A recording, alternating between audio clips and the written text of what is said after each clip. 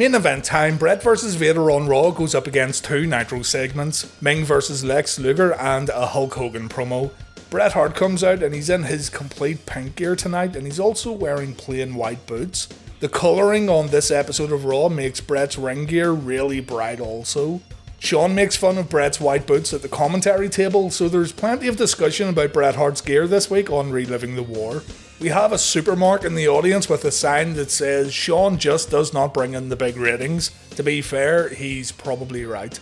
We see a clip of Jim Cornette taking a tombstone piledriver on Superstars before our main event gets underway. Remember, Taker and Vader started a feud last week on Raw when Vader attacked the Phenom on the entranceway.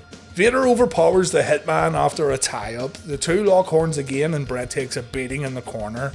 The match goes to the outside where Bret turns it around and Vader gets launched into the ring steps. Bret then jumps on the steps and Vader takes a shot to the back. Shawn, meanwhile, is pondering over the saying, the man they call Vader. HBK wants to know who they are. Bret continues to punish Vader on the outside as Shawn continues to bury Bret on commentary. It's all about Bret being dishonest, whereas Shawn is more upfront about his intentions. A few strikes from Bret Hart and Vader finds himself in a wrist lock. Bret brings it down to the mat where focus is shifted onto Vader's arm and shoulder. Vader then decides to put an end to this nonsense, and the Hitman takes a hard clothesline from the big man. More of those signature Vader forearms in the corner. The Hitman takes a short arm clothesline, and just after Vader comes off the top rope and Bret takes all the impact, we see Stone Cold Steve Austin watching the match backstage. After a commercial break, Vader hits another top rope big hug on Bret, and I have to mention Jerry Lawler's next line here as Vader sets Bret up for a splash. Jerry once reminded what Jose's son's name is. Vince says Pete, and Lawler says he should have been named Hose B, so there would be a Jose and a Hose B. It's so shit that I popped for it. Bret takes a middle rope splash from Vader, but he manages to kick out. Vader goes for a Vader bomb, but Bret gets the knees up. Hart then goes on offense, and Shawn makes fun of the Hitman's predictable moveset. Section. Oh, there's no Russian leg sweep. Whoopsie. Austin watches on as Bret performs a body slam on Vader. We see Bret's elbow from the second rope, and Bret then nails the big man with a back suplex. Both men then tumble out of the ring and a fist fight breaks out. Psycho Sid shows up and he brings the cameraman backstage for whatever reason. And Steve Austin also shows up to hit a stunner on Bret Hart. The referee doesn't see it. Vader throws Bret back into the ring, we see the Vader bomb, and Bret gets beaten in the main event of Raw. Not a bad match at all, and it's good to see Vader pick up a big win on Monday night, even if it wasn't a clean victory. Shawn looks at his monitor and he sees Psycho Sid backstage with Hose B. Sid says he didn't want to do this. Shawn tries to rush to the backstage area, but there's no time. Hose B gets powerbombed on a table. Shawn gets to the backstage area and it's clear Jose is supposed to be here too for this segment. Shawn screams, "Where is the 60-year-old man?" And you can see him saying, "Where's Jose?" I don't think this was out of kayfabe concern for Hose B. I think it's more to do with Jose legit not being ready for the cameras. Anyway, that's how Monday Night Raw ended this week, and I thought it was good. Bret Hart comes out to commentate on the Bulldog vs Maivia match, though it looks like he's going for a game of snooker. He's also got a limp thanks to Stone Cold Pillmanizing the Hitman the day before on Superstars. During Rocky's entrance, Bret says that Maivia shows more promise than any other superstar he's seen come into the World Wrestling Federation. Rocky Maivia is going to be phenomenal. Yeah right, this chump is going to end up without a job very soon. Davey Boy pushes Rocky away and he celebrates afterwards. Well done, Davey. Bret Hart talks about getting revenge on Steve Austin, and the Hitman talks about how the WWF is a land without law. He continues to promote the Royal Rumble match as Rocky grabs a side headlock inside the ropes. Maivia then delivers a hip toss, an arm drag, and he applies an arm bar as Bret puts Rocky Johnson and Peter Maivia over on commentary. Bret tells Vince to ask Stu Hart about just how tough Peter Maivia was. Davey with a side headlock. Rocky takes a shoulder block but he kips up afterwards. Rocky delivers another hip toss and he follows up with a dropkick. Honestly, the dropkick is something Rocky could have taken out of his moveset early on because his dropkicks didn't look all that great. Davey then remembers that he forgot to turn off his Super Nintendo back in England, so he goes to leave the match, but Clarence Mason tells him it's okay. He'll phone Davey's mom and she'll turn it off. Rocky begins working over Davey's wrist back inside the ropes as Owen Hart comes down the ringside. The King of Hearts puts his Slammy award on the announce table and he stands right in front of Bret, blocking the Hitman's view of the match of the year.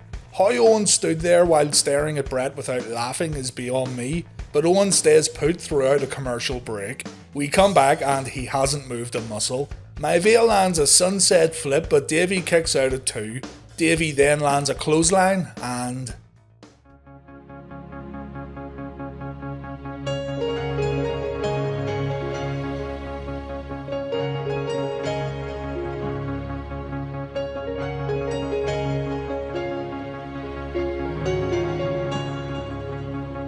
Davey Boy Smith Shamrock. I know it's supposed to be 3 strikes, but Davey is now the exception. Haven't done that in a while.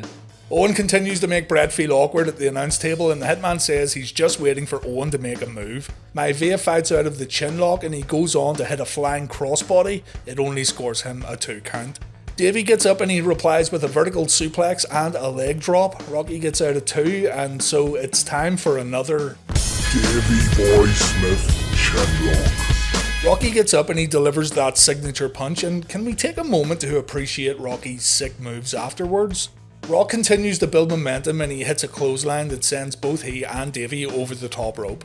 After taking care of Rocky on the outside, the Bulldog ends up getting chopped down by Steve Austin and Davey also takes a stunner. Bret tries to tell Owen what's going on and the two Harts end up chasing Austin back up the ramp. But the damage has been done. Rocky gets back into the ring and he wins via countout. A decent matchup here, it was okay.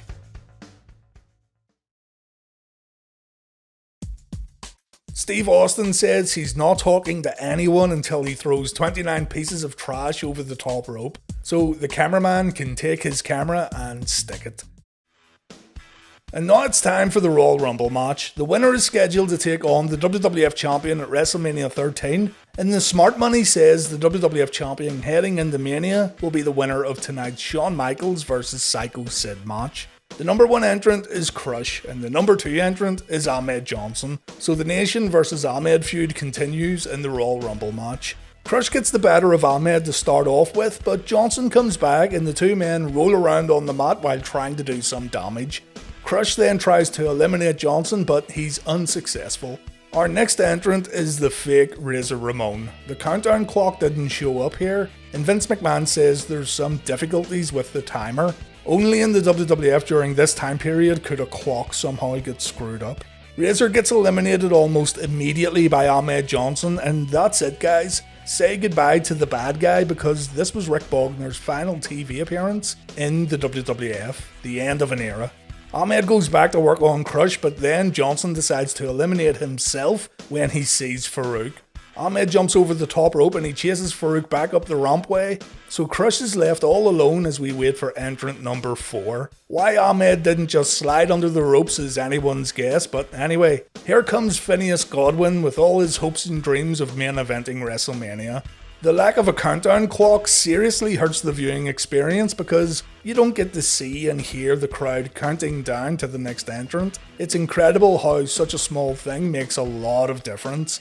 Entrant number 5 is Stone Cold Steve Austin, and Phineas goes straight to work on the Rattlesnake. Austin decides to form an alliance with Crush, but that doesn't last long. A failed clothesline attempt leads to Crush getting eliminated, and immediately afterwards, Phineas takes a Stone Cold Stunner, and the Hog Farmer gets eliminated. The countdown clock appeared too during these eliminations, so now it really feels like a Royal Rumble. Bart Gunn is out next, and Austin initially has a hard time dealing with the former smoking Gunn, but it doesn't take long for Bart to make a mistake. Gunn gets sent over the top rope, and now Stone Cold is feeling confident. Austin performs a few push-ups in the middle of the ring, and he sits on the top turnbuckles waiting for the next entrant.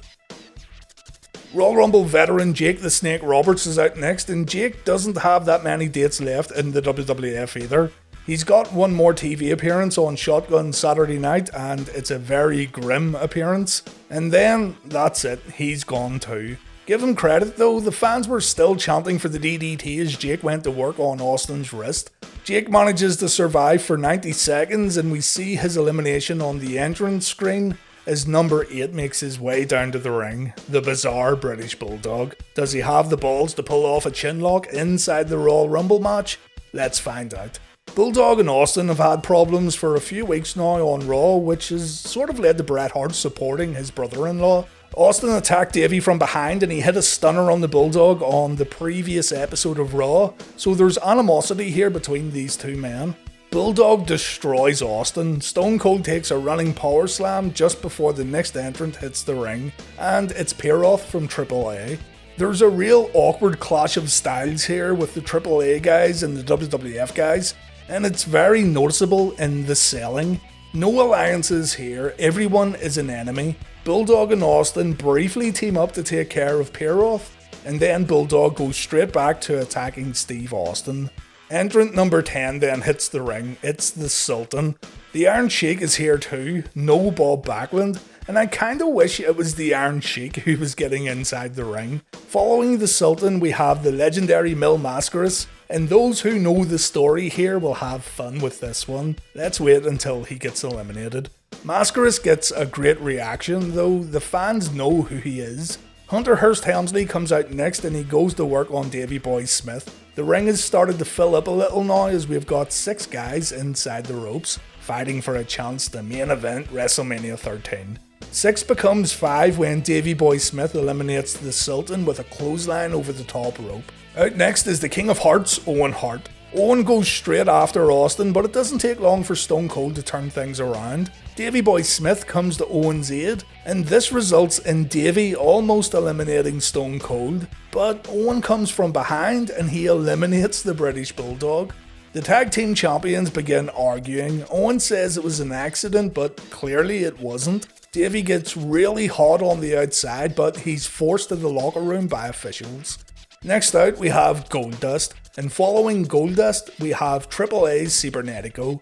Cibernetico goes straight after Mil Mascaras, and Goldust eventually goes after Triple H. So Mark Merrow comes out next and Cibernetico gets eliminated by Pierroth. Mil Mascaras then eliminates Pierroth, and Mascaras decides to dive from the top rope down to the floor, so Mascaras eliminated himself. What happened here was Mil Mascaras wasn't prepared to look weak and get eliminated by anyone, so the only person who could possibly eliminate the legendary Mil Mascaras was Mil Mascaras himself. Also, Mascaras technically went through the middle rope before climbing up, but that's irrelevant. The story here is that Mascaras really felt that getting thrown over the top rope by a WWF guy would make him look weak, so he threw himself out. Fantastic. Ross and McMahon say that Mil Mascaras made a mental error and he doesn't understand the rules, so while Mascaras may have saved himself from getting eliminated by an opponent, he didn't save himself from looking fucking stupid. Goldust eliminates Triple H, so we have 4 men left in the ring before entrant 17 comes down. Latin Lover is our final AAA wrestler to enter the Royal Rumble. The first thing he does when getting into the ring, he literally kicks Goldust's ass. Latin Lover then hits Owen Hart with a super kick, and Goldust reminds Double L where he is by punching him in the face. Goldust tries to eliminate Owen. Owen survives by skinning the cat, and the King of Hearts comes back in to eliminate Goldust. Out next is Farouk. The leader of the nation eliminates Latin Lover before having a wild fistfight with Stone Cold Steve Austin. But here comes Ahmed Johnson holding the largest, most impractical 2x4 you've ever seen in your life. Farouk jumps over the top rope to escape Ahmed, and in the middle of all this commotion, Steve Austin eliminated both Owen Hart and Mark Merrow, though the cameras didn't catch the eliminations. Out next we have Austin's old rival Savio Vega, and another fistfight breaks out in the middle of the ring. Austin uses Savio's momentum against him, and Savio doesn't last long inside the Royal Rumble. Austin is once again left all alone, and he's looking really good tonight inside the Alamo Dome. The real Double J, Jesse James, is our 20th entrant. James gets in a few rights and lefts and he hits a clothesline in the corner, but he has to do his little strut. Don't ever give Steve Austin a chance to strike because Austin will take the opportunity and it won't be pretty. James gets thrown out of the ring. He tries to stay in, but a back elbow sends Jesse to the outside, and just like that, Stone Cold is once again left all alone waiting for the next competitor.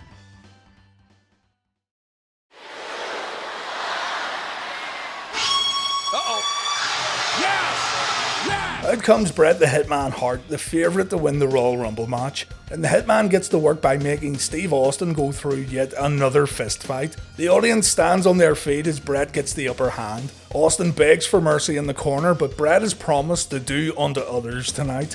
Hart has talked about how the WWF is now a land without law, and Bret's happy to work inside this new landscape. While Bret applies a sharpshooter, the 22nd entrant gets revealed. It's commentator Jerry the King Lawler. King lasts all of 4 seconds. There's a great pop when Bret uppercuts Lawler over the top rope, and Jerry resumes his commentary duties immediately after getting eliminated. Bret goes back to work on Austin before our next entrant comes out, the fake Diesel. Glenn Jacobs here would set Royal Rumble records as the Kane character, but right here, and I'm just being honest, he feels like a waste of a Royal Rumble spot. Diesel attacks Bret as soon as he gets in the ring, and Steve Austin also feels the wrath of Big Daddy Cool. Bret dislikes Steve Austin so much that he actually tries to help Diesel eliminate the Rattlesnake, but that doesn't work out too well. Terry Funk enters the Royal Rumble and he goes straight after Steve Austin. These two mixed it up a little on Shotgun Saturday night and it was great. Here in the Royal Rumble, the two men go at it and there's very little reaction. It's kinda surprising really. There are a few fans from Amarillo though, and they brought a big banner for the Funker. Good stuff. Number 25 is Rocky Maivia making his Royal Rumble debut, and check it out, the first person he attacks, Stone Cold Steve Austin. Rock keeps the pressure on Austin while Bret tries to eliminate Terry Funk. Diesel just stands there. Mankind is our next entrant, and Jim Ross points out that we're gonna have Bret Hart, Steve Austin, Mick Foley and Terry Funk all in the ring at the same time, and anything could happen. Mankind goes after Funk, Bret and Austin slug it out, and Diesel tries to eliminate Rocky Maivia. No eliminations happen by the time our next entrant enters the match, Flash Funk. Bret Hart lands a piledriver on Steve Austin while Flash Funk takes out Terry and Diesel with a crossbody. Terry also gets choked by Mankind's boot, and you can feel the crowd getting on edge here as we approach the final moments of the 1997 Royal Rumble. Number 28 is the man they call Vader. Bret Hart gets annihilated by the big man, and Vader also makes quick work of Flash Funk and Steve Austin. Stone Cold runs into a brick wall here. We have 8 men in the match as Hart tries to get a little payback on Vader. Henry Godwinn comes out next, and again we have no eliminations, meaning that there's 10 men in the ring after number 30 makes his entrance, the Undertaker. Taker goes straight after Vader, picking up where we left off earlier in the show. The dead man then attacks Mankind before hitting chokeslams on both Vader and Steve Austin. The Phenom is looking really good here. Vader gets up and he eliminates Flash Funk. The replay picks the elimination up better than the live footage. The Undertaker then eliminates Henry Godwinn. Rocky Maivia finds himself in the mandible claw before Mankind dumps him over the top rope. Mankind then eliminates Terry Funk with a suplex before Foley gets eliminated by the Undertaker. And then Mankind and Terry Funk begin fighting on the outside, keeping the referees busy as the Rumble match continues. Bret Hart eliminates Stone Cold Steve Austin. The crowd pops, but the referees don't see the elimination. Stone Cold gets back into the ring and he eliminates Vader and The Undertaker just as Bret eliminates the fake Diesel. And then Steve Austin throws Bret Hart over the top rope, and Stone Cold Steve Austin is announced the winner of the 1997 Royal Rumble. Bret Hart is pissed. Stone Cold walks back up the entranceway, leaving Bret Hart alone to complain to anyone who'll listen. Bret tells the referees he eliminated Austin. The Hitman goes over and he complains to Vince McMahon about the finish of the match, but the referee's decision is final tonight. There's no replay rule in the WWF. Steve Austin goes into the history books as the winner of the 1997 Royal Rumble, and as for Bret, well, he's going to make a pretty big decision tomorrow night on Raw. The ending of the match would really play into Bret's upcoming heel turn, and injustice was done to the Hitman once again. He has every right to complain, but Bret was also coming across as a crybaby. I know most people don't think too highly of this Rumble match, and I can definitely see why, but personally, I don't mind it as much as others. The match really picks up towards the last 10 minutes or so, and the finish was really well done. Steve Austin winning the whole thing was a great move also. The rise of Stone Cold Steve Austin continues on WWF television. We're starting off Raw with a Bret Hart promo, while WCW Nitro gives us a Jacques Rougeau vs Steve Regal TV title match. Bret interrupts the commentators on Raw during the show introduction, and the Hitman is still pissed off about what happened at the Royal Rumble. Bret says when he agreed to come back to the World Wrestling Federation, Vince McMahon promised him a WWF title shot. The Hitman had to beat Steve Austin to get that opportunity, and so Bret pinned Austin at Survivor Series 1996. Bret then went on to face Psycho Sid at In Your House, and Bret says it was very convenient that Shawn Michaels was sitting at ringside during his title match. Bret blames Shawn for losing this championship opportunity at In Your House, and he calls out the WWF for pretty much making him enter the Royal Rumble in order to get another shot at the gold. Bret says it's very clear to him that he won the Royal Rumble last night, and Bret feels he should be headlining WrestleMania. Bret says he was screwed by Shawn Michaels, he was screwed by Stone Cold Steve Austin, he was screwed by the World Wrestling Federation, and he's been screwed by Vince McMahon. Hart says it looks like he won't get another title shot, and the Hitman doesn't like to make idle threats, and so Bret Hart announces on Raw that he's quitting the WWF before throwing his microphone down and leaving the ring. Vince McMahon tries to stop Bret, but the Hitman has left the building. Steve Austin then comes out, and it looks like Bret completely broke the microphone. Austin has to ask for another. You're gonna give me a piece of equipment that works, son, or I have to whip your ass. Austin says ever since Bret came back to the WWF, he's done nothing but cry. And Austin says when the going gets tough, the Harts get going back home. Stone Cold says Bret shouldn't complain, seeing as Austin has been messed around in this business for 7 years. And tonight, Austin arrived to Raw and he got news from Gorilla Monsoon that his opponent, Psycho Sid, is at home nursing a concussion. Stone Cold says Sid has a yellow stripe running down the middle of his back. And as for Gorilla Monsoon, as far as Gorilla Monsoon goes, I got a big bunch of bananas and I can tell you where to stick each and every one of them.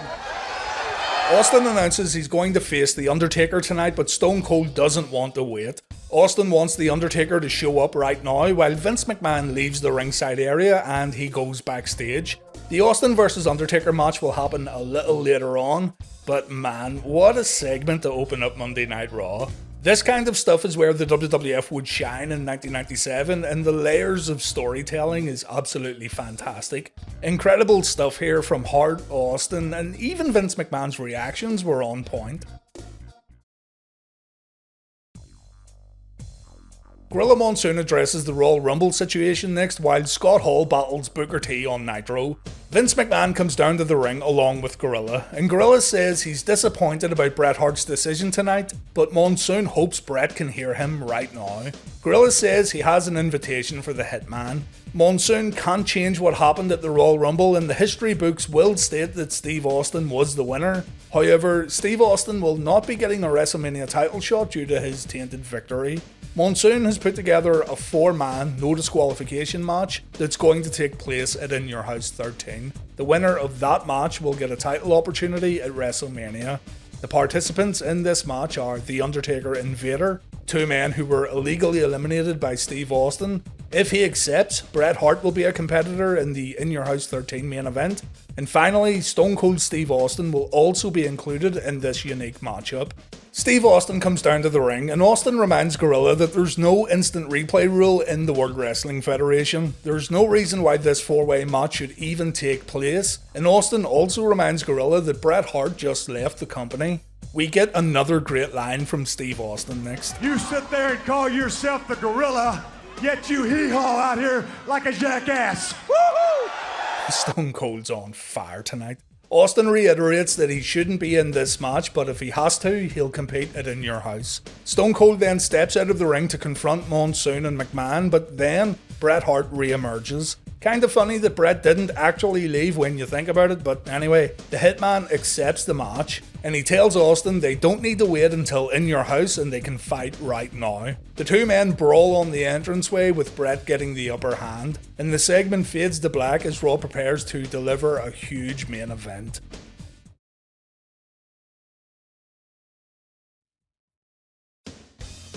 It's time for our final segments, and again, one Raw match versus a Nitro match and a Nitro promo. Austin versus Undertaker on Raw, and we have Stevie Ray versus Lex Luger and a Hulk Hogan promo on Monday Night Raw. Undertaker's entrance takes place in the middle of the Bret Hart and Austin fight. The dead man attacks Bret on the entranceway, which was quite interesting to see, and Austin takes advantage of this by attacking Taker. It doesn't take long for the Phenom to turn things around on the outside, and Austin gets absolutely destroyed. Getting into the ring first helps Austin to gain the upper hand. A few boots keep the dead man at bay, but Taker comes straight back and the crowd loves it. Taker then hits old school. He brings Austin to the corner where the rattlesnake gets choked with the dead man's boot, and the Undertaker lays in a ton of strikes as Steve Austin looks pretty inferior in comparison to the Phenom tonight. Jerry Lawler says Bret Hart is waiting by the entranceway. Everyone is on edge tonight and there's no telling what could happen. Finally, Stone Cold gets a chance to show what he can do. Austin lands a neckbreaker, and when the dead man sits up on the mat, Austin keeps the pressure on with a few kicks. Austin lands a back elbow, but it only scores him a 2 count. The Undertaker fights his way out of a chin lock, but Austin stays in control by choking the dead man on the middle ropes. Austin jumps to the outside while holding Taker's head over the rope. Stone Cold gets back inside the ring where he rams the Undertaker's head into the top turnbuckle. Undertaker briefly wakes up and Austin takes a few right hands, but Austin comes back with a double axe handle from the middle rope. Chinlock number 2 from Steve Austin. Undertaker fights out as Jerry Lawler leaves the commentary table to coach Stone Cold. The King is telling Austin to attack the Undertaker's ribs. Undertaker then hits a very uncharacteristic low blow on his opponent, but the crowd pops for it. Jim Ross says this is a side of the Undertaker we don't want to explore, and I don't know about that. Ball kicking Undertaker sounds like a lot of fun. Austin tries to get his little SOBs in order as Taker approaches the rattlesnake, but then Austin hits a surprise Stone Cold stunner. Stone Cold's balls are completely mangled though, so he can't follow up with a pin. And just before we go to commercial break, we see Vader and Bret Hart being pulled apart backstage. We come back and Stone Cold's little stunners have magically healed up, and the dead man takes an elbow to the face. Austin then tries to go to the top turnbuckle, but the ball abuse continues when Taker kicks the ropes. Stone Cold fights off a superplex attempt and he hits his second rope elbow drop. Taker comes back with his signature jumping clothesline, and Jim Ross is still burying the Robin Hood show on TNT. We then see Vader running down to the ring as the Undertaker was just about to end the match. Vader takes a chokeslam before Bret Hart also gets in the ring, and the final 4 have a big old brawl to end this episode of Raw. Austin tries to escape, but Bret gives chase. The two men fight at the entranceway and around the ring as Undertaker continues to deal with Vader. And yeah, this is how Raw ended. This episode of Monday Night Raw was fantastic, and gonna be truthful, I've seen this episode quite a few times and it's one of my favourites. Without a doubt, in my opinion, the best episode of Raw so far on Reliving the War. Right then, Shawn Michaels, nice smile you got there pal, be a shame if you lost it. Vince McMahon says the boy who dreamed continued at the 1997 Royal Rumble, but on February 13th, on a special Thursday episode of Raw named Thursday Raw Thursday, HBK will have to once again face Psycho Sid, and the WWF title will be on the line. By the way, we're just going to compare Thursday Raw Thursday to Monday Nitro as usual. Anyway, Shawn thinks to himself, that's where you're wrong buddy, I'm not wrestling anybody, as McMahon hypes up this title match. Shawn says he's giving Sid this title shot because Sid gave HBK a shot at the Royal Rumble. Shawn then says he had to earn that title shot at the Royal Rumble, and I said, no you fucking didn't. Shawn didn't wrestle on TV at all from Survivor Series right up to the Royal Rumble. But here's a bit of trivia for you. Did you know that Shawn Michaels faced Mankind at In Your House It's Time? It was a main event dark match, the very last match of the evening. Anyway, Vince tells Shawn that if he wins, he has to face one of the final 4, and McMahon throws up the symbol of excellence while Mongo laughs in the distance. Shawn says it's all about the WWF Championship, a title that's recently brought out the very worst in the superstars of the World Wrestling Federation. Shawn says if being bad is what makes him great, and if being bad is what makes him champion, then that's exactly what he's going to do. Bret Hart comes out first and Shawn tries to shake his hand, Bret refuses. The Hitman must have knew something was up here because the first thing he tells Shawn is to make sure he walks into WrestleMania 13 as champion. Whatever Shawn has to do, Bret tells him to do it because Hart wants to beat Shawn at WrestleMania for the WWF Championship. Bret says he doesn't want Shawn to injure himself, he doesn't want excuses, and he wants HBK at 100%. It gets so bad that Vince McMahon has to cut Bret off by talking about Psycho Sid. Bret says he's rooting for Shawn at Thursday Raw Thursday, and Bret even says he'll have HBK's back, whatever it takes to get Hart vs Michaels inside the ring at WrestleMania. Fucking hell. The Undertaker is out next, and the dead man says he respects Bret Hart, but he doesn't respect Bret Hart's complaining as of late. If anyone's been screwed out of the WWF Championship, it's The Undertaker. The Phenom reminds Bret of the 1996 Royal Rumble where Diesel robbed Taker of the championship, and The Undertaker tells Shawn that the WWF title is finally coming back to the dark side. Look at HBK, his usual confidence and attitude is completely missing here. Undertaker says Shawn's belt and body will belong to the dead man, and Bret clearly thinks of the innuendo here. Out next is Royal Rumble winner Stone Cold Steve Austin, and Austin says he knows an ambush when he sees one, so he isn't getting into the ring. Stone Cold says that inside the ropes are 3 crybabies and Little Boy Blue, great line by the way, and Austin says the no disqualification rules of the Final Four match are right up his alley. Vader has appeared at the entranceway as Austin continues on. Stone Cold says he's going to win it in your house before walking off. He then notices Vader at the entranceway and he threatens to step into the ring, but Stone Cold thinks twice and Vader allows him to walk by. I enjoyed this segment quite a bit. It's the beginning of a really messy title situation that's going to last all the way up to WrestleMania. Let's kick things off with WWF Raw then, seeing as we've been checking out Nitro to begin with for the past few months. Vader vs Steve Austin is our opening match while Hulk Hogan cuts a promo on Nitro, and WCW also presents a match, Rey Mendoza Jr. vs Ultimo Dragon. Vader comes to the ring first, followed by Steve Austin, but just as the two men square up to each other, Canada's own Bret Hart hits the ring. The Hitman attacks Steve Austin before referees and officials get involved. Vader also starts swinging punches and he too fights with the Hitman, but eventually Bret gets forced out and the match begins. Austin makes sure to get in another few shots before Bret has to go back. As the match gets underway, we learn that our main event tonight will feature Ahmed Johnson teaming up with The Undertaker and they'll wrestle Farouk and Mankind. And we're also going to see Hunter Hearst Helmsley versus Mark Merrow, with Sable and Curtis Hughes barred from ringside. Austin destroys Vader in the corner, but Stone Cold makes the mistake of spitting on Vader. Vader retaliates and Stone Cold takes a beating.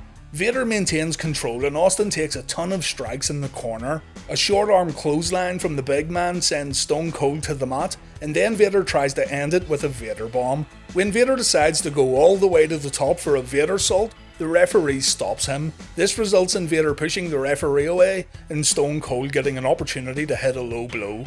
From here, the Rattlesnake does what he does best and it's now Vader's turn to take some punishment. There's a referee bump right before the commercial break, but it leads to nothing. The ref is back up when we come back.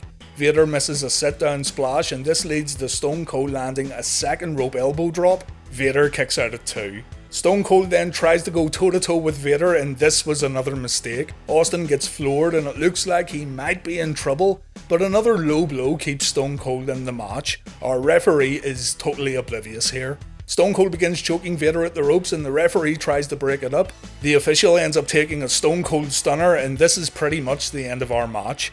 The two competitors fight on the outside. Vader gets rammed into the ring steps and the two men continue to fight as the referee calls for the bell.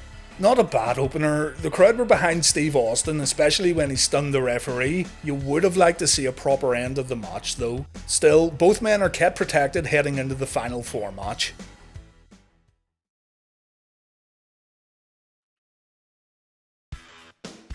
Okay, we've got some good stuff next. DDP versus the Renegade and a promo featuring Bret Hart and Shawn Michaels.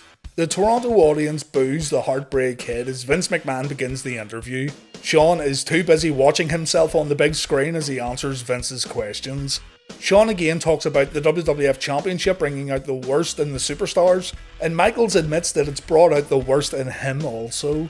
Michaels repeats last week's promo again when he says if being bad means he'll keep the WWF Championship, then HBK will be the worst guy the company has ever seen. In regards to the harsh reaction HBK is getting in Canada, Shawn says turnabout is fair play. Shawn got a great reaction in San Antonio and fans can cheer whoever they want. If they want to cheer for Bret, then that's fine. Shawn says he's won the popularity contest enough times already, and now he only worries about being number one, not being the most popular.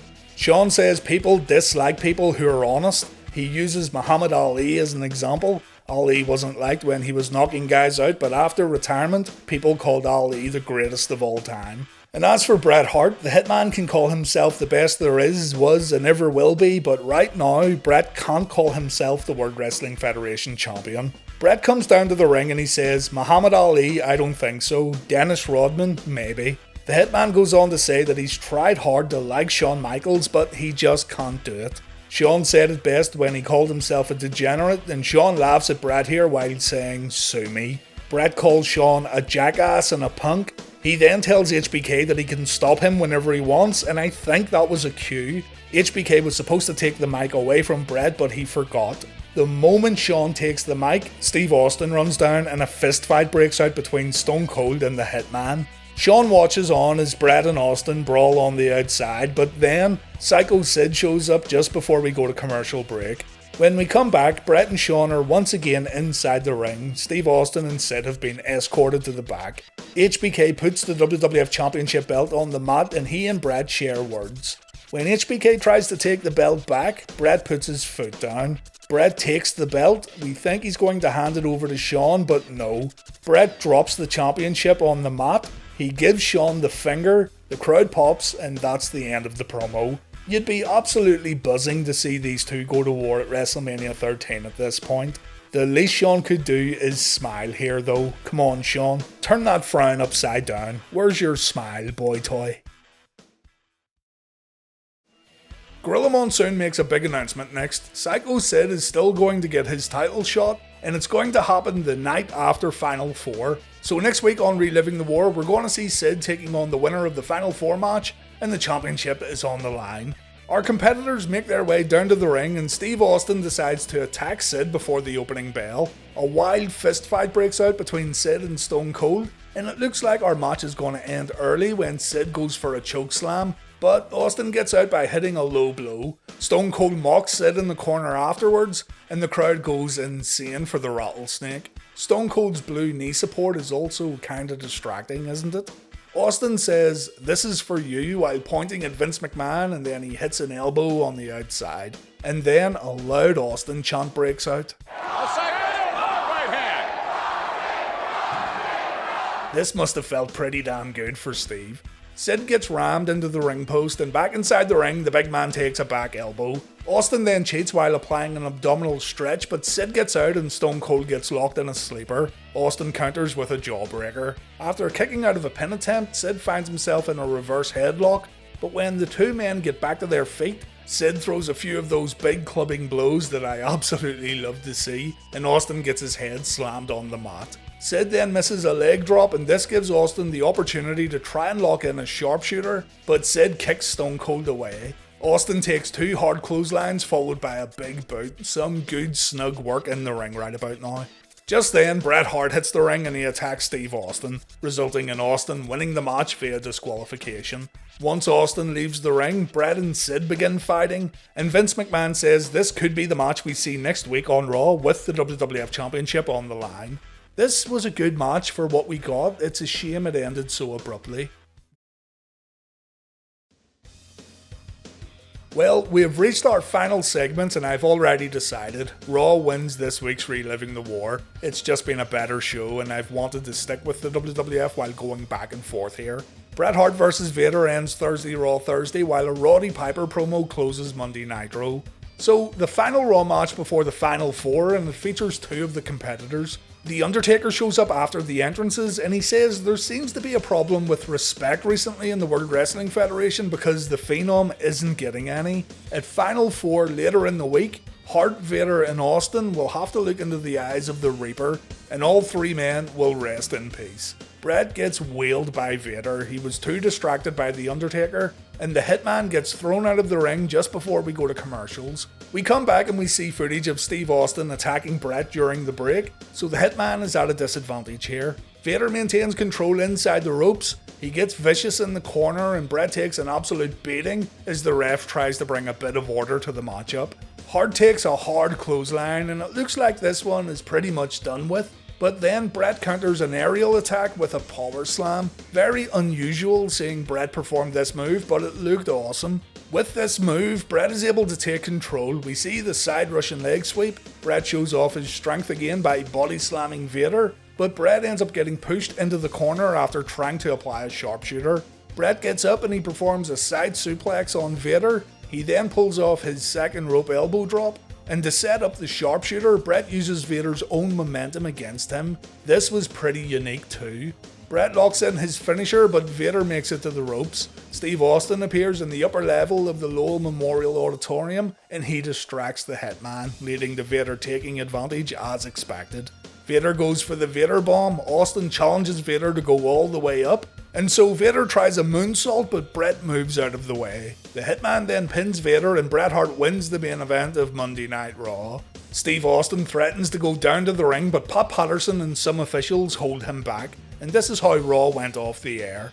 A good end to the show. The Bret vs Vader match was a lot shorter than their previous Raw match, but I thought it was better.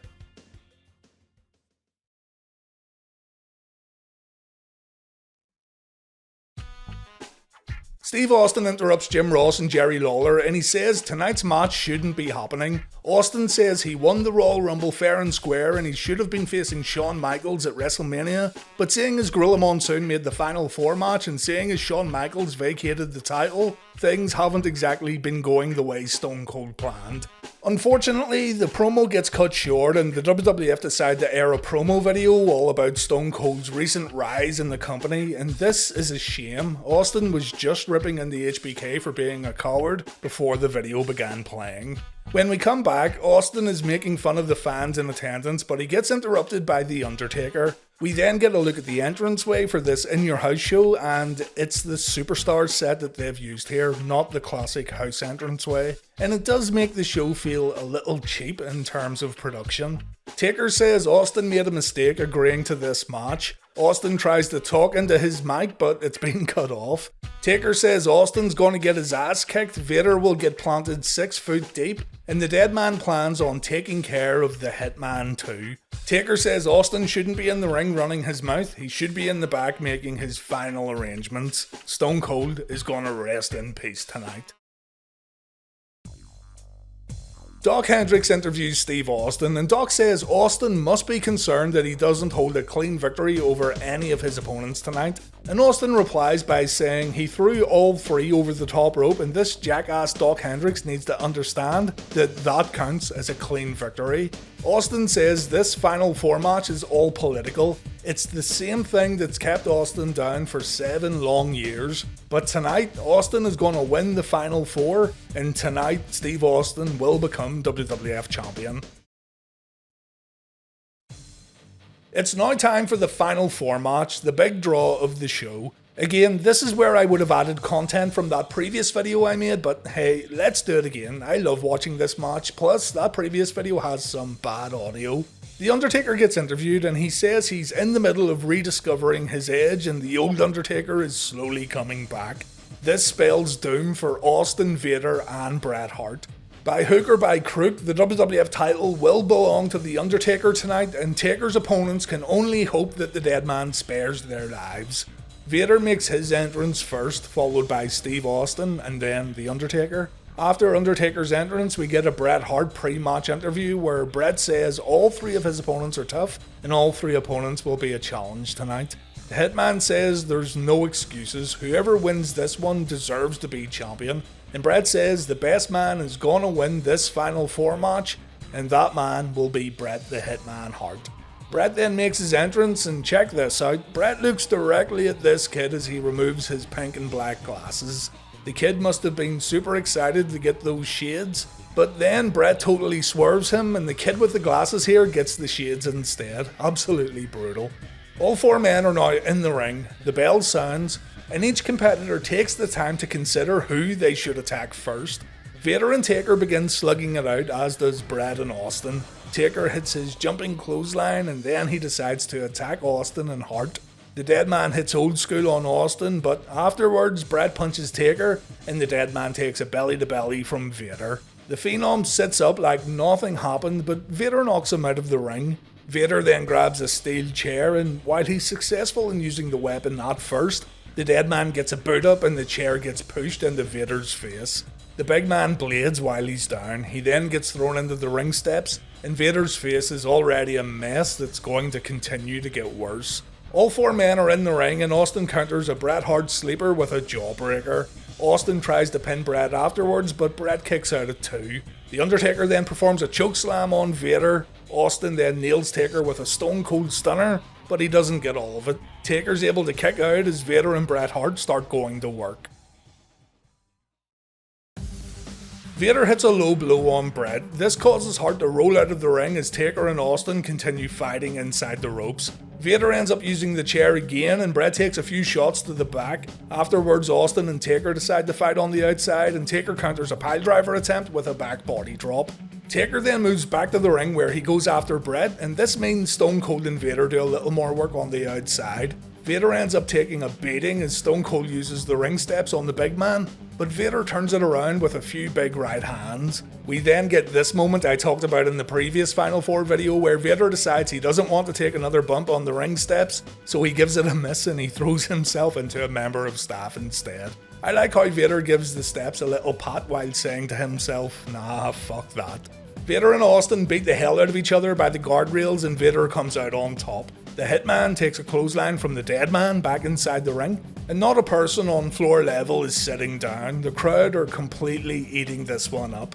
Vader pulls Bret out of the ring. The Undertaker allows Vader to take the Hitman up the entranceway for a beating, while the Phenom takes care of Austin. Bret ends up throwing Vader over the guardrail, and Bret nails Vader with a few right hands in the audience before both men make their way back to the ring. Bret gets his head smashed into the ring steps as Steve Austin hits a flying clothesline on The Undertaker. We then see Psycho Sid watching the match backstage, eager to see who he'll be facing tomorrow night on Raw. Vader then applies a sharpshooter on Bret, but it's broken up by Austin and Undertaker. This leads to Stone Cold again focusing on Bret, while Vader and The Undertaker begin fighting once again. After taking care of Vader, Taker makes his way over to Hart and Austin, and Bret holds Stone Cold up, allowing Taker to get in a few rights and lefts. Austin ends up in the ring where he performs a Luthez press on Vader, and then Taker and Bret get back inside the ropes and it's just absolute carnage. Taker gets hit with a Vader clothesline, Austin gets hit with a Bret Hart piledriver. Vader then goes all the way up for a Vader salt, but The Undertaker moves out of the way. Vader decides he needs a timeout afterwards, but it isn't long before The Undertaker gives chase as Bret and Stone Cold continue fighting inside the ring. Undertaker and Vader choke each other with some cable on the outside, and Stone Cold tries to throw Bret over the top rope, but Hart stays in. The competitors then change it up a little and they switch opponents, and Bret ends up hitting Vader with a low blow as we reach the final 10 minutes of this pay-per-view. Taker gets his knee smashed into the ring post before he and Stone Cold try to eliminate each other back in the ring, but neither man goes out. Austin very nearly gets sent over the top rope, but he hangs on and he keeps himself in the match for another few moments. But he can't hold on when Bret dumps him over the top rope afterwards. Steve Austin is the first man eliminated. Hart, Vader and Undertaker take turns at beating each other up, but Taker ends up on the outside where Paul Bearer hits him with the urn. While The Undertaker tries to recuperate, Vader climbs the turnbuckles. The Hitman wakes up and Vader ends up taking a superplex. Bret then goes for the sharpshooter, but for whatever reason, The Undertaker gets in the ring and he breaks the hold. Even JR says this is a strange thing for The Undertaker to do. With Bret now on the outside, Steve Austin comes back out and he attacks the excellence of execution. Bret tries to get back in the ring and the officials try to keep Austin out. And while all this happens, Undertaker hits Vader so hard in the balls that Vader flies over the top rope. Vader has been eliminated from the final four. Austin is now in the ring and this is something The Undertaker won't allow. Austin takes a clothesline and he rolls to the outside, allowing Bret and Taker to settle this thing. The Hitman takes a choke slam, The Undertaker signals for the end and he goes for a tombstone, but Austin is so obsessed with hurting Bret Hart that the rattlesnake grabs Bret's foot while Taker was trying to perform his finishing move. Taker attacks Austin, giving Bret a chance to roll up the Phenom, but the Undertaker kicks out. Bret then tries to get Austin away from the ring apron and Taker joins in. The dead man takes care of Stone Cold, but this allows Bret to eliminate the Undertaker. Bret the Hitman Hart wins the Final Four and he becomes a 4-time WWF champion in the process. What a match this was, and I said this previously, I feel this one doesn't get enough credit. The Undertaker looks pissed off at what happened and he watches on as Bret celebrates in the ring. Hart had finally won the championship after many setbacks in late 96 and early 97, but now he has to face Psycho Sid on Monday Night Raw. The challenger comes out at the end of the show to remind Bret about what awaits him tomorrow night.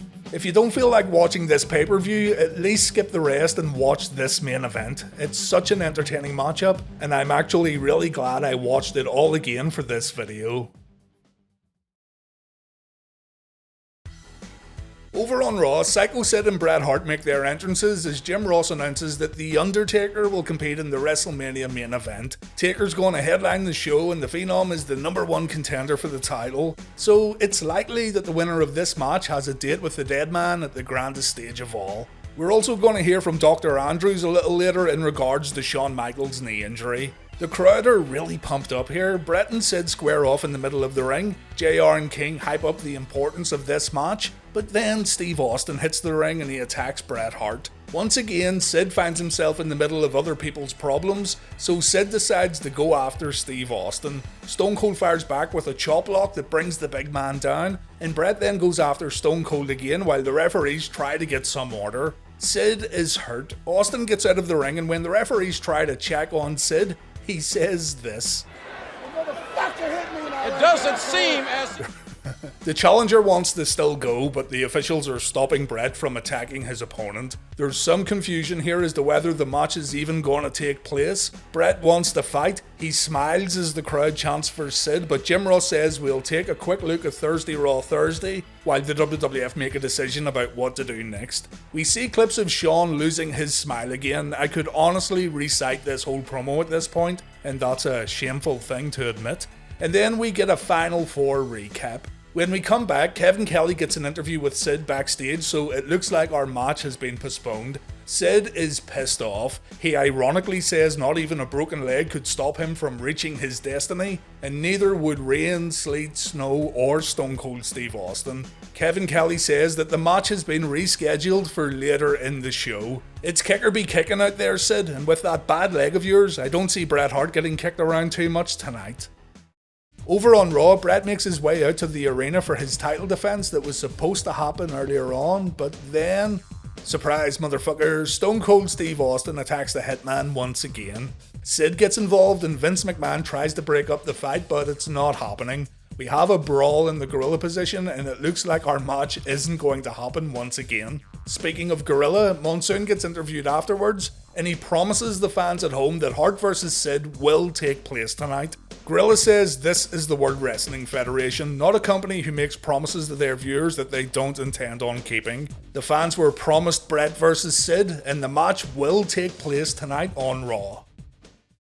Davey tells Clarence politely to fuck off. He just cost Owen a potential victory and so Clarence better hit the bricks before he gets a chin lock. Mason has disappeared when we come back from commercial break, and as Davey looks out for Owen, we get another split screen interview.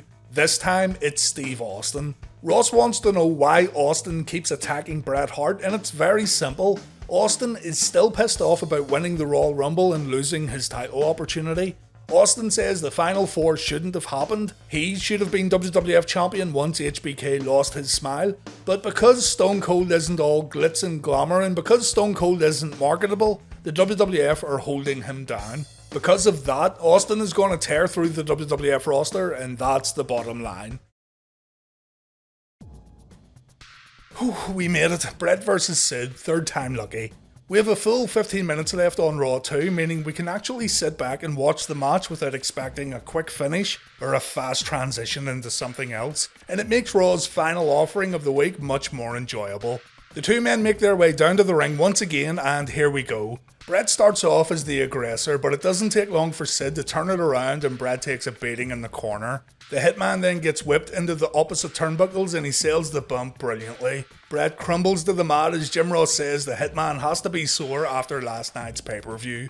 Big Sid begins targeting the back and Bret takes more punishment, but a Russian leg sweep brings Bret back into the match for a moment. Bret then makes the mistake of trying to go toe-to-toe with Psycho Sid and we get to see more of those big right hands from the challenger. The Hitman takes a complete beating afterwards and Hart really needs to rethink his battle plan here. Sid is destroying Bret when it comes to striking. Bret's then able to pull off a backbreaker, he then lands a headbutt to the lower abdominal area and then he drops a forearm from the middle rope. The Hitman then targets the lower back just like Sid did earlier. And what we end up getting here is both men trying to attack the same body part as the match progresses. Bret then remembers that Sid's leg was hurt earlier by Austin, and so Bret moves from the lower back to the left leg. Bret does everything he can to weaken Sid here. We even see the figure 4 around the ring post for the very first time. And when the action gets back in the ring, Bret continues to soften up Sid. It's only a matter of time now. Sid fights back and we see a clothesline and a leg drop, and then Sid goes up to the top rope for a diving leg drop. Thankfully he lands it okay, no snapped legs. Sid ends up tied up in the ropes and Bret runs at his opponent but he completely misses. Hart still manages to backdrop Sid out of the ring afterwards though, and then on the outside Steve Austin shows up. Sid takes care of Stone Cold and then Sid performs a sunset flip back into the ring. Granted, it didn't look amazing, but tons of credit for the big man for doing it. Bret counters with a sharpshooter, but Steve Austin manages to smack Bret with a steel chair. Sid then takes advantage and he hits the powerbomb. And history is made when Psycho Sid wins the match, the first time the WWF Championship changed hands on Monday Night Raw. Bret only held the belt for one night, he's now out of the WrestleMania main event, and Raw ends with a stare down between The Undertaker and Psycho Sid. This is our main event for WrestleMania 13. Alright, so we're going to go in depth with these next parts on Raw and Nitro. Psycho Sid versus Mankind and the Roddy Piper segment on Nitro. You're gonna love this stuff, trust me. Let's watch the Psycho Sid match first. We see that footage of Mankind speaking German before the entrances, but those sick language skills won't get you too far inside the ring with Psycho Sid. The WWF Champion destroys Foley inside the ring and Mankind is forced to take a timeout on the outside. Sid follows his opponent and Mankind takes a boot to the face. Mankind briefly takes control as Vince McMahon says the WrestleMania main event could end up being The Undertaker versus Mankind if Foley can win this thing, but it doesn't take long for Sid to turn things around again. The action gets back inside the ring and that's a chinlock, isn't it? We've went for weeks without a single chinlock being applied and today's episode is a chinlock party. We haven't even got to the Bulldogs match yet either. Sid pulls off an armbar takedown that looked like a Sid armbar takedown. And we go to Steve Austin via split screen. Stone Cold has a nice t-shirt on there. I wonder if fans would be interested in buying that piece of merch. McMahon says they tried to get Austin's thoughts earlier on, but he was away from his chair. Remember, Austin was gone taking a shit. And Stone Cold says he sat in an airplane seat right next to the restrooms. He had a steel sandwich for lunch, but that's not what made Stone Cold sick. What made Stone Cold sick was hearing Bret Hart crying and complaining on WWF television. This makes Steve Austin violently ill to his stomach. Stone Cold says he was indeed throwing up everywhere, but it goes even beyond that. So Austin was indeed having a dump earlier on, and it's all thanks to Bret Hart's complaining. This is absolutely brilliant. We're going to get more Steve Austin a little later on, but back to the match. Mankind hits an apron leg drop on Big Sid. He then hits Sid with an elbow strike on the outside, and a few running punches back inside the ring keep the WWF Champion stunned. Sid then completely shakes off all the damage Mankind caused by hitting some of those big clubbing blows. The crowd has gone pretty quiet here, and it's a stark contrast when compared to the Hart vs Helmsley opening match. Things heat up when we get back from commercial break. Sid just completely shoves Mankind out of the ring and Foley falls down hard. Another shove on the outside sees Mick hitting his back on the ring post and Foley also takes a side suplex here. Foley replies with a neck breaker over the ropes, and here's something you don't see too often, Mick Foley performing a second rope leg drop.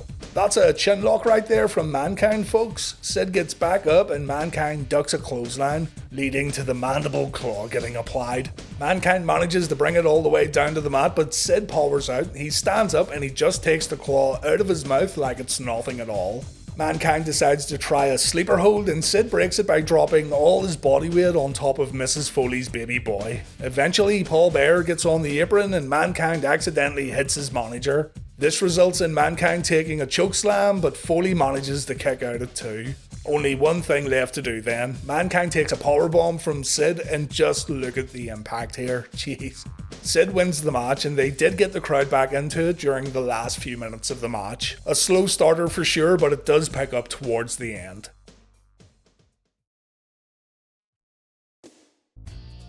Steve Austin cuts a promo on Raw while JL takes on Rey Mysterio on Nitro. Thank God for Steve Austin. After that Nitro stuff, I was almost about to tap out and cancel this series.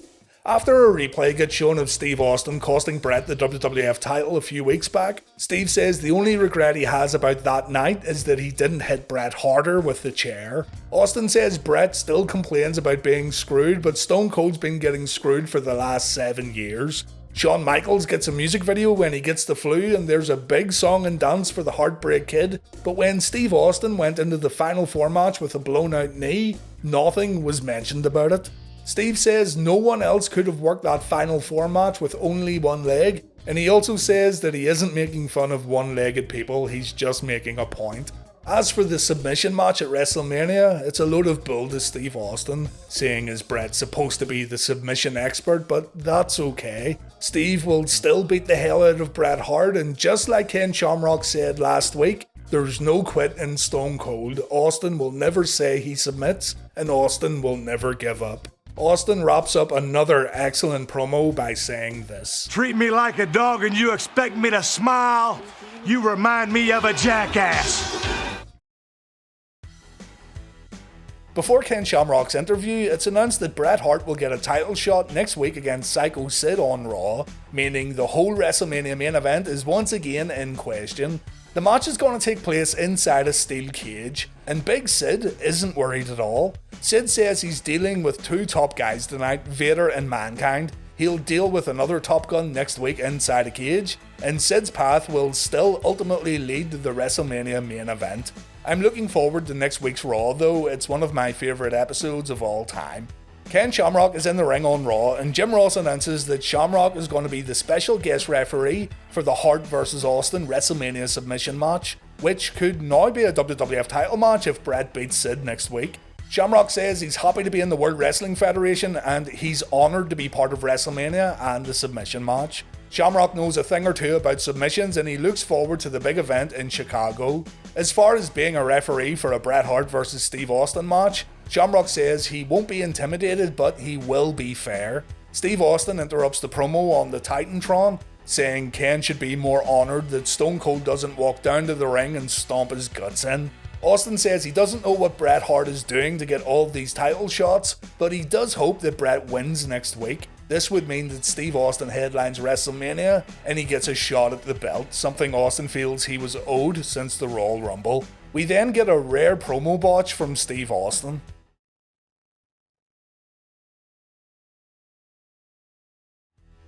Ken says he hasn't got his gear on tonight and Steve Austin says that doesn't matter. Austin would fight in his underwear if he had to. Ken then invites Stone Cold to the ring but Bret Hart comes out instead.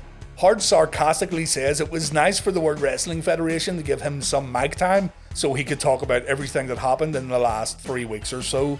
Bret said he was happy to win the WWF title at Final Four, but when he unfairly lost it the next night, nobody in the World Wrestling Federation did anything about it. Bret says some fans have been saying that all he does is cry. Well, Bret did indeed cry long enough to Gorilla Monsoon, and that's how he got his title shot next week. Hart says that Sid is simply not as good as the Hitman, and next week Bret will become a 5-time champion. Hart feels sorry for The Undertaker though because his title shot has all but disappeared, and Stone Cold just got himself a lucky break thanks to the excellence of execution. Bret is extremely confident that he's going to win next week, and as for Ken Shamrock, Bret says he likes Ken, and Ken has been nothing but nice to Bret. But if Shamrock tries to screw over Bret just like everyone else, then there's gonna be a problem. Shamrock says he isn't a marriage counsellor, he isn't there to listen to Bret's problems. Bret got a good kick out of this line, by the way. And Shamrock said his job is to call the match fair and raise the winner's hand at the end, and that's exactly what he's going to do. Steve Austin then shows up on the entranceway, he flips off both guys, and Raw then moves on to its next segment. This whole Austin vs Bret feud has been nothing but solid gold, and it's truly been the highlight of WWF programming over these past few months. Great work once again by everyone involved. As Billy leaves, Steve Austin appears on the Titantron, and Austin says Shamrock just took advantage of Gunn after Billy had a brutal match. Stone Cold says Shamrock doesn't belong in the World Wrestling Federation. All Ken's done is get in a few street fights and someone's been there to record them on video. Shamrock is overrated, and one day Stone Cold will beat Ken in the middle of the ring. Tonight, Austin says by hook or crook, Bret will win the cage match and Austin will get a title shot at WrestleMania. Stone Cold says he won the Royal Rumble, he lost the Final Four due to injury, Austin was destined to main event WrestleMania 13, and he will make sure he gets his title shot when all is said and done. Aaron Ferguson's dad then begins setting up the steel cage back in the arena. Alright, the cage match, Bret Hart vs Psycho Sid. A lot is on the line in this one, and this week's WrestleMania event could look very different depending on the outcome. Hart starts off strong by bringing the fight to Sid in the corner, but it's those big right hands that brings the WWF champion back into the match. Steve Austin watches on backstage as Bret comes back with a snapmare, followed by an elbow drop. Bret tries to escape, but he ends up getting his leg smashed into the steel. Sid likes the sound of Bret's bone smashing, so he lifts the hitman up, and Hart gets his back rammed into the cage not once, but twice. Sid then decides that's enough and he goes to leave the cage, but Bret quickly wakes up and he stops Sid from winning the match. Both men fight on the top rope and it ends with Sid getting the upper hand. Bret is not looking good here, but he creates some separation with a rake to the eyes, and a jumping right hand to the forehead manages to stun Psycho Sid briefly. Bret again tries to escape, but he ends up getting slammed from the top rope. Sid tries to exit via the cage door, but Steve Austin shows up and he closes the door shut. Remember, Steve wants Hart to win tonight to get that WrestleMania title shot. We come back from commercial break and Austin is still on the outside as Bret works on Sid's lower back. This is a 2-on-1 situation here that greatly benefits the challenger. After getting whipped to the corner, Sid hits Bret with a powerbomb. This should be enough to end the match. The WWF champion begins climbing out of the cage, but Steve Austin climbs up and he stops Sid from leaving. Bret Hart climbs up too, and both Hart and Austin attack Sid at the top of the cage. The Undertaker then shows up to even the odds. He too has an interest in the outcome of this match. So the dead man begins attacking Bret and Austin, and we have a big old fight happening at the top of the cage. It ends with Bret superplexing Sid while Austin hits the Undertaker on the outside with a chair. Austin kicks the Undertaker while he's down as both Sid and Bret wake up in the ring. Sid begins climbing the cage, Bret goes to leave via the cage door, but the Undertaker gets back up and he slams the door in Bret's face. This allows Sid to leave the cage, and this means Psycho Sid vs The Undertaker is still the main event WWF Championship match at WrestleMania 13. An insanely high amount of drama here that had fans on the edge of their seats. It's not the best cage match in terms of the in-ring action, but because so much was on the line, it becomes very memorable and very fun to look back on. Bret, once again, was screwed out of the WWF Championship. If Taker and Austin didn't get involved, who knows what could have happened, but Bret is going to let everyone know how he feels next, and the promo that ends Raw is nothing short of brilliant. This is my favourite Bret Hart promo coming up of all time, and I can't wait to watch it again.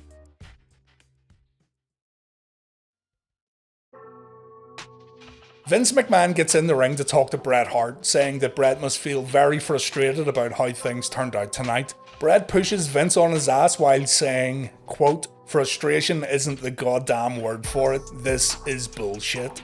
Vince gets himself out of the ring as it's pretty clear that Bret is absolutely fuming about what happened tonight.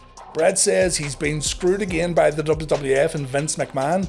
Everyone knows it, there's so much injustice going on and Bret has had enough. The WWF turn a blind eye to everything that's happening. Vince McMahon turns a blind eye to it. Monsoon turns a blind eye to it. Bret should be the WWF champion. Everyone in the locker room knows Bret's the best there is, the best there was, and the best there ever will be. And if the fans in attendance don't like it, then tough shit.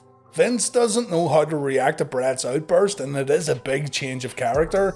But this is a key moment not just for Bret, but for Vince McMahon too. Vince said when Bret pushed him down in the ring, it was kind of the genesis of the Mr. McMahon character. Steve Austin appears on the Titantron and he says Bret just threw away a WrestleMania main event because he's a loser. Austin tried to help Bret, but the Hitman couldn't get the job done. Hart says the reason they called Steve Stone Cold is because his stones are so cold that he won't step into the ring and fight Bret like a man. Sid then reappears and Bret said that Sid is wearing the Hitman's belt. The Undertaker then makes his way down to the ring and Bret launches an attack on the Phenom. Stone Cold then comes back out and Austin attacks Bret while Taker focuses on Psycho Sid, and we have all four men fighting in and around the ring. Bret gets held back by Pat Patterson and the Hitman ends up punching the Hall of Famer before making his way back to Austin. And then Shawn Michaels appears and he watches the carnage unfold. HBK grabs a chair but he doesn't do anything with it. All four men continue to fight as Raw's War goes off the air, ending a fantastic episode of Raw and telling a great story heading into WrestleMania.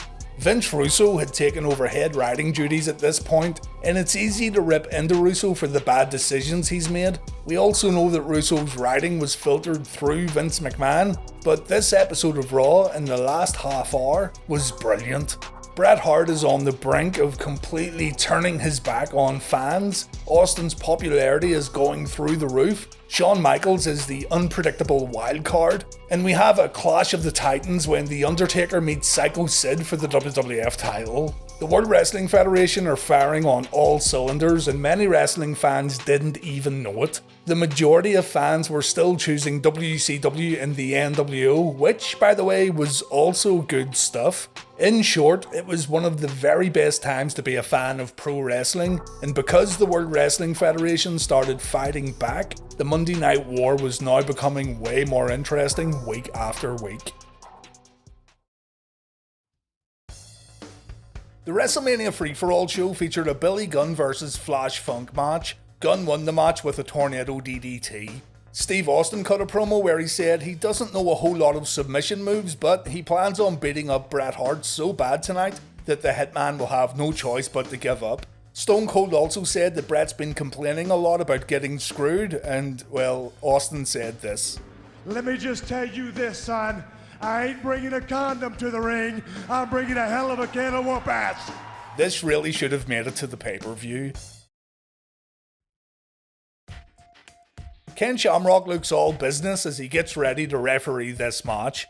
We see the iconic Steve Austin glass-shattering entrance as Austin makes his way to the ring, and it almost feels like we have a brand new audience inside the Rosemont Horizon. There's a real shift in atmosphere. Vince McMahon says Bret's getting a mixed reaction on his way to the ring, and I know Vince was trying to set up the story here, but from what we hear on TV, Bret gets a great reaction during his entrance. Bret steps inside the ropes and Austin takes him down right away. This won't be a wrestling match, it's gonna be a fight.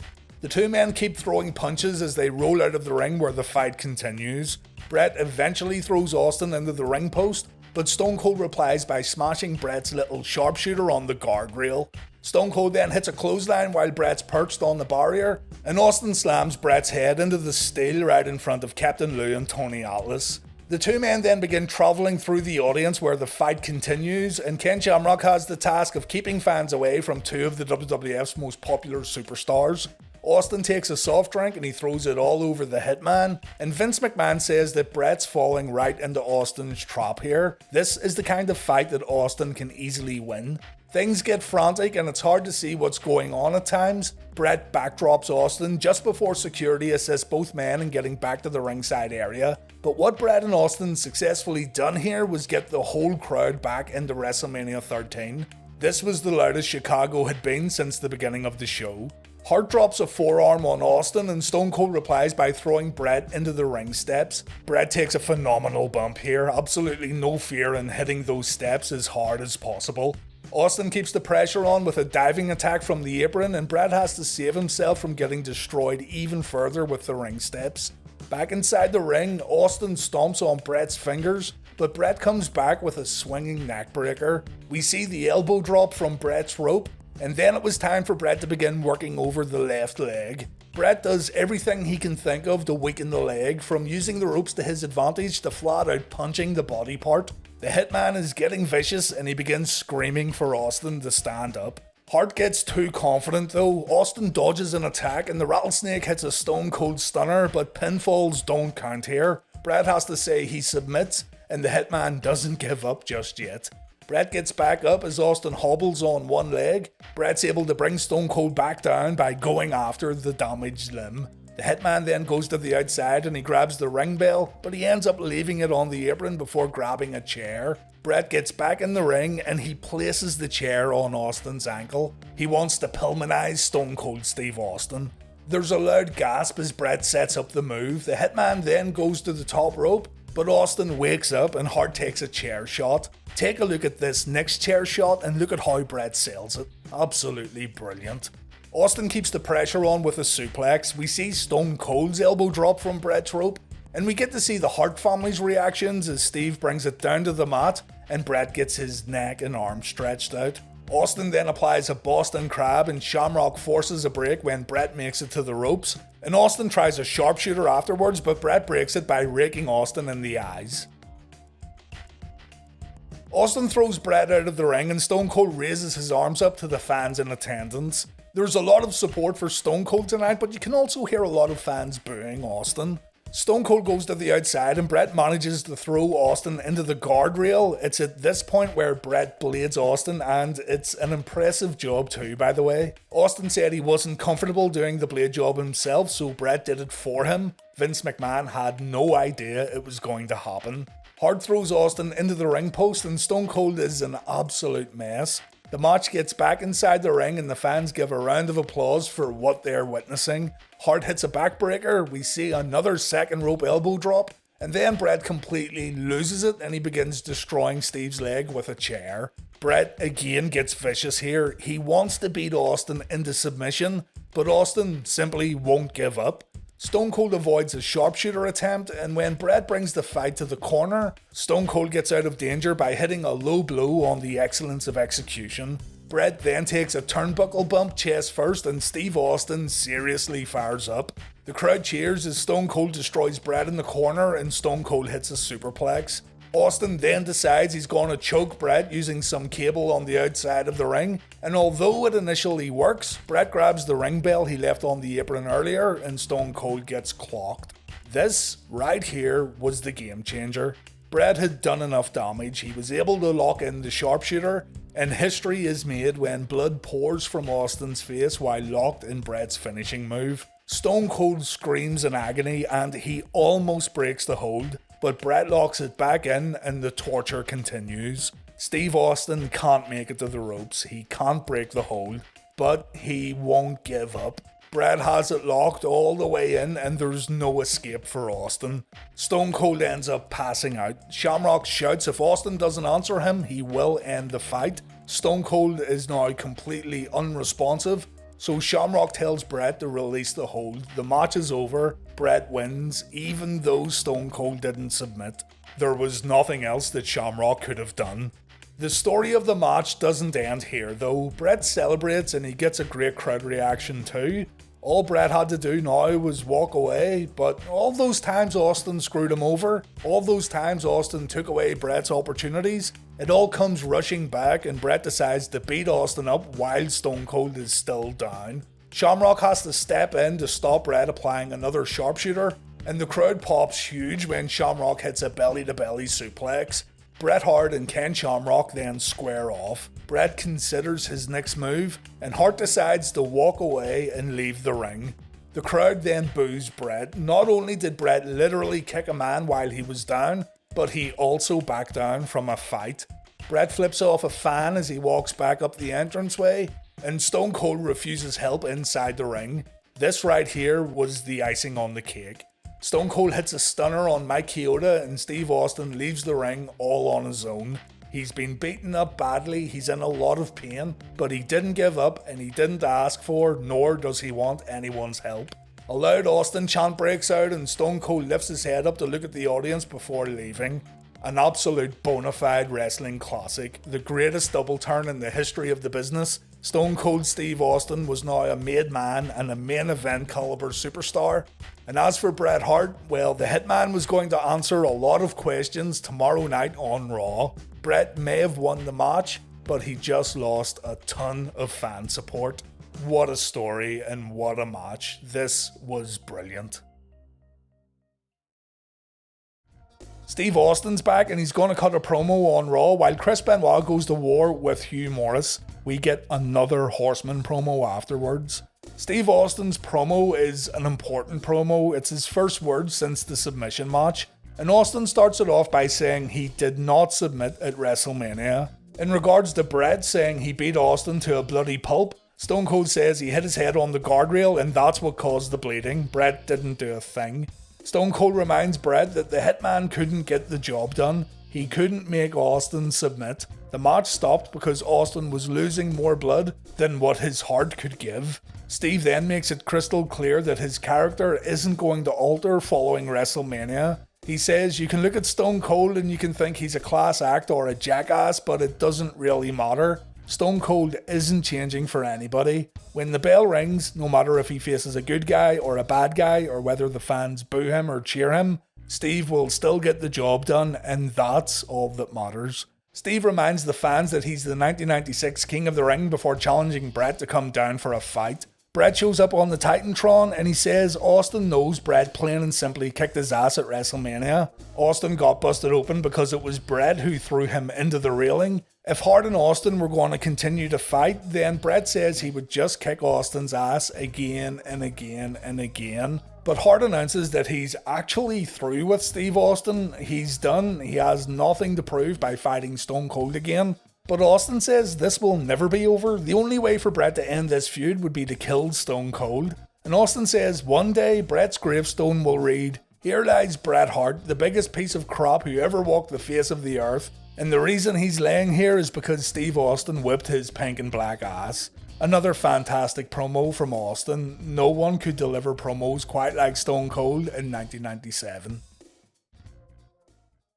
Steve Austin shows up, but he's held back by officials just before he makes his way down to the ring. We also briefly went to JR and Vince McMahon at the commentary table, and some edgelord in the audience had a shirt saying, "Hey Elmo, tickle this," with an arrow pointing down to his crotch. The bucket hat, the cup that says fun on it, the t-shirt, the fucking face. Big Vinnie Mac should have stood up and smacked the shit out of this kid for just being that kid. The Honky Tonk Man, who provided commentary for the opening match, comes down to the ring with Billy Gunn. So it looks like Billy is the protege. Months of searching leads the Honky Tonk Man to Billy Gunn.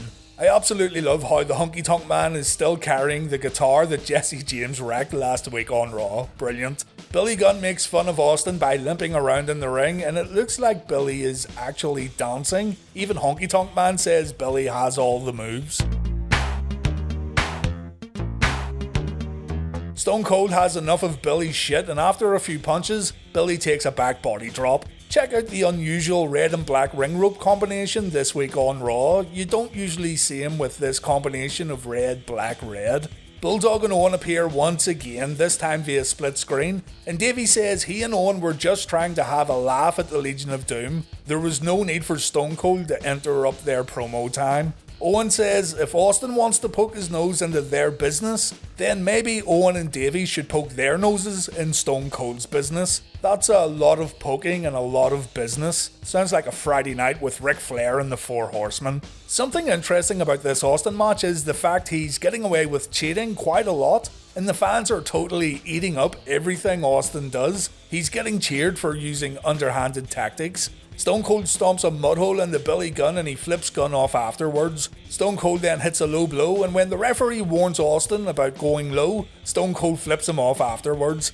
Again, this gets a huge cheer from the audience. Austin goes upstairs, but Billy smashes Austin's little rattlesnake on the top turnbuckle. And check this out. Billy Gunn flips Austin off in the corner, and look at Austin's reaction afterwards. If you look close, you can see him smile and laugh a little. Yes, indeed, ladies and gentlemen, a classic battle at Wrestle. Austin hits the Stone Cold Stunner for the victory. The audience goes nuts, and after Stone Cold goes back up the rampway, the Honky Tonk Man gets in the ring, and he tries to secure Billy Gunn as his new protege. You'd think the deal was already done, seeing as Honky brought Billy down to the ring, but apparently not. Billy hasn't agreed to anything.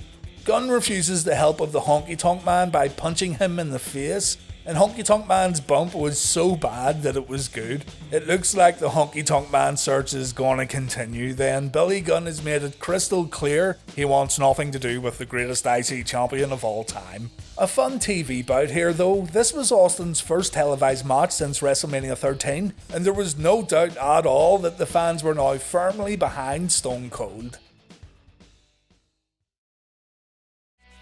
Gorilla Monsoon makes an announcement next. Sid has still not arrived, and there's rumours flying around that he's either missed his flight or he got in a car accident. That's a big jump there, isn't it? Monsoon says he needs to have a replacement lined up in case Sid doesn't make it to the arena within the next, 10 minutes or so. And Gorilla says the only suitable replacement he has on the roster is Stone Cold Steve Austin. I thought this was a bit silly at first too, but remember, there's a lot of guys currently in South Africa. Steve Austin shows up and he makes it clear he isn't interested in saving Gorilla Monsoon or saving the Raw main event. Stone Cold has worked his match tonight and he's due to go home. When Gorilla says Austin will do what he's told, more or less, Austin says he'll wrap his knee brace around Gorilla's fat head. You know, these two were always entertaining as hell when they were given TV time together. It's a shame there wasn't more of this. Austin says he'll wrestle Mankind tonight if Gorilla takes Sid out of In Your House and replaces him with Stone Cold, meaning we'll get another Austin vs Hart match on pay-per-view. Gorilla says there's still a little time for Sid to show up, but if he doesn't, yes, Austin will wrestle Bret Hart at In Your House if he has to replace the big man in the Raw main event. Because Steve Austin is having his second match tonight, it's confirmed that Stone Cold will face Bret Hart at In Your House Revenge of the Taker. Sid was out with neck issues, apparently, and the big man would come back in a few months' time. Mankind takes a hard bump on the rampway when Austin pulls off a suplex. Owen and Davey show up via split screen, and man, these two have been all over Raw this week, haven't they? Owen says the WWF just screwed Bret once again by booking him in a pay-per-view match while he isn't even here. Bret's already beaten Austin twice, third time's the charm, but the conspiracy against the Hart family continues in the World Wrestling Federation. Mankind goes to hit Steve Austin with a chair, but Stone Cold blocks it with a kick. Mankind gets dropped over the guardrail, and the two continue to fight on the outside just like their previous match on Raw, though I'm pretty sure that was an opening match and not the main event. When things finally get in the ring, Austin scoops up Foley and he lays in a ton of right hands, followed by a kick to the midsection. Austin nails a back elbow, and Stone Cold saves this week's Reliving the War by applying a chin lock. Thanks, Steve. Austin releases the hold when he notices Bulldog and Owen in the audience, and when we come back from break, it's Steve who finds his chin getting a good old working over by Mankind. Austin gets out with a jawbreaker, but he misses a follow-up elbow drop. Mankind ends up hitting Austin with a double axe handle on the outside after exposing the concrete floor. Mankind then performs an elbow drop from the apron to the outside, and Foley tries to hit Austin with a piledriver on the rampway, but Austin pushes him away. Foley takes a really rough-looking bump here.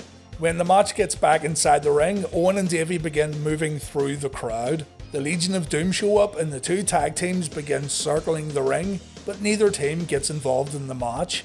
Instead, Vader hits the ring and he inadvertently hits Mankind, making the referee ring the bell and making Austin get out of the ring to allow Foley and Vader fight it out.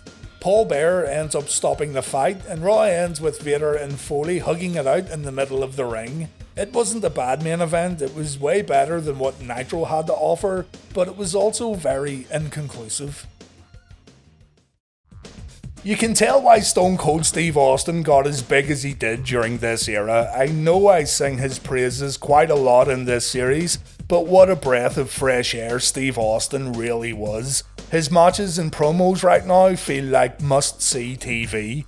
Unfortunately, this is a short promo, but it's a good one nonetheless. Vince says Austin got what he wanted, another match with Bret Hart, and Austin says it's about time he got what he wanted out of the World Wrestling Federation. Steve says Vince McMahon and Gorilla Monsoon can't hold him down anymore, and Vince McMahon sides with Austin, saying that talent can't be held down, it always rises to the top. Steve says fans can cheer him, they can boo him, but everyone understands that Steve Austin is the baddest SOB in the ring when the bell goes off. Austin used leverage to get his match against the Hitman, he had Monsoon right where he wanted him, and Austin says there's no gimmicks and no stipulations in the Revenge of the Taker match between he and Bret Hart. Stone Cold doesn't care if he wins or loses, he just wants to beat Bret up. Austin says the Hitman has copied him. He tries to walk like Austin, he tries to talk like Austin, he tried to create a new design so he could look like Austin. I'm not so sure about that. Stone Cold wraps it up by saying Bret may be the best there is, the best there was, and the best there ever will be, but Bret's time is also up. Austin promises to whip Bret's ass at Revenge of the Taker. I'll be covering that whole pay-per-view later in the week, by the way, so hopefully you join me then.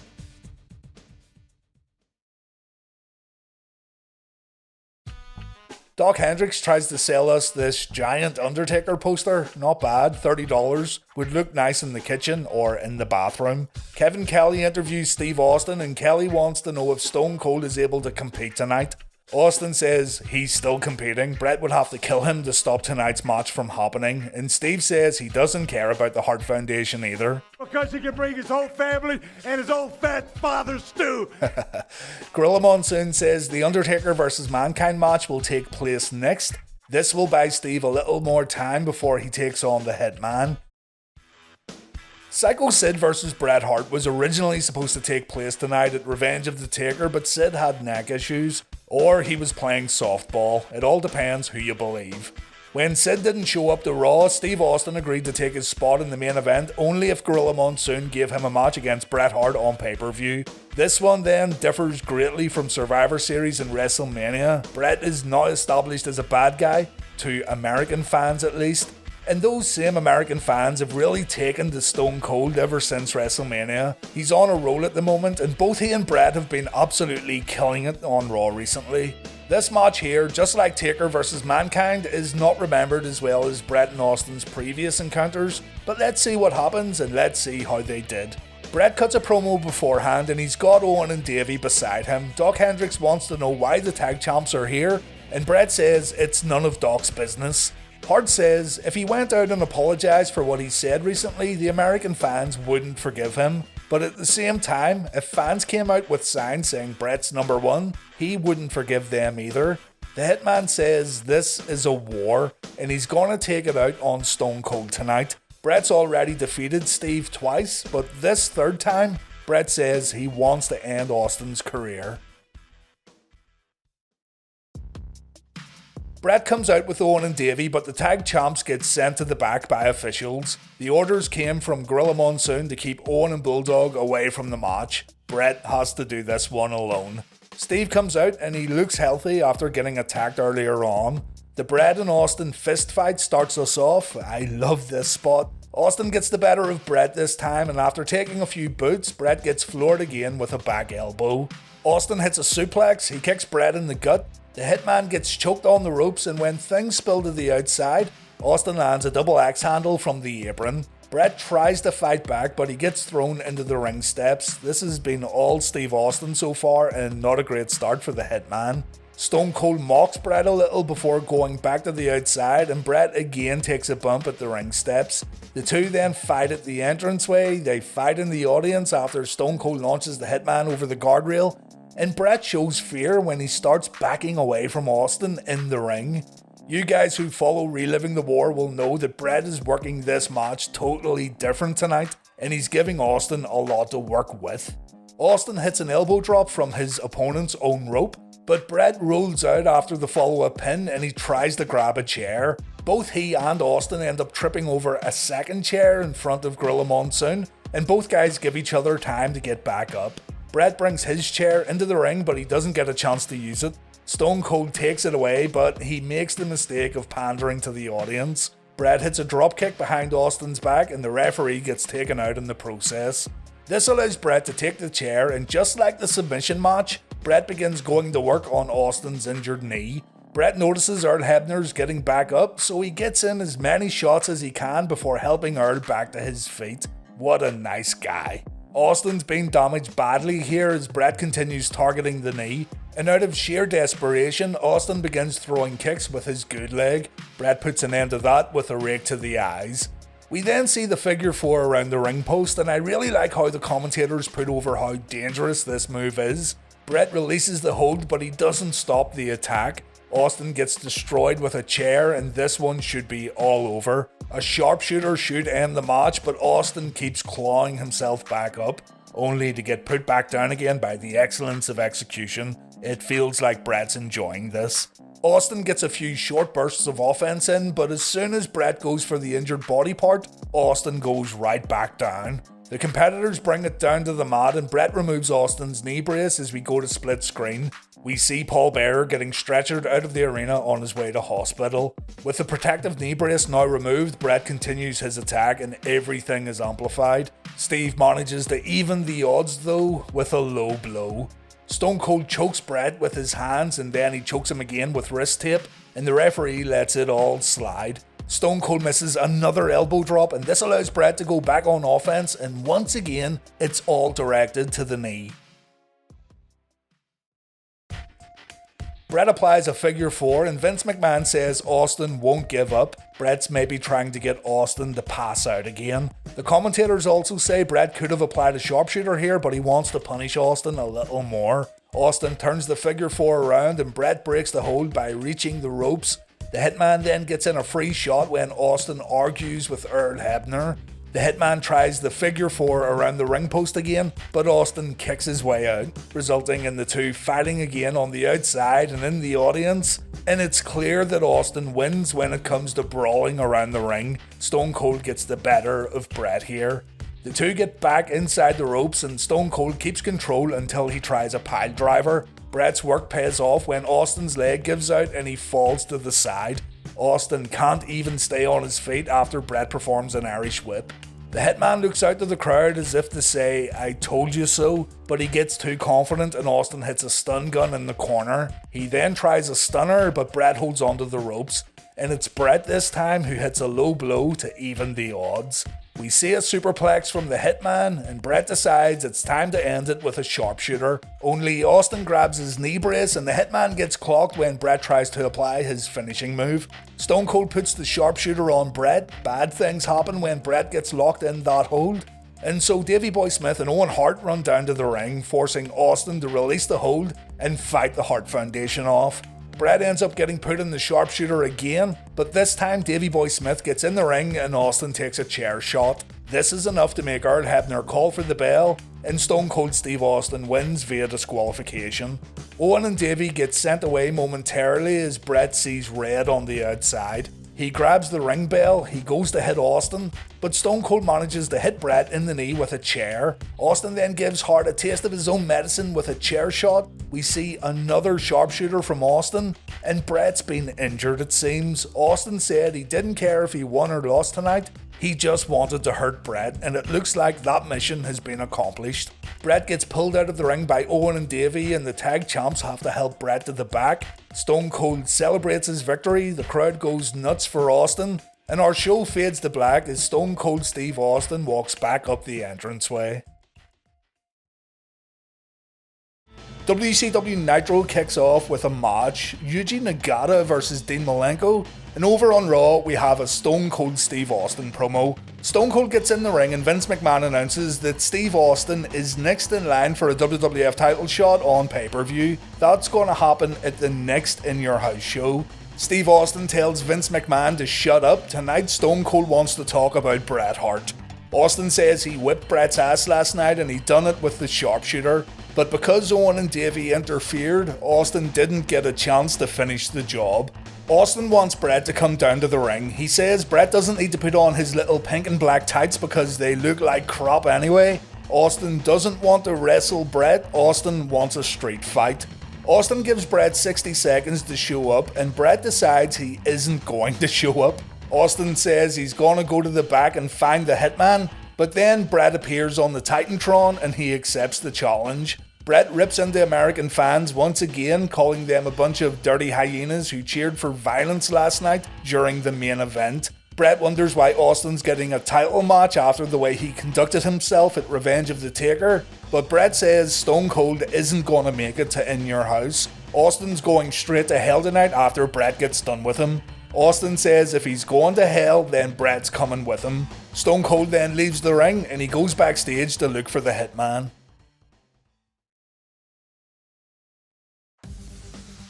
Austin comes out and we take a commercial break. We come back and Austin's in deep thought in the corner, probably thinking about how bad he's going to beat up the Hitman in just a few moments. When Bret makes his way to the ring, Austin gets seriously fired up. Bret remains cool while Austin can't wait to fight. This rivalry is just so good. Bret wastes some time on the outside and Austin just can't wait for the Hitman to step into the ring. But unfortunately for Steve Austin, the Hart Foundation organised an ambush and Stone Cold gets taken out. Shawn Michaels shows up from the crowd holding a chair. Bret ducks out of the way when HBK swings, but Owen and Bulldog aren't so fortunate. Shawn ends up chasing Owen and Bulldog away from the ring and this leaves Bret all alone with Austin. It looks like the damage has been done though as Bret takes his time destroying Stone Cold. Jim Ross calls this a systematic beating from the Hitman, and Vince McMahon says Austin simply can't recover after the ambush. The crowd boos as Bret makes easy work of Stone Cold.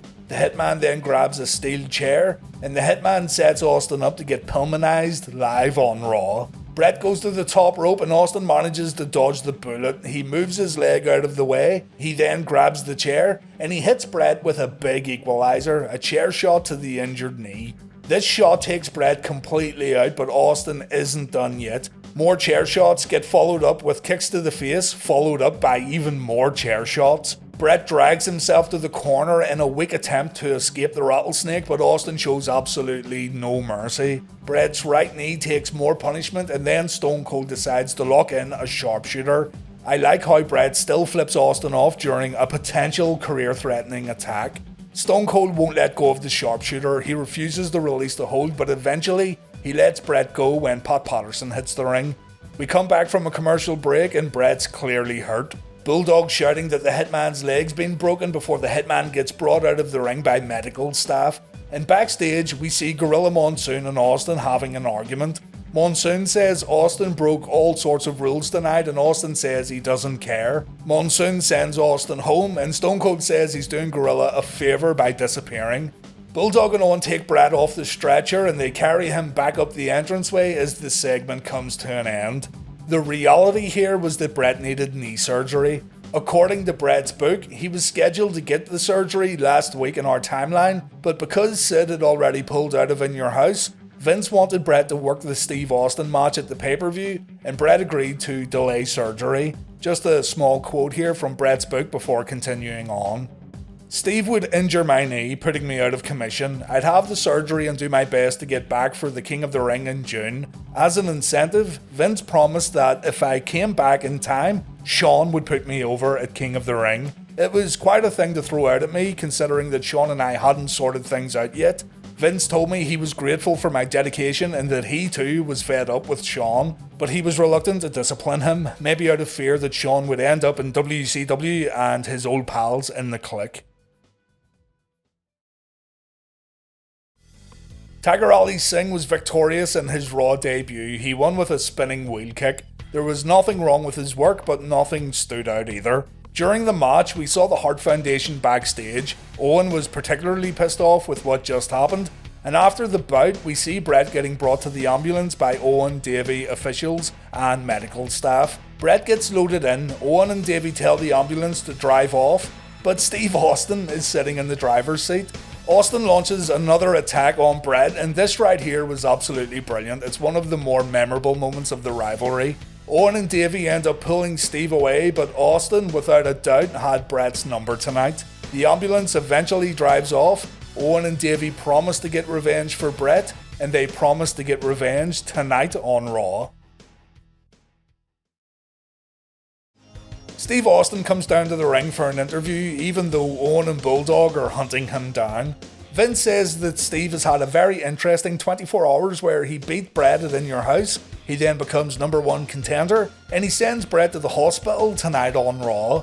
Austin says he done exactly what he said he was going to do, send Bret back to Canada, and Austin doesn't know why everyone's so happy because no one helped him in whipping Bret's ass last night or tonight.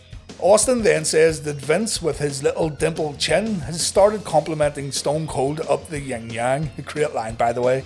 But yeah, Vince has been complimenting Austin up the yin-yang because McMahon wants to get on the Stone Cold bandwagon.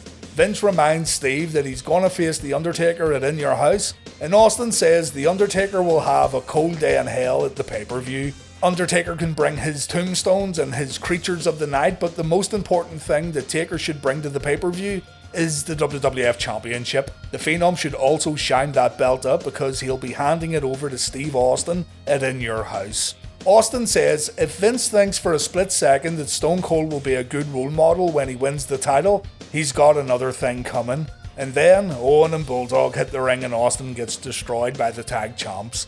Vince tries to help out, he doesn't do too well, but HBK ends up saving Stone Cold once again, and the Hart Foundation get chased out of the arena by Shawn. This leaves Austin all alone to get attacked again. This time, it's Brian Pillman who shows up. Brian throws a ton of right hands and he clocks Austin with a chair. He then goes to Pillmanize Austin, trying to get a little revenge for doing the same thing to Brian, but Shawn once again saves Austin. This is how Raw went off the air. HBK chases Pillman out of the ring and Brian leaves through the audience. It looks like Brian Pillman is ready to compete inside a WWF ring. Either that or he's very close to being able to wrestle again.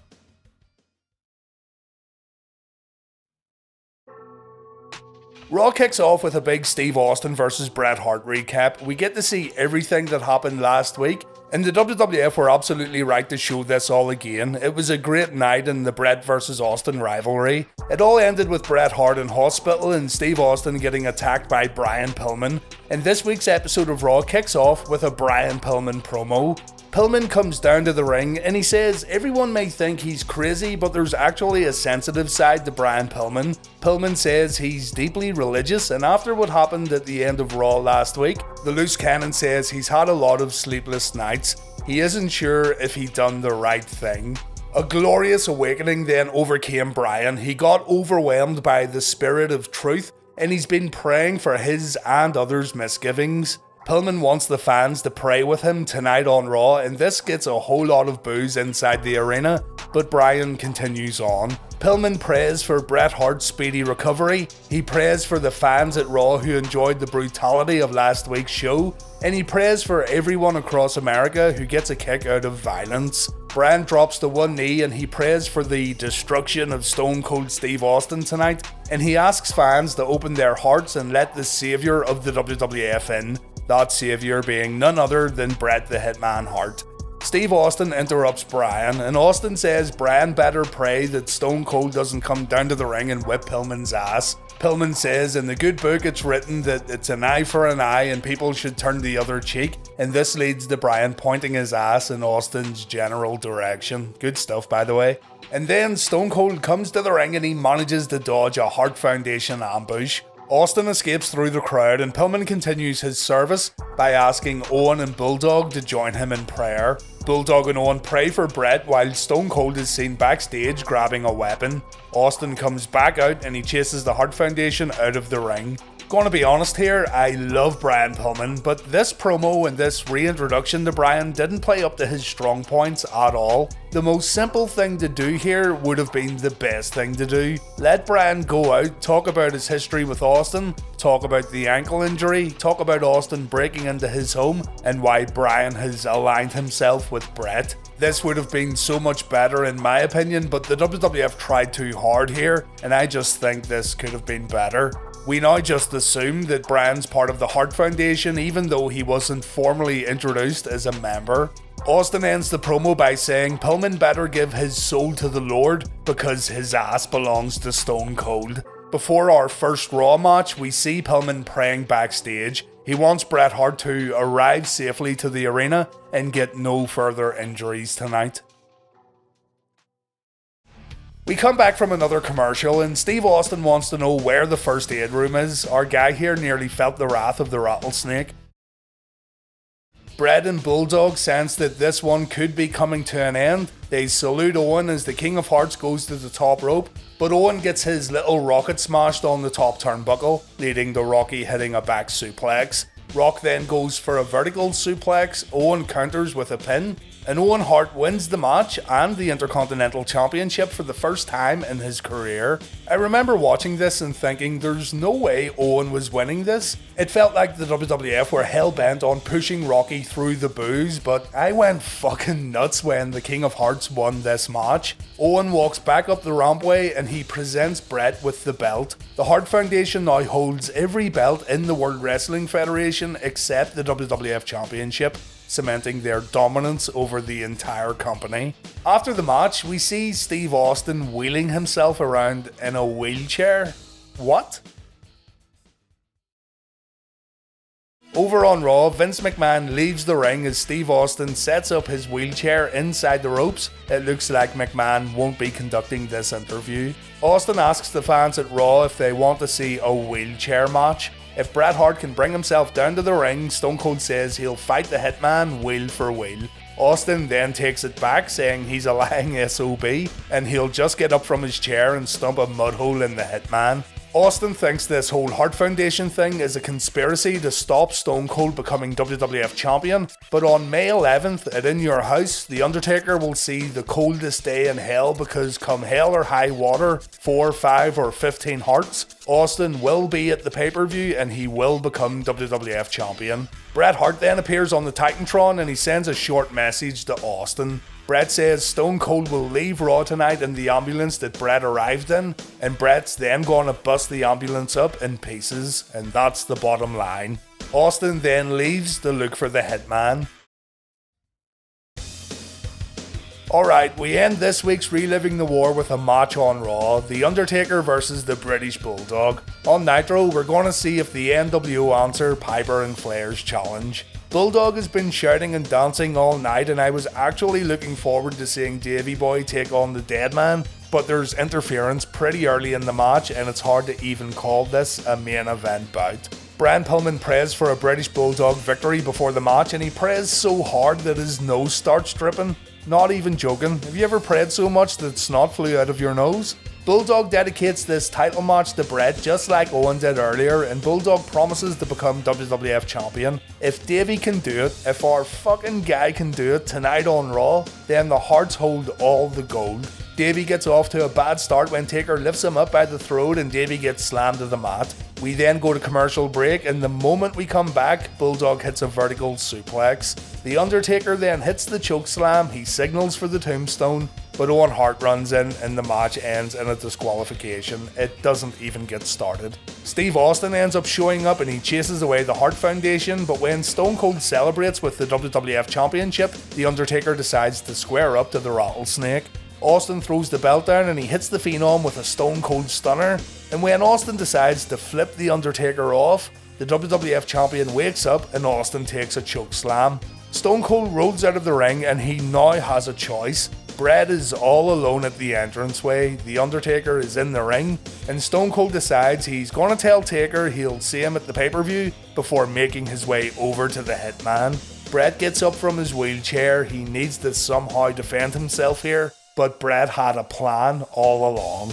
Jim the Anvil Neidhart returns to the WWF and he attacks Steve Austin from behind. Bret then takes a shot at Austin, Stone Cold gets whacked with a crutch, and Austin falls off the stage, resulting in Stone Cold getting taken away in an ambulance just as Bret Hart predicted earlier in the show. Jim and Bret leave the arena, and Raw ends with this really creepy image of Brian Pillman smiling at the camera.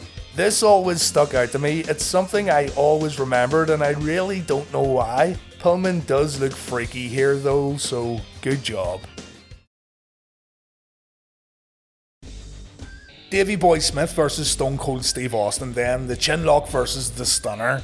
Davey comes out of the curtain, but he says fuck that and he goes back. I'm not sure what happened here, but Vince McMahon says this is the Bulldog playing mind games. 4D chess from Davey Boy Smith. Steve Austin gets a great ovation and he instantly goes on the offense. Davey gets attacked on the outside and Austin puts Bulldog on the mat with a clothesline inside the ropes. Austin then hits a suplex and he pulls this move off right here. It's not quite a chin lock seeing as Davey's chin is fully exposed, but patience guys, patience. Austin applies a hammerlock and when the two men get back to their feet they trade wrist locks. This continues until Austin pokes Davey in the eye and then we go to commercial break. When we come back, Davey hits a back body drop. He then misses an elbow drop, but he maintains control by kicking Stone Cold in the cold stones. Earl Hebner lets the match play out, and there it is, folks. We're back in business. Davey Boy Smith chinlock. Austin fights out, but a knee to the midsection puts Stone Cold back to the mat. As Davey screams at Austin and as Stone Cold takes a vertical suplex, Jim Ross says that Psycho Sid was scheduled to face Mankind this week at In Your House, but Sid still hasn't reappeared in the World Wrestling Federation. Someone is going to step in for Psycho Sid, and Ross says whoever it is must be crazy. Davey Boy Smith chinlock. During the second chinlock, Davey says Bob this. was a teenage prodigy when he teamed with Fucking right, lad. Austin gets out and we see the Luthez press. Davey then pushes Stone Cold away when Austin goes for a sharpshooter. And Davey Boy Smith chinlock. that's 3. Let's see if we can make it to 4. Austin gets out this time with a back suplex and we go to commercial break. We come back to see Austin counter the running power slam. Stone Cold then eventually hits the stunner and Bulldog gets pinned. 3 chinlocks in the main event of Raw isn't bad at all. I'll take it. Owen Hart and the Anvil hit the ring and Owen Hart has the Undertaker's WWF Championship. Brian Pillman and Bret Hart watch from the backstage area. The Legion of Doom come out to help Austin, but then Furnace and LaFawn come out to go after the Road Warriors. Strangely, Owen and Phil LaFawn begin fighting with each other and even Jerry Lawler says on commentary that this is a little odd. HBK then hits the ring and he goes after the Anvil. The lights go out and the Undertaker shows up. The Dead Man's here to reclaim the WWF Championship belt that was stolen by Owen Hart. Michaels uses the belt to clear the ring a little before leaving himself. The rest of the heels along with the Legion of Doom also leave the ring. And Steve Austin decides to lift the WWF Championship. Taker quickly snatches the belt away before laying it down on the mat. The two men square off to each other and we have a wild brawl inside and around the ring to end this episode of Raw. Austin and Undertaker beat the hell out of each other as the show fades to black, and fans would need to tune into A Cold Day in Hell later in the week to see if Stone Cold could win the big one. A possible main event this week, but nothing special.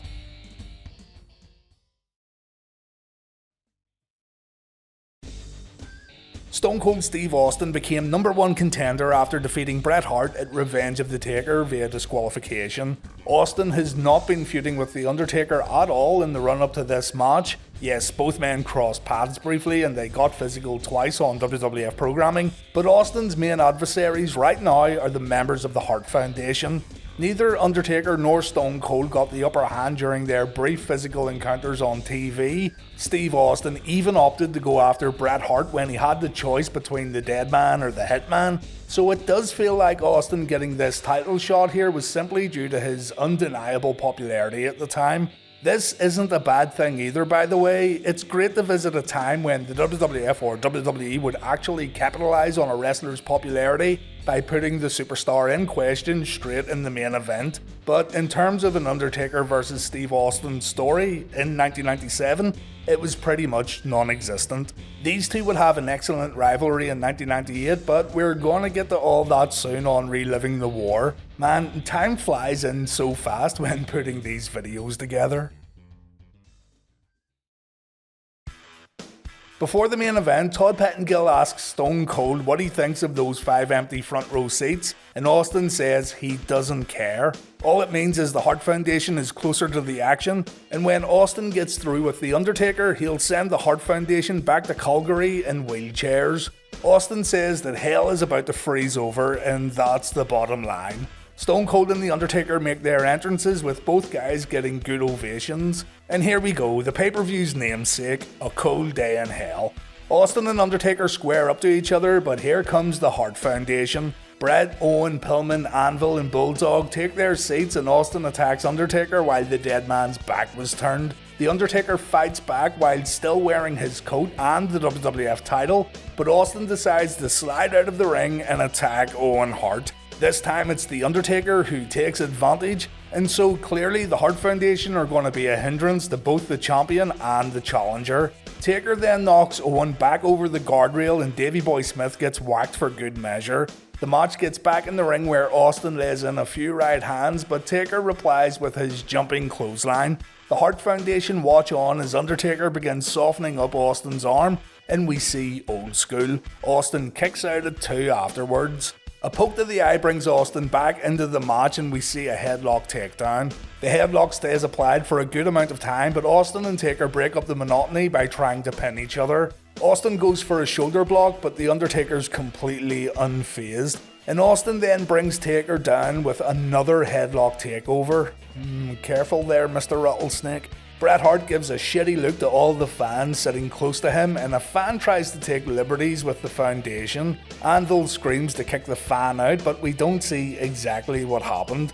Austin tries to go up and over, but he lands awkwardly. Still, he performs a chop block, and Stone Cold focuses his offense on the leg. Stone Cold is absolutely ferocious here.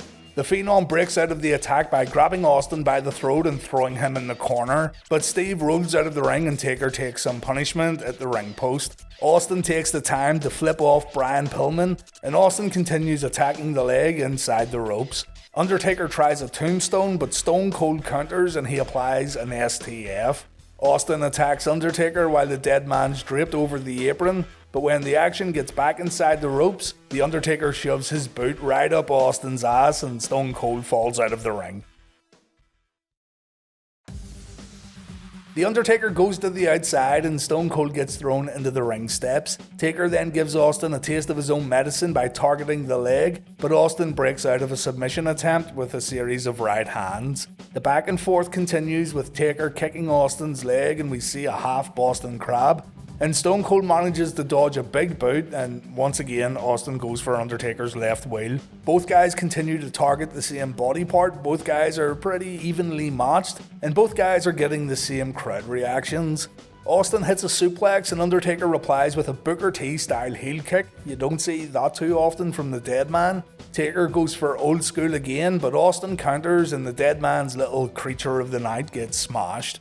Still, he counters a superplex, but he misses an elbow drop. Taker still manages to lock in a sleeper, and Austin counters with a jawbreaker. We get a great little moment when Austin hits a low blow and Earl Hebner warns Stone Cold. Austin waits until Hebner turns his back before flipping him off, but Stone Cold feels some instant karma when Taker hits a low blow of his own. Hebner then flips off Austin when Stone Cold complains. This was good. The match comes to an end with The Undertaker hitting the chokeslam. Austin manages to roll to the apron and he drops the dead man's neck across the top rope. We see the Stone Cold Stunner. Austin has the match won, but Brian Pillman begins ringing the bell and the referee stops his count. Look at Howard Finkel here.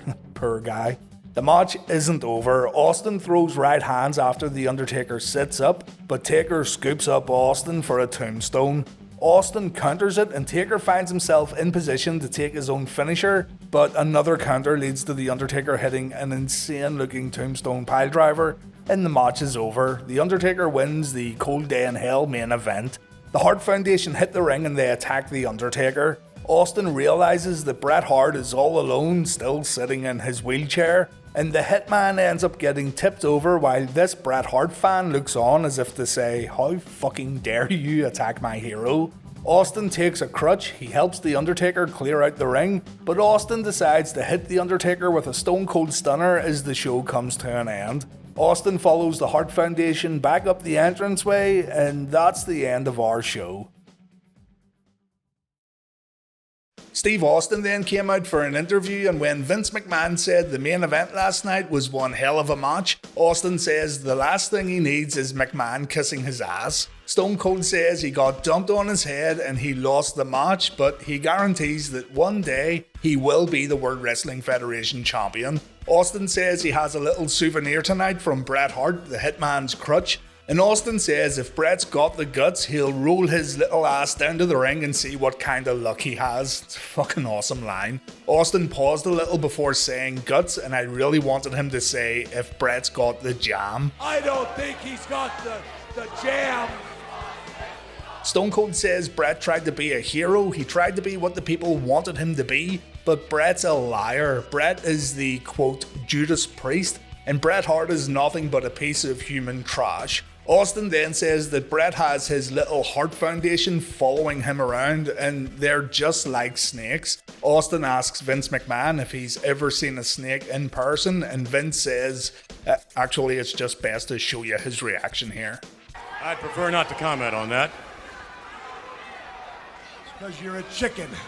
Old Vinnie Mac has seen quite a few snakes in his day, it seems. Stone Cold says if you want to kill a snake, the best way to do it is to grab a shovel and chop the head off. Bret Hart is the head of the snake, and so Stone Cold knows exactly what to do if he wants to end the Hart Foundation, but Austin says he wants to have a little fun and take his time. So instead, Austin's gonna go for the snake's ass, Brian Pillman. Stone Cold says he carried Brian Pillman in the Bush Leagues and he crippled him too in the World Wrestling Federation, but Austin is coming after Pillman once again. This is good. It looks like we're on the path to a possible Stone Cold Steve Austin versus Brian Pillman match at the King of the Ring. Pillman had just returned to the ring last week during a Shotgun Saturday Night Dark match taped on Raw. Bret Hart sends the Hart Foundation backstage for this promo. Owen shows a lot of concern while Davey Boy Smith tries to take out members of the audience with Bret's sniper crutch. Guys, we didn't know what we had with the British Bulldog. Bret then calls out Shawn Michaels. The Hitman says he knows Shawn's listening to every word he says. He knows Shawn can hear him. And the commentators wonder what the hell Bret's thinking here, seeing as the Hitman is in a wheelchair and he's all alone. So is this the surprise? A confrontation with Shawn Michaels?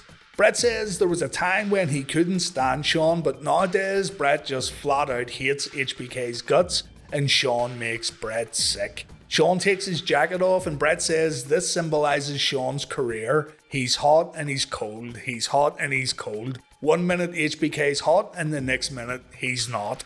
Don't hold back there at all, Hitman. Bret says Shawn's dancing and his cocky attitude annoys him, and that too symbolises the American fans. They think they're better than everyone else and they think they can look down at the rest of the world, but the truth is, the American wrestling fans are rotten through and through. They hate it when someone tells them the truth. The Hitman says the boy toy screwed him out of the title at WrestleMania XII, and when Bret came back in late 1996, Shawn didn't have the guts to face him like a man. Shawn just didn't have the jam, guys. And HBK decided to pose for girly magazines, dance around, get piercings, and make himself look like a horse's ass. Bret says Shawn is a self-professed degenerate. He took the belt on a reign of decadence, but the biggest thing that bothers Bret is the fact that Shawn didn't have the guts to face Bret at WrestleMania 13. And this is when things get a bit more personal and Bret brings up paychecks. Remember when Vince McMahon asked Shawn last week when was he going to make his in-ring comeback? McMahon said that was the $1 million question. This week, Bret sniggers at that statement, asking Shawn if that's all it was, $1 million. Have a listen, it's hard to put into words how Bret says this.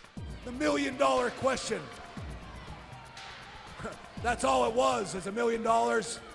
Shawn had previously said that Bret was only in it for the money and he didn't have a problem spending American dollars. In actuality, Bret had the most lucrative contract in the whole World Wrestling Federation at the time, and right here, it seems that Bret was comparing bank accounts with Shawn and bringing up the fact that Bret earns more than Shawn. That's the way I see this anyway. The Hitman then says Bret's pay shouldn't concern Shawn, Bret's family shouldn't concern Shawn. Shawn should be concerned about knowing deep down in his heart if he's really a better wrestler than Bret the Hitman Hart. And this, ladies and gentlemen, is when Raw goes off the air. The show ended with Shawn standing there taking nothing but abuse from Bret, and Shawn was absolutely livid backstage. In the Bret and Shawn Rivalries interview, HBK brings this up, saying that certain boys in the back were asking Shawn how could he stand for this, and how could he let Bret get away with this, seemingly stirring the pot. Bret said it was an unintentional mistake and he didn't realise the show was about to go off the air. But when Raw faded to black, it looked like Shawn simply let Bret Hart tear him to pieces. Some would say it couldn't have happened to a nicer guy, but well, thanks to the WWE Network, we see what happened when Raw went off the air. This was also replayed on B shows and it's replayed again next week on Raw. Bret stands up and Shawn delivers the super kick after the Hitman says Shawn didn't have the balls to do it. The Hart Foundation then hit the ring, they catch Shawn at the entranceway, and just as Davey was about to throw Shawn off the stage, Steve Austin saves HBK. This is all pretty important stuff. Shawn hitting the super kick on Bret was very noteworthy and it looked great too. And Steve Austin saving Shawn when HBK had done the same for Stone Cold previously plays into the rough relationship the Rattlesnake currently has with Michaels. Again, this is all recapped next week and on other WWF programs. Fans would still learn that Shawn super kicked Bret. But after Raw on this evening, it's been widely reported that tensions were pretty high backstage.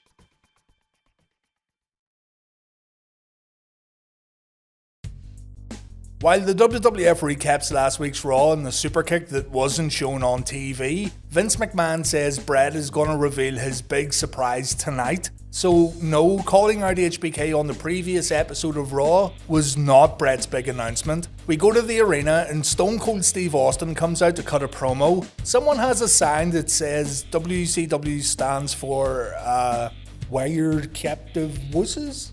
Okay then. Steve Austin says he wants to clear something up right now. He doesn't give a rat's ass about Shawn Michaels. Stone Cold says the only reason he came out last week was because he saw a cheap shot opportunity against the Hart Foundation and he took it. When it comes to HBK and Stone Cold, the Hart Foundation is the common denominator and that's it. Austin says he and Michaels go their separate paths and HBK should be thankful that Stone Cold showed up last week because Shawn was getting destroyed by the Harts. HBK shows up and he gets a very lukewarm response. This time last year, Shawn was the most beloved superstar in the WWF, and it goes to show how much pro wrestling had evolved in such a short period of time. Shawn says it wasn't too long ago when HBK saved Austin, and he repeats that he didn't do it for Stone Cold. He done what he done so he could attack the Harts. HBK has fallen off ladders and cages in the past and it would have hurt if he got thrown off the stage last week, but Shawn says he would have got right back up, so Stone Cold didn't do him any favours. Austin replies by telling Shawn to take his little bandana and go back to the locker room before he kicks his teeth down his throat. Fantastic. Shawn says he's the master of the sweet chin music, and if Austin wants to make such a threat, then maybe HBK will stun Austin and stump a mudhole in Stone Cold, and that's the bottom line. The two men then begin fighting and officials have to break it up. Owen, Anvil and Bulldog then appear on the Titantron and they laugh at their enemies beating each other up.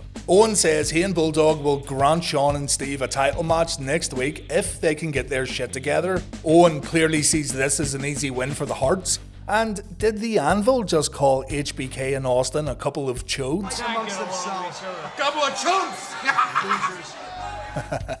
Shawn says he'll find himself another partner. Austin says the same thing. The two men start fighting again, so it's crystal clear these two don't get along and they don't want to get along. It takes a while for officials to break Austin and HBK up before we move on to our next segment.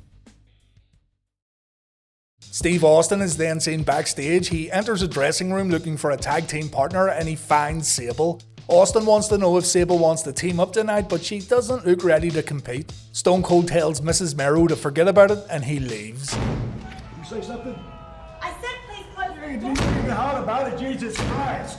Stone Cold Steve Austin tries to talk Harvey Whippleman into tagging up with him tonight, but the Brooklyn Brawler interrupts. Brawler says he's the man Steve's been looking for and the Brawler wants a chance to team up with the Rattlesnake. Austin throws the Brawler into the interview set, so we'll take that as a no from Stone Cold. and Austin tells Whippleman that he's going to be his partner tonight, and all Whippleman has to do is stand in the corner and watch Stone Cold open up a can of whoop ass. Whippleman agrees while under threat.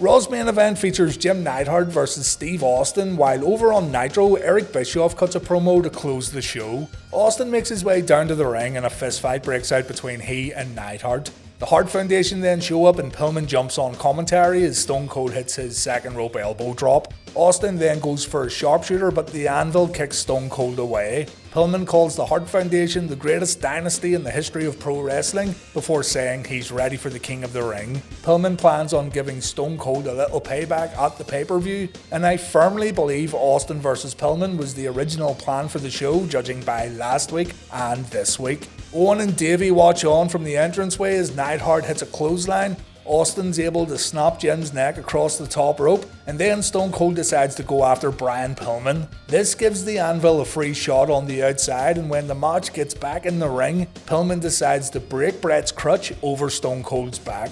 A DQ then to end Monday Night Raw. The Hart Foundation minus Bret Hart attacks Stone Cold. Shawn Michaels runs down for the save and he throws some weak chair shots. Not quite Hulk Hogan levels, but close. And Bret Hart appears on the stage as the other members of the Hart Foundation get out of harm's way. HBK challenges Bret to walk down the ramp, but the Hitman stays put. It looks like Stone Cold's going to take a shot at Michaels, but he thinks twice. Jim Ross then steps in the ring and he has a big announcement. Gorilla Monsoon has given the order. Owen and Davey must defend their tag titles next week against Stone Cold Steve Austin and Shawn Michaels. Sorry, but can I just point out Shawn Michaels' absolute shit t-shirt here? I've never seen this before and it's fucking terrible. Shawn says he won't tag with Austin, he refuses. But Jim says this came from Gorilla Monsoon and Shawn hasn't got a choice. HBK and Stone Cold end up fighting again and the Hart Foundation leave the arena. Raw fades out as officials try to break up the fight. Steve Austin and Shawn Michaels team up tonight to face Owen and Bulldog for the tag team titles, and they also kick off Raw with a promo. Shawn returns to the ring tonight. He comes out all pumped up for this promo. The crowd goes nuts, the music plays, Shawn dances, and the guys in the truck decide to show this sign right here during the entrance. That's a bit harsh, isn't it? Someone commented last week about how they couldn't believe I didn't bring up the fact that Shawn was wasted on Raw and how he was slurring his words on TV. Guys, this is Shawn Michaels in 1997. I don't need to bring that kind of stuff up anymore. It's standard practice. HBK's rocking a Homer Simpson shirt too. Remember, HBK talked about Homer being an American hero a few weeks back. Don't want anyone getting pissed off that I didn't mention that either, for fuck's sake. But here's how the interview started. Since I'm the captain of this... Well, who says you're the captain? Shut up. As far as being the... Austin says he'll work with Shawn, but he still doesn't like him. Shawn says he's got news for Stone Cold. Nobody likes him anyway. But HBK and Austin will join forces tonight to kick the Hart Foundation's ass. At least HBK's honest, said absolutely nobody. The Road Warriors come out and they ask for a title shot if HBK and Stone Cold win the tag titles, and Shawn says that's no problem, it's a promise. The Road Warriors are going to stay in the ring for the next matchup. We have Hawk and Animal versus Brian Pillman and Jim Neidhart, while over on Nitro we have a Cruiserweight Trios match. Juventud Guerrera, Super Colo and Hector Garza versus La Parga, Ciclope and Damien. Shawn found his smile and his fanny pack. We're back in business. The Hart Foundation have a group huddle before the match begins, and we start with a brawl on the outside before it settles down to Owen and Stone Cold in the ring. Owen takes a knee to the gut and Austin goes for a sharpshooter. Davey tries to break it up, but he ends up getting whacked on the head. Austin hits his second rope elbow drop before tagging in HBK. JR and McMahon are impressed these two are working together, and Michaels also hits Davey with a cheap shot before going back to work on Owen. We see Owen's handstand wristlock counter and Michaels gets raked in the eyes. Davey comes in and a shoulder block sends Shawn tumbling to the mat. A leapfrog sequence ends with Davey getting poked in the eye. Shawn then hits a Frankensteiner, and HBK's looking good here in his TV return match. HBK rocks Davey with an enziguri. Stone Cold comes back in and he laughs at a sign someone's holding up. It says, Stone Cold, too old. He's only around 33 years old here, for fuck's sake. HBK distracts the referee and Stone Cold makes sure Davey doesn't have any sunny days by hitting a low blow. Other members of the Hart Foundation consider hitting the ring, but they think twice. The Legion of Doom watch the match backstage as Davey and Owen utilise some underhanded tactics to stay on top of Austin. The ref gets distracted by Shawn and Davey, and this allows Owen to do some damage on the outside. Bret, Pillman and Neidhart also get a little close to the ring just before we go to commercial break. We come back and Austin catches flies while in a sleeper hold, but he counters with a jawbreaker. We see that the remaining Hart Foundation members have backed off as HBK gets a red hot tag and Michaels floors Davey with his running forearm. Davey replies by not smashing Shawn's little degenerate on the top rope, but completely erasing it from existence. Owen then takes advantage on the outside by ramming Shawn's back into the ring post. Back in the ring, Shawn takes the Flair corner bump, and Davey then hits the running power slam. Austin breaks the count and he flips off the referee, allowing Davey to exit the ring as Owen enters without making a tag.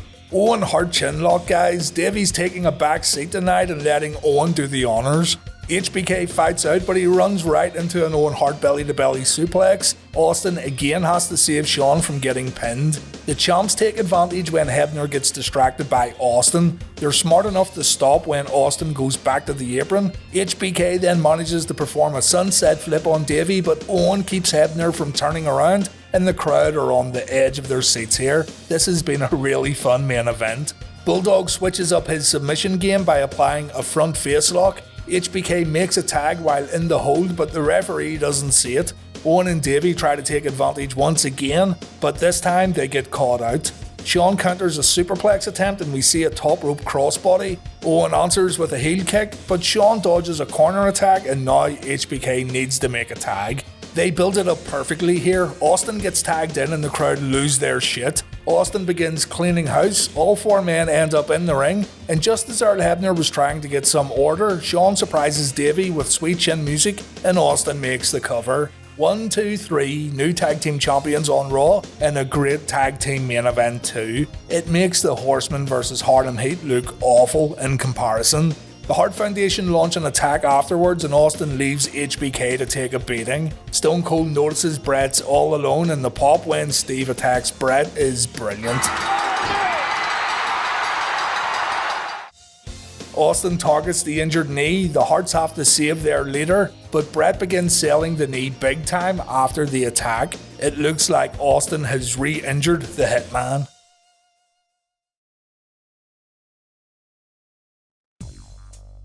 The Steiners take on Masahiro Chono and the Great Muta next on Nitro. Over on Raw, we've got a Hart Foundation promo. Bret's on crutches again. It looks like Austin's attack last week has indeed re-injured the Hitman. Vince McMahon invites Shawn Michaels and Steve Austin to join in on the promo from the Titantron, and Bret says this is all Steve Austin's fault. He's been in a wheelchair, he's been on crutches, he's been kicked around, he's re-injured his knee, and Bret says Shawn won't get his dream match at King of the Ring. Little jab there, I'm sure. HBK can thank Steve Austin for this match getting cancelled. It's been said too that not only was Bret not 100% healed, but Vince cancelled the match due to tensions rising between Michaels and Hart backstage, tensions that would boil over next week. The whole thing about Bret giving himself a 10-minute time limit against Shawn was, in reality, a safeguard to keep the proposed match as swift as possible and to ensure Bret wouldn't get badly re-injured. With the next In Your House taking place in Calgary, we can only assume that Bret would have lost the King of the Ring match and his next match would be in Canada, seeing as Bret wouldn't have been allowed to wrestle in America as per the King of the Ring match stipulation. But all that doesn't matter. Another Bret vs Shawn match has been put on the shelf. Shawn agrees with Bret on one thing though, this is all Steve Austin's fault. HBK says he had a golden chance to stop Bret from wrestling in the United States ever again, while Austin says he was trying to take Bret out for good last week. Things get heated and Austin invites Shawn over to his locker room if he wants to fight. HBK marches over and the two don't fight, they argue instead. Bret gives Brian Pillman an idea that leads to another King of the Ring match getting cancelled. Brian says he'll give up his match against Steve Austin on pay-per-view and let Shawn Michaels take his place. If Austin and Shawn accept, then the tag champions can face each other at the King of the Ring this Sunday. Austin says yes on the condition that he faces Pillman the next night on Raw. And as for Shawn, we'll have to wait until later to find out if he accepts. No jam at the King of the Ring, guys, and that's a damn shame. Austin and Shawn face each other this week at the King of the Ring, but they're also expected to work together tonight to face the Legion of Doom. I went in depth on last week's HBK and Austin tag match, and I want to give the Hall vs Flair match a detailed look this week, so I'll try to keep this one brief. HBK gets shoulder blocked by Hawk right at the opening bell, and Austin wonders what the hell's going on. Shawn then takes a press slam and Austin's already topping out. What a useless partner Shawn is. HBK dodges a top rope splash, but he then finds himself getting punched by both Road Warriors. Austin tries to save HBK, but Hawk and Animal end up throwing both guys out of the ring, and the tag champs argue on the outside. The Hart Foundation then show up before commercial break, although Bret is nowhere to be seen. We come back and Animal hits a jumping shoulder block on Austin, but Stone Cold comes back with a poke to the eye and a low blow. That's one way to turn things around. Austin and Shawn then work together after Shawn gets tagged in and Animal takes a beating in the corner. Animal manages to tag in Hawk and HBK finds himself bumping for the Road Warriors, but we see a glimmer of hope from the tag team champs when they once again manage to work together. Earl Hebner ends up getting wrecked by Animal, and this gives Austin a chance to attack Hawk with a tag belt. Hawk kicks out of Michaels' follow-up pin, and the match just continues on until the Hart Foundation show up again. HBK goes out to confront the Harts, and Austin decides to grab HBK by the hair to literally throw him back into the bout. Austin and HBK end up fighting again, and the match ends in a disqualification. The finish ruined this one. I know they had to keep their mini rivalry alive heading into King of the Ring, but I don't know. I'm not sure many people really wanted to see Shawn and Austin fight. The crowd booed the finish, and they booed when Michaels and Austin continued to brawl on the outside. The tag title match last week was superior in every way possible. Brian Pillman's wearing an Austin 316 shirt, though the 316 has been scratched out and we have June 9th, 1997 there instead. Pillman faces Austin tomorrow night on Raw, and I guess he wanted to give people a little reminder. Brian says he's here tonight to support the Hart family and he's here to see Shawn Michaels violate Steve Austin. Pillman plans on finishing the job tomorrow night if there's anything left of Stone Cold. Steve appears behind Pillman and Brian's completely unaware. Absolute gold here from Austin, who ducks out of camera shot only to re-emerge and begin destroying Pillman. Brian ends up getting wrecked here, and he also gets his head flushed down the toilet. I really hate to say it, but this has been the biggest highlight of King of the Ring so far. Austin says Brian Pillman sucks, he always has and he always will. We then had a match that wasn't advertised, Goldust vs Crush. Those who watch Reliving the War would know that Bret Hart and Shawn Michaels have had a difficult relationship these past few months, to say the least. Going over absolutely everything right now would take a good 20 or 30 minutes alone, and I plan on summarising everything in the next video that gets uploaded to the channel. But all we need to know right now for this King of the Ring review is that the planned Bret Hart vs Shawn Michaels King of the Ring match was cancelled, and Shawn will now face Steve Austin. Backstage issues, including the Sunny Days comment, and Bret still not being at 100% are reasons cited for the match change. Again, check out my next video where I'll tell the whole story of Bret vs Shawn so far, along with the backstage fight stuff. I think it will supplement the Reliving the War series quite well as we move towards Bret's final months in the WWF.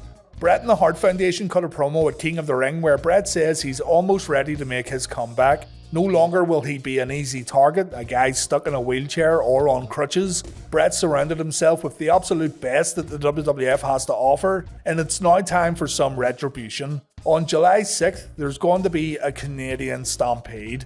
Bret and the Hart Foundation issue a challenge to any 5 wrestlers in the World Wrestling Federation. Anyone who has the jam, anyone who has the balls to cross the border and step into Calgary are welcome to do so. But they'll face the Hart Foundation in the Saddle Dome at In Your Haze. In the Calgary Saddle Dome at the In Your Haze, In Your House pay-per-view. Bret then goes to the commentary table to call the HBK vs Austin match, but Jerry Briscoe and officials want Bret to leave. Brian Pillman fights the officials off with his deadly desk lamp, while Bret says he's getting his freedom of speech taken away from him. There's an argument at the commentary table before the Harts end up leaving. The Hitman won't be calling the next match after all, but the challenge has been laid down and we know when Bret's making his comeback. Steve Austin says that being a tag team champion brings him more money and he doesn't necessarily want to cripple his tag team partner in this next matchup. But if Shawn forces Austin to turn up the violence, then Stone Cold says he'll do it. Austin makes his way to Gorilla where he bumps into the Hart Foundation. Bret's clan are still getting held back by security, and Stone Cold then gets a great ovation on his way down to the ring. Shawn Michaels cuts a weird promo. He says the Hart Foundation want himself and Austin to tear each other apart, and because of this fact, Shawn doesn't want to hurt Austin too badly. Shawn says that everyone's expecting a classic tonight and he doesn't know if that'll happen. He's wrestling his tag team partner tonight, and he says he doesn't have the answer before walking off. Shawn then makes his entrance and he looks like he can't be bothered. Maybe he's just playing it cool, but Shawn seems kinda off here, doesn't he? God, if I didn't know any better, I'd say he might have had a few Scooby snacks before coming to the ring, but Shawn wouldn't do that. He's a good boy. Now, at the start of this match, Shawn goes from cocky dickbag who probably indulged in some Colombian baking soda to an absolute hero. A young Paralympian tries to jump in the ring and attack Stone Cold. The match completely stops and the wrestlers wait to see what happens, but security end up grabbing the kid by the arms and legs. The kid's actually trying to fight security off. Shawn goes to the outside and he tries to calm the kid down. Stone Cold gets the order to go after Shawn and continue the bout, but the kid still resists against security. Shawn stops the match, he goes out, he gives the kid a hug, and he brings him back up the rampway where the kid's mum's able to join him. This is probably the most wholesome thing I've ever seen during a live pay-per-view, and there's a certain irony that it's HBK who does this. Everyone has him down as an asshole, but fair play to Shawn here. The crowd applauds, Austin holds the ropes open for HBK to get back in the ring. HBK doesn't accept, and the match resumes. The action was brief in the ring while all this was happening, by the way. Austin flipped off Shawn after a shoulder block and HBK done the same after a punch to the mouth.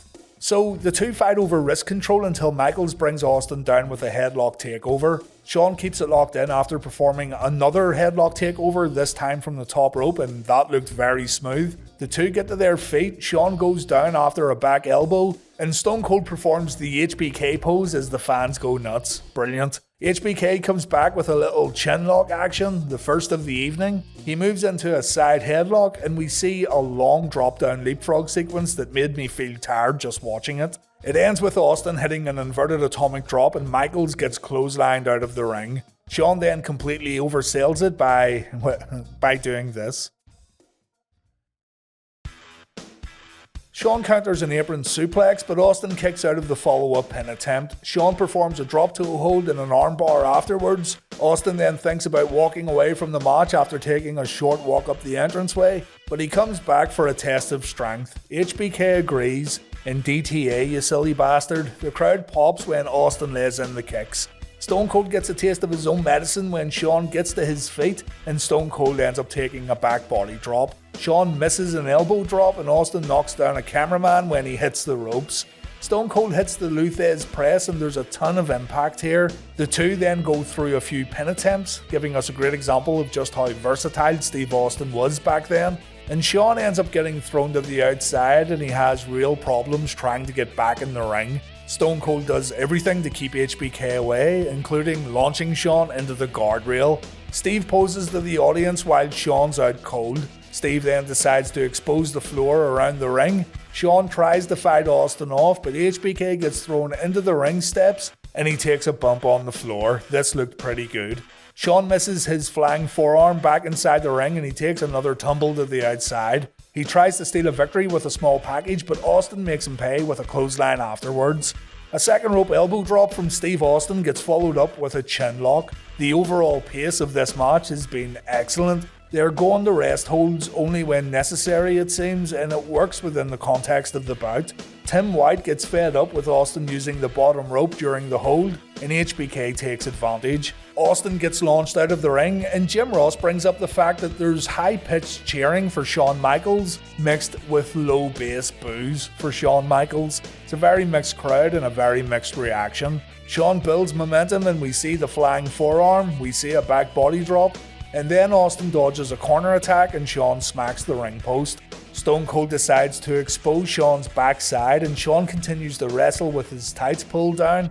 He hits a crossbody and he tries to pin Stone Cold, but Austin kicks out and he hits another clothesline. Tim White gets taken out in the corner. We have no referee. Austin blocks a super kick and we see the Stone Cold Stunner. There's no one to count the pinfall, so Austin grabs Tim White and our referee takes a stunner too. Shawn hits Austin with sweet chin music, but it's the same problem. No one there to count the pinfall. Mike Chioda runs down, but he checks on Tim White instead of counting the cover, so Shawn decides to hit Chioda with a super kick. He then covers Austin. White makes the count, but Austin kicks out at 2. Earl Hebner then runs down and he disqualifies both guys for attacking referees. It's a double DQ and it's a real bad way to end what was a very hard fought match. It looked like these two were trying to see who could outpace the other and who would get blown up quicker, and while Shawn might be considered more athletic, Austin done more than hang in there with the Heartbreak Kid. A good, underrated match in my opinion that maybe deservedly gets a bad rep thanks to the finish. In many ways though, this one could be considered better than their WrestleMania match next year. The tag champs try to take cheap shots at each other, but they decide to leave the ring together. They remain on high alert of each other, but they walk back up the ramp as we get ready for our main event. Over on Raw, Stone Cold says he's proud of what he done last night to Brian Pillman at King of the Ring. Vince McMahon says Austin's attack was a dastardly act, but Stone Cold says he wishes the toilet had a few logs in it.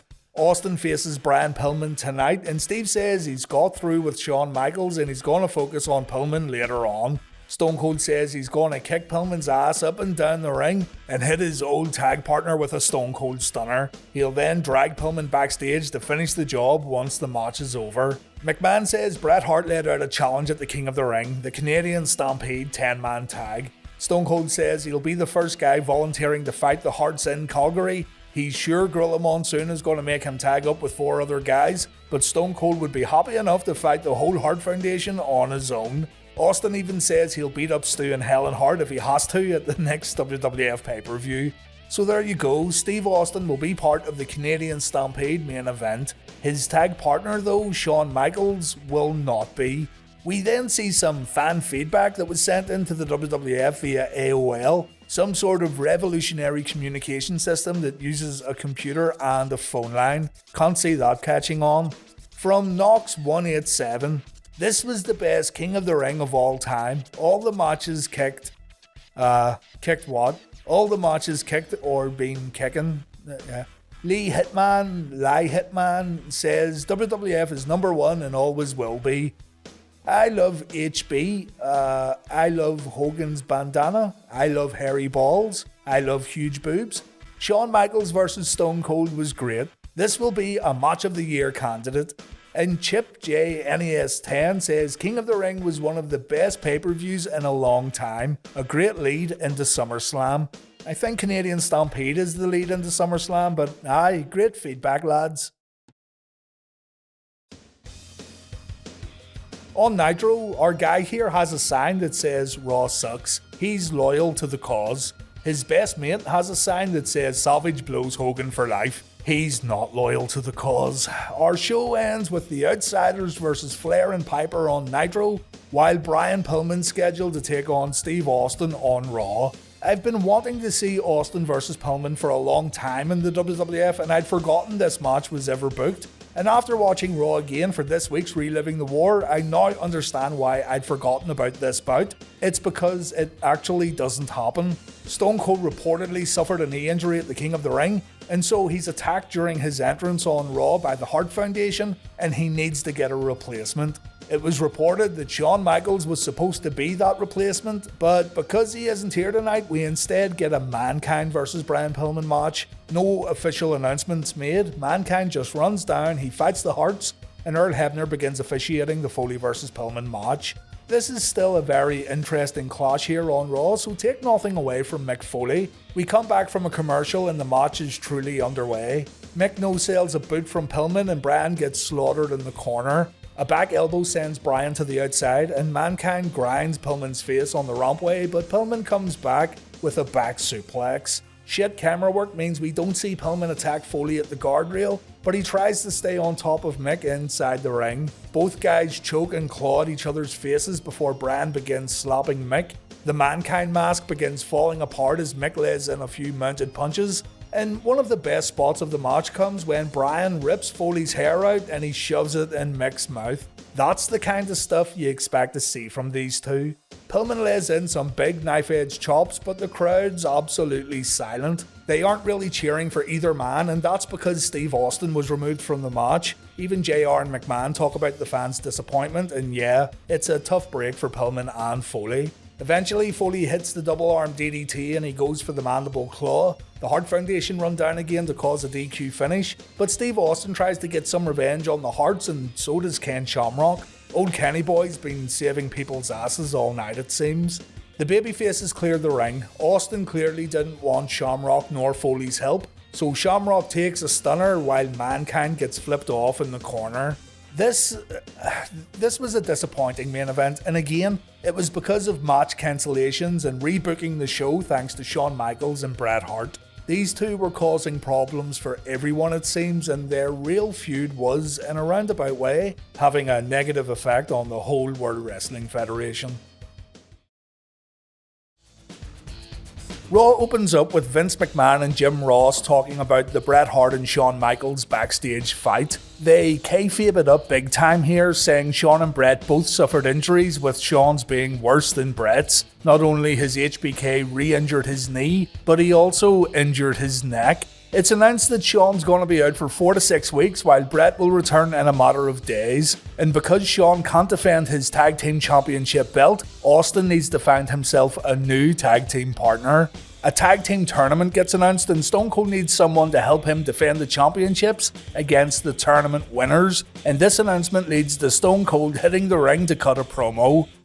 On Raw, Steve Austin basically says he does not want a tag team partner. Stone Cold says he was forced into a partnership with Shawn Michaels by Vince McMahon, and he doesn't want to team up with anybody ever again. Stone Cold says he'll defend the belts all on his own.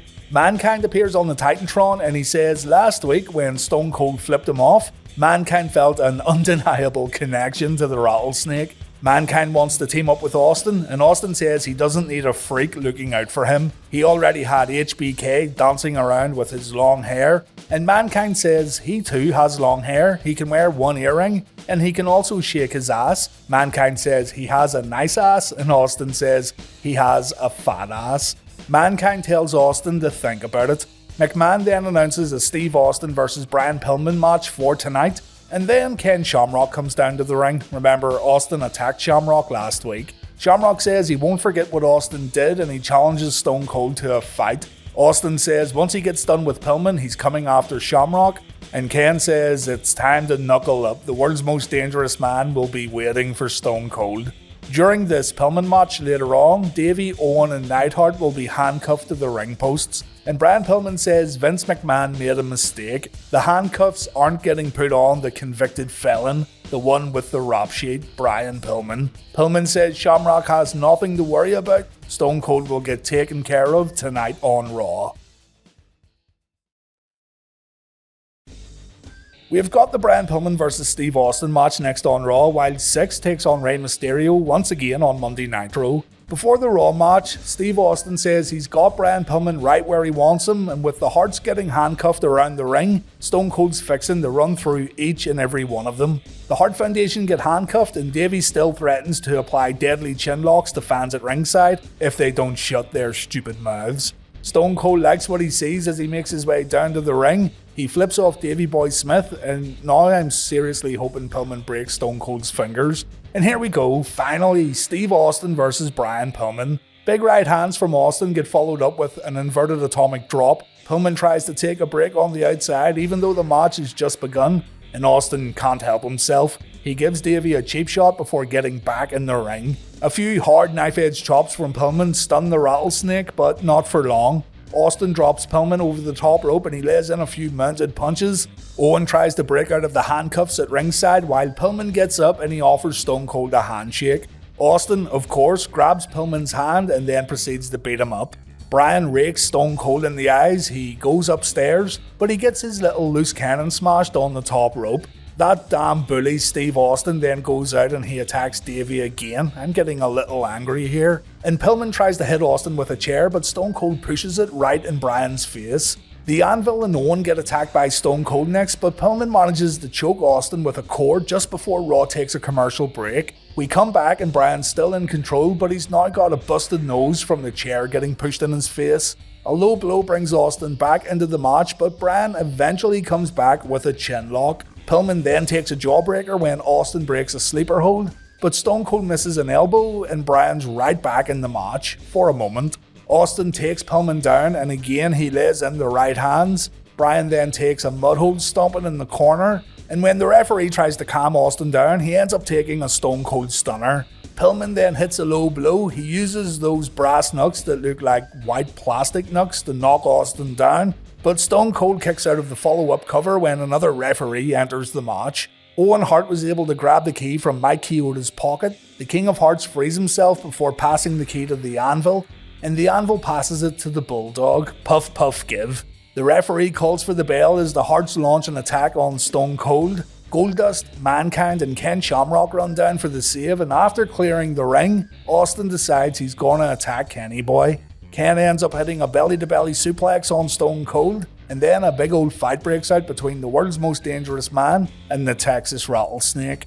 The Legion of Doom end up breaking things up eventually, and Goldust then grabs a microphone. He says this is what the Hart Foundation want and Stone Cold's falling for it. Goldust says the Harts want to take on the 5 very best wrestlers the WWF has to offer, and he then says that this slot right here, himself, the Legion of Doom, Shamrock and Austin, these are the 5 best in the company. Stone Cold looks like he doesn't agree with Dustin's self-assessment, but anyway, Goldust wants these 5 to form a team and take on the Harts. Austin makes it clear he wants to face the Harts by himself, but Gorilla Monsoon won't allow him to. He agrees to team up with these 4 losers, but he also says after the match, they aren't going to be friends. After the match, Vince McMahon shows fans a clip from Steve Austin's VHS tape. It includes Austin and ECW imitating Hulk Hogan, and McMahon and Ross have a good laugh about this. Ross says Austin talks about more superstars in the tape who should remain nameless. We then learn that the Great Sasuke will take on Taka Michinoku in a light heavyweight match at Canadian Stampede. That sounds interesting. And then we go to the ring for the Brian Pillman vs Mankind rematch. Mankind once again wears the Pick Me Steve sign around his neck, and he has a gift for Jim Ross. Foley wants to apologise for attacking Ross during his sit-down interview, and inside the gift box is a Mankind hand complete with a mandible claw. Brian Pillman takes it away and he shoves a finger in Mankind's eye. Nice. Back in the ring, Pillman's top rope move gets stopped with a back elbow. Steve Austin then cuts a split screen promo where he says Mankind sucks. You don't know if you're getting Mankind, Cactus Jack or Dude Love with this guy, so Austin doesn't want him as a partner. Stone Cold says no matter what happens, the tag titles are staying with Stone Cold. Before we go to commercial break, we see Triple H and Chyna standing at the entranceway. We come back and Mankind hits a baseball slide, but Pillman evens the odds with a ring bell shot. Foley gets his head rammed in the ring post. Pillman then targets Foley's ear, or his half ear, and Bryan even tries to use a pencil here. Jesus Christ. Pillman manages to stay in control at the other side of the ring when Foley runs into the steps. Bryan then bites at Mankind's ear in the ring and he spits on Foley. The loose cannon is getting seriously vicious here, but Mankind turns it around with a ring post nut shot. Bryan sells this wonderfully. Foley then signals for the mandible claw. This should be all over, but Triple H runs down the entranceway to break things up. Foley takes care of Hunter with a right hand followed by a mandible claw on the outside, but a Chyna distraction allows Pillman to hit Mankind with his boot. On the outside, we see a pathetic accidental chair shot from Triple H, made even worse because the chair was padded. And Mankind chases Hunter back up the entranceway. Mankind screams Helmsley's name into the microphone before Raw moves on, and this wasn't a bad match at all.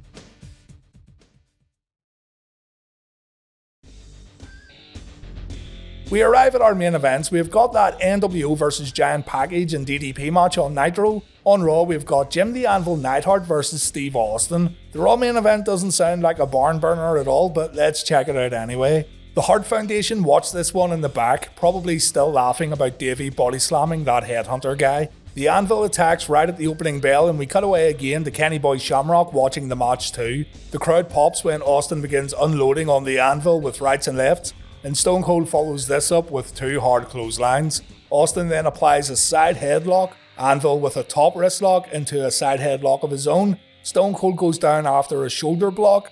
Jim applies another side headlock, and we see another shoulder block. Sweet. Stone Cold's Luthez press doesn't look too hot afterwards. Stone Cold then goes for a sharpshooter, but he gets kicked away. We get a good long abdominal stretch with a little rope leverage. Everyone loves seeing that one, don't they? Eventually the two end up on the outside and Stone Cold hits a slam on the rampway. We go to commercial break, and during the commercial, Bret Hart showed up and he attacked Ken Shamrock. Ken doesn't have the jam. And speaking of jam, remember I asked you guys last week to send me your sick photos with Reliving the War merch? Well, check this out. This is Chief Big Canoe, and they don't call him Chief Big Canoe for nothing. A majestic photo in the snow, the glorious winged eagle belt, the Bret's jam shirt, the glasses, a consummate professional, ladies and gentlemen, a jam up guy. So well done, man. Back to Raw, and Bret had us all fooled. He wasn't in Calgary at all, and Ken gets his ass kicked courtesy of His Excellency. In the ring, Jim Neidhart's looking fucking tired as he chokes Austin on the mat. He gets launched off the ropes and he kicks Stone Cold as if to say, nah, I'm not doing anything else. And then he performs a chin lock. Fortunately, Davey went to the toilet and he didn't have to see this. No relapsing this week on Reliving the War. Austin fights out, Anvil applies a sleeper, Stone Cold catches flies, and we see the jawbreaker. Anvil then stops the action again with another rest hold, a front face lock. Jim uses his last bit of energy to hit a body slam. He dives from the middle rope, but he misses his target. Stone Cold begins firing up, but before he can put the match away, Bret Hart interferes. The ref calls for a DQ as the original Hart Foundation teach Stone Cold a lesson. Bret applies the figure 4 around the ring post, and this prompts Mankind to hit the ringside area to save Austin. Bret gets put in the mandible claw, and Raw ends with the Hart Foundation smacking Foley with steel chairs to break the hold. These Hart boys are becoming a little like the NWO with all these DQ finishes. Not a great main event on Raw, sadly. And so we get to the main event, and it's probably the reason why you clicked on this video. There's still around 1 hour of time remaining on the pay-per-view, so you know you're in for a real treat here, from the entrances all the way to the final bell. At the King of the Ring, Bret Hart challenged any 5 American superstars to step into the ring with the Hart Foundation at Canadian Stampede. Ken Shamrock, Goldust, the Legion of Doom, and Stone Cold Steve Austin would end up coming together to face the Harts. And without disrespecting the 5 men in Team America here, this really wasn't the absolute best babyface team the WWF had to offer at the time. You have to remember though that these guys were getting booked to lose, and the WWF still had to protect their biggest babyfaces when the company returned to the United States, so it makes sense to sacrifice a few lesser superstars for the greater good perhaps. Of note here is that Shawn Michaels was absent from Canadian Stampede. He and Bret Hart had that well documented backstage fight, and Vince told Shawn to take a few weeks off to cool down, so who knows how Shawn would have fit into this pay-per-view had he been around at the time. I know I've harped on about this already in this video, but to really appreciate Canadian Stampede, you need to appreciate how Bret Hart and the Hart Foundation would rip apart American wrestling fans on weekly WWF television. Bret felt the fans of America turned their back on the Hitman, but Bret would also say that the fans across the border still valued him and the rest of the Harts. Canadian Stampede was designed to show the world that Canada still loved the Hitman, and boy, I'm not sure anyone could have predicted the reaction the Hart Foundation got during this 10-man tag main event. There hasn't been an atmosphere like this at a wrestling show since. The closest thing I could compare it to, in the WWF at least, would be the CM Punk vs John Cena Chicago match at Money in the Bank 2011. Team USA have an interview before the match. They all seem united as one with the exception of Stone Cold Steve Austin. Austin walks away from the team before Doc Hendricks gets a chance to ask a few questions. The Canadian national anthem is sang in the ring by Farmer's Daughter, a Canadian country music group who I've personally never heard of before, but still the message is sent loud and clear. This is Hart family territory, and this one is all about Canada being better than America. Howard Finkel acknowledges Stu and Helen Hart sitting at ringside before the Hart Foundation's opponents make their way to the ring. Now, it isn't an absolute hostile reaction here. The fans aren't completely booing the hell out of Team USA, but they aren't overly welcoming either.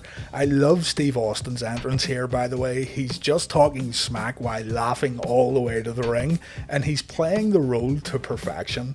The first Hart Foundation member to get introduced is Brian Pillman, and I can talk about the insane reactions each member of the Hart Foundation gets here, but I won't do that. Instead, I'll just say that each and every member gets treated like a main event megastar as the Harts line up the entranceway one by one. When the Hitman comes out, the crowd response is simply insane. You'll never see a homecoming like this in wrestling. The Hart Foundation got the biggest babyface pop of the year, even though they were heels. Truly outstanding stuff here. The two teams come face to face, but when the smoke clears, we are left with Bret Hart and Steve Austin. The two trade punches and Bret gets the upper hand. When Austin finds himself in the corner getting a beating from the Hitman, the hard camera again begins to shake due to the crowd once again going totally nuts. Jerry Lawler screams that the building is shaking as Austin gets a little payback. Stone Cold flips off the fans before Bret comes back with a clothesline. Bret gets cheered for everything he does here. It doesn't matter if Bret fights fair or fights dirty, everything gets a pop. Stone Cold hits a low blow and he gives a cheeky little smile to the Calgary audience after doing so. Austin locks in the $1 Million Dream and the two men reenact the finish of their Survivor Series 96 match, but this time Austin kicks out.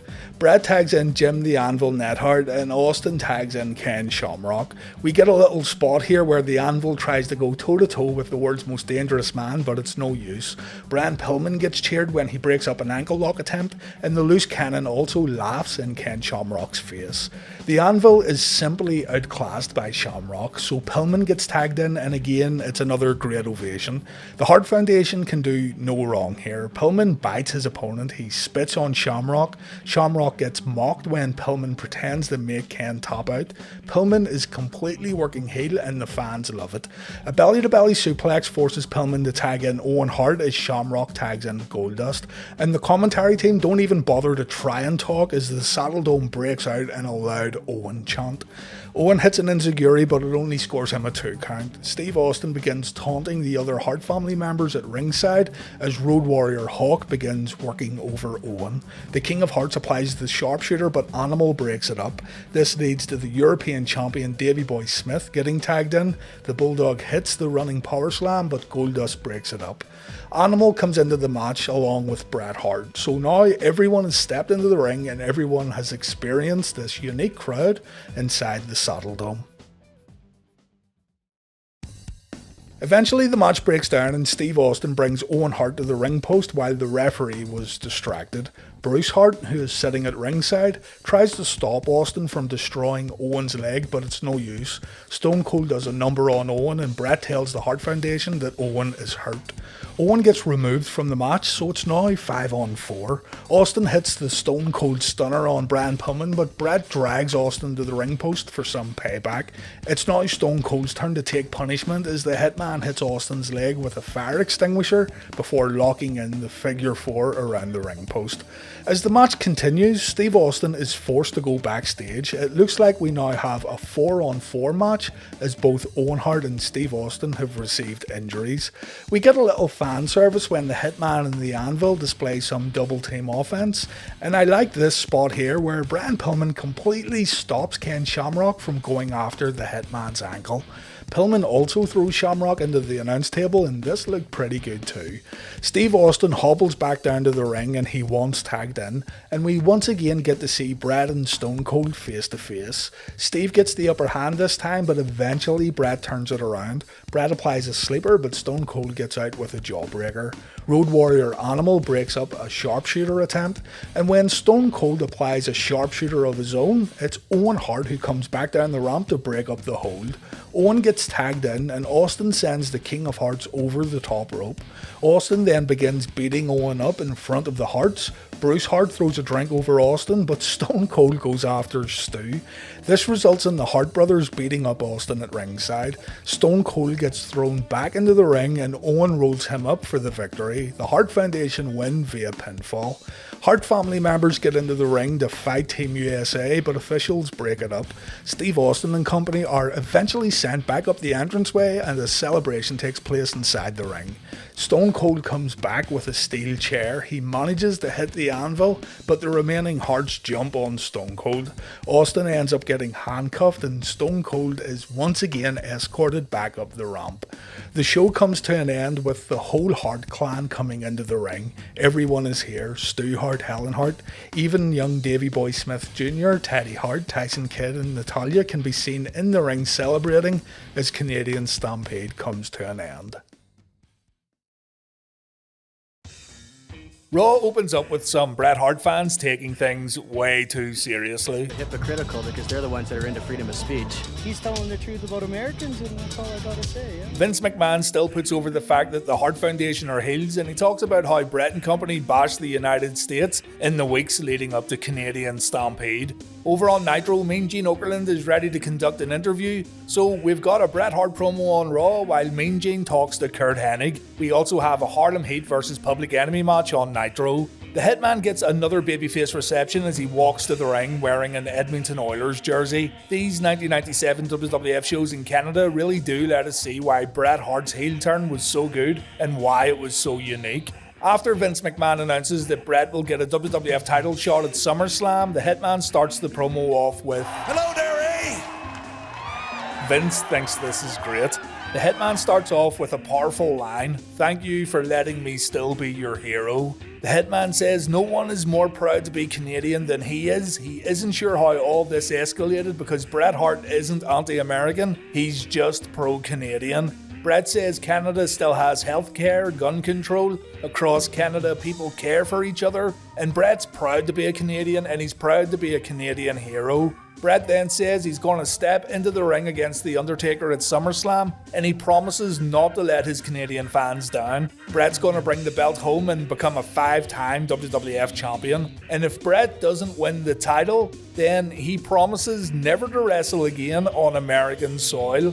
Hart then introduces the family. Owen comes out first to another great reaction. Bret then says the most powerful man in the WWF is on his way to the ring, the current European champion, and chinlock free for 2 weeks, Davey Boy Smith. It's announced here that Davey's going to defend the European title against Kenny Shamrock at SummerSlam. Davey's looking good too. It's amazing what staying off the chinlocks can do to a man. Bret then directs the audience's attention to the Titantron where the maple leaf is shown and the Canadian national anthem plays in the arena. We get this fantastic shot of Bret, Owen and Davey, but it all gets ruined when Steve Austin hits the ring with a steel chair. Austin gets in a few cheap shots and he laughs on the rampway after the attack. What a low-down, stinking, rotten hyena. During the break, Bret says this is what he goes through every week in the United States, but the Hitman is not going to sit back and allow Austin to disrespect Canada. Vince McMahon apologizes for the anthem interruption before Raw moves on.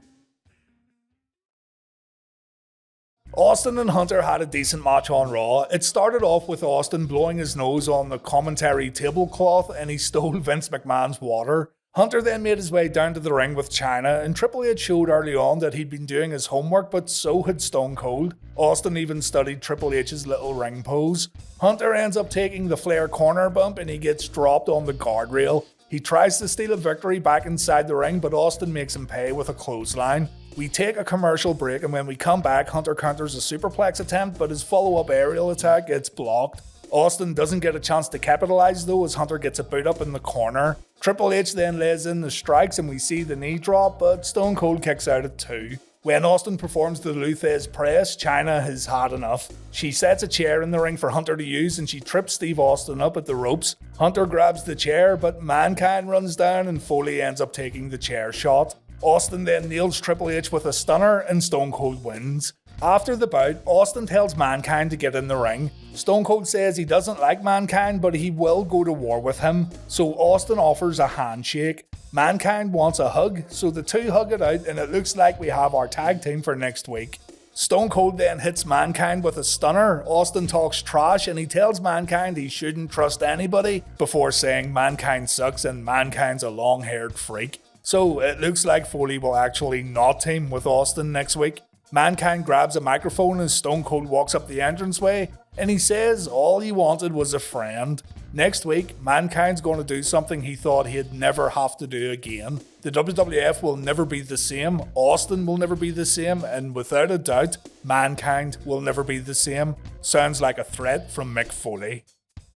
On Raw, Steve Austin comes out again, and this kinda feels like overexposure at this point, especially seeing as Austin's gonna get booed anyway. Stone Cold says he doesn't care about the Canadian fans, and the reaction he gets next week in San Antonio will probably be a lot different. Vince once again asks about Austin's tag team partner, and even Stone Cold's sick of hearing about it. You ask and ask, just like a jackass. Who's your partner gonna be, Steve? Austin says he understands that Gorilla Monsoon will exercise his right to pick a partner for Steve if he doesn't make a decision himself. And Stone Cold says that's fine because Gorilla hasn't exercised his tub of guts body in 30 years. Stone Cold does not care. He says he'll defend the tag team titles by himself. Vince then says Stone Cold will get an IC title shot at SummerSlam against Owen Hart. Austin admits that Owen pinned him last night in the Canadian Stampede, but it won't happen again. So confident is Stone Cold that he tells McMahon to write a stipulation into the contract. If Austin can't win the Intercontinental Championship at SummerSlam, Owen can pull down his tights and Austin will kiss his ass right in the middle of the ring. That's how our promo ended. What I don't get is why haven't the Hart Foundation tried to get revenge for the attack earlier on? They've had 2 chances now and they didn't take neither of them. Canada's own Bret Hart versus Goldust then. The Hitman starts off aggressively by throwing Goldust to the outside and Bret dishes out some punishment in front of the Canadian fans. Hart then hits an inverted atomic drop back inside the ropes. He follows this with a clothesline and Bret runs the Bizarre One's face against the top rope while the crowd cheer him on. Bret then targets the lower back and Goldust has to rake the Hitman's eyes in order to stop the onslaught. Bret almost immediately goes back in the driver's seat by countering a body slam. Bret then throws Goldust to the corner and he gets up on his very own rope and he then drops a double axe handle, he performs a body slam, he hits an elbow drop, complete domination from Bret Hitman Hart.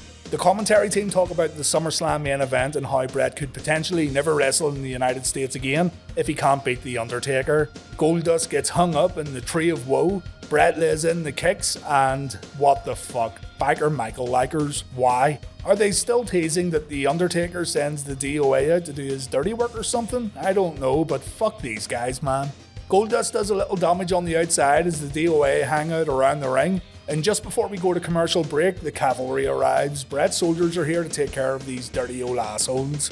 Bret gets thrown out of the ring and Goldust is wise enough to move Bret away from the Hart Foundation. Bret turns it around though, and the two get back in the ring where Goldust takes a backbreaker. Bret hits his second rope elbow drop, but we miss it because Earl Hebner won't move out of the fucking way. Goldust kicks out. Bret then performs a side Russian leg sweep, and Goldust once again has to cheat in order to turn things around. I couldn't keep my eyes off Earl Hebner here. He gets a message through his earpiece, and he seems confused. He tells the guys to bring it down to the mat so he can get further instructions, and he just stares over at the timekeeper and the ring announcer. Not only that, poor Davey has to go through more chinlock exposure.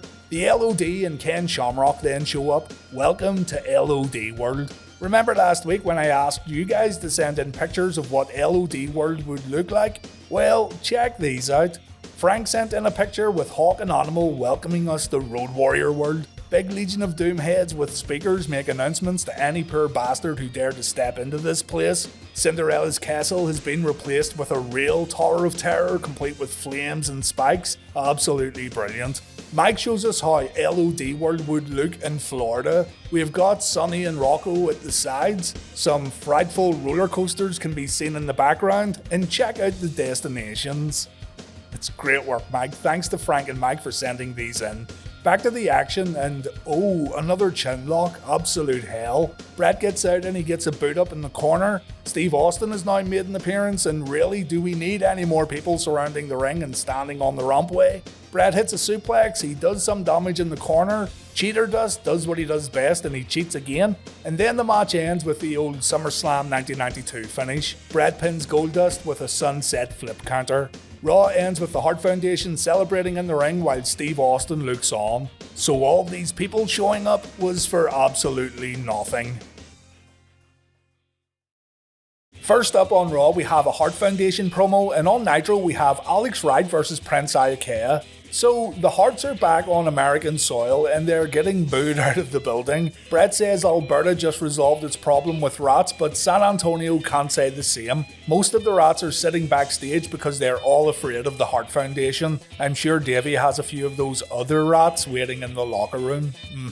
Bret says it's in his contract. If he can't beat The Undertaker at SummerSlam, then he won't wrestle in America ever again. Vince McMahon corrects Bret by saying the contract states Bret has to win the WWF Championship, and the Hitman says Canadians keep their promises, and at SummerSlam, The Undertaker will free fall like a dead star. I know, he should have just said The Undertaker hasn't got the jam. And Bret says we're looking at a future 5-time WWF champion. Owen says he and Davey will get their belts back tonight, and at SummerSlam, Austin better bring his lip balm because he's gonna kiss Owen's ass. Bret thought this was absolutely brilliant. Look at the smile on the Hitman. Vince then wants to speak with the Bulldog, and Pillman's like, oh Jesus God no. Davey says he'll eat a can of dog food if he loses his European title at SummerSlam against Ken Shamrock. Staying off the chin locks has given Davey a lot of confidence. Pillman confirms he's going to wrestle Goldust at SummerSlam, and if he loses, he'll wear a dress the next night on Raw. And Jim Neidhart will shave his beard if any Hart Foundation member loses their match on pay-per-view. Bret says in Canada the women are nicer, the money is better, the sports are tougher, the jam is jammier.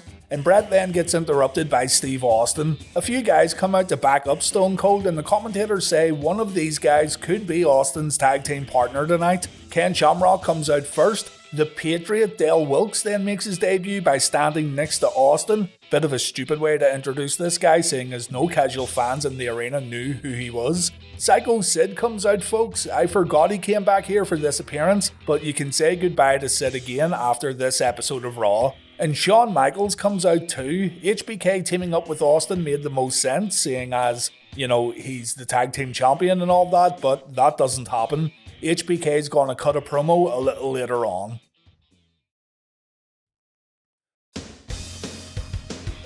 We end this week's episode with a Lex Luger promo on Nitro and the WWF Tag Team title match on Raw.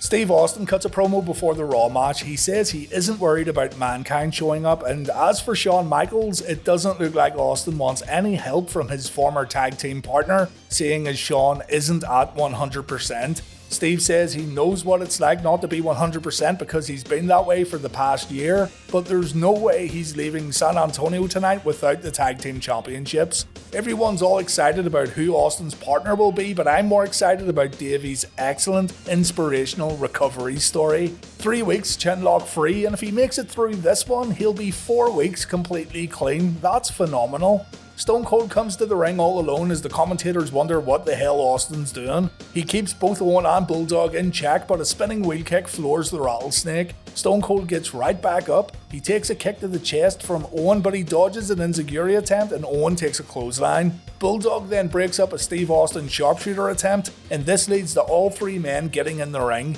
The odds are seriously stacked against Stone Cold here, and it doesn't take long for Stone Cold to get floored. Bulldog gets tagged in, he does some damage while Austin's still on the mat, and Davey lays in a few forearms in the corner. Austin replies with a clothesline, but once again, the Hart Foundation use their numbers advantage. Stone Cold gets tossed out of the ring and Owen drops the Rattlesnake across the guardrail. Check out the bump that Austin takes on the ring steps too. Fucking hell. Davey waves the maple leaf inside the ring as Vince McMahon says Austin's partner has arrived. We go backstage where a disco beat plays and someone wearing white boots begins walking towards the ring. Owen hits a belly-to-belly suplex when we come back from commercial break, but Stone Cold stays in the match with a double clothesline. The Hart Foundation then perform a wishbone and Davey stays in the ring. Austin's on the mat, he's in absolute prime position, but Davey overcomes his urges and we do not see a chin lock. He just stomps away at Austin's leg, and look, he even thought about applying some sort of submission move, but he stayed strong and he tagged out. Absolute hero. Owen hits a neck breaker, he puts Austin down with a body slam, but then Austin counters a middle rope dive and Owen takes a mudhole stomping in the corner. Austin then gets both Owen and Davey out of the ring, and then... Steve-O, looks like you could use a little help, my man. Mankind is on the screen, but he's wearing tie-dye and he's acting very strangely. Foley says he doesn't blame Austin for not tagging up with that mutilated freak Mankind, but Austin didn't say anything about not tagging up with the hippest cat in the land, Dude Love. Dude Love, the very first character Mick Foley ever dreamed of being in professional wrestling, is coming to save the day. You know what I absolutely love about this? Austin's reactions. I also love the fact that Owen and Davey had a perfect chance to storm the ring and take Austin out, but they too are so fucking confused about what's going on that they just stand on the outside and watch this madness unfold. Out comes Dude Love with his absolutely banging theme song, and Austin looks on in complete disbelief. Dude Love gets in the ring, he does a little dance, and Austin... Clearly Austin's head just completely melted at this sight. What is Mick Foley doing and why is it so awesome? Owen finally attacks Stone Cold and Austin tags in Foley. The tag itself gets a pop and Dude Love goes to work on the IC champion. Owen takes a running knee before tagging in Davey. The Bulldog tries to end it with a running power slam, but Foley counters with a mandible claw. Owen's forced to break it up with a missile dropkick. While the referee tries to get Owen out of the ring, Austin runs in and he hits a stunner on Davey. Dude Love covers the Bulldog, and Dude Love becomes a tag team champion alongside Steve Austin. Bulldog and Owen leave the ring as Austin and Dude Love celebrate. Dude Love gives his tag team belt to Austin, and Foley gets jumped by a few Ric Flair groupies. In the midst of the hot action, Austin gives the belt back to Dude Love, and he shakes his hand. A very rare instance of Stone Cold shaking someone's hand and not hitting a stunner afterwards. What a fun, feel-good ending to WWF Raw this week. People in the audience are laughing, smiling, and cheering for Mick Foley as Dude Love dances in the ring just before Raw fades to black. The reaction the Hart Foundation get in Halifax is absolutely ridiculous. Even Vince McMahon can't hide how awesome this is as the Hitman and his band of merry men stand in the ring, a sea of maple leaf flags and pink and black signs surrounding them. Bret says it's great to be back in God's country. He had a nightmare where he woke up in San Antonio where fans spit and throw stuff at people who tell the truth. And Bret makes an observation. He says the United States of America is shaped like one giant toilet bowl. Let's see. Yeah, he has a point. Bret then tells us why America is shaped like a giant toilet bowl. Because most Americans are just plain full of crap. Bret says all the American wrestlers backstage are hiding. They don't want to step up to the plate, but Bret thinks the Undertaker should get involved in this flag match so SummerSlam can start early tonight on Raw. Davey Boy Smith is delirious. The lack of chin locks is taking its toll, guys. He says the world just saw him, quote, slam the most dangerous man, Ken Shamrock, right through the mat. That's the world's most dangerous man, Ken Shamrock, and you slammed him on the rampway, Davey. Bulldog says more or less the exact same thing as Bret. Why wait until SummerSlam? Kenny should accept the challenge and compete in the flag match. Here's Owen. Let me guess. Steve Austin, we don't have to wait until SummerSlam. Well, come on out here, and why wait until SummerSlam? Yeah. Remember how we laughed at Psycho Sid reciting Hawk's promo in his head during the King of the Ring? Well, Bret does the same, but only when Owen says the words, kiss my butt. He wants to come out and kiss my butt. Well, I damn well know he can't kiss my butt. It's absolute madness. Owen says Austin's a sicko because he's eager to kiss Owen's ass at SummerSlam. Owen isn't going to allow him to do that, but if he wants, Austin can suck Owen's toes. What? The glass shatters and Steve Austin shows up. He says this isn't God's country, this is a living hell. He'll go down to the ring and stick the Hart Foundation's toes up their asses, and he says, We ain't got to wait till SummerSlam. Hey guys, guess what? We don't need to wait until SummerSlam. Steve Austin confirms he'll take part in the flag match main event.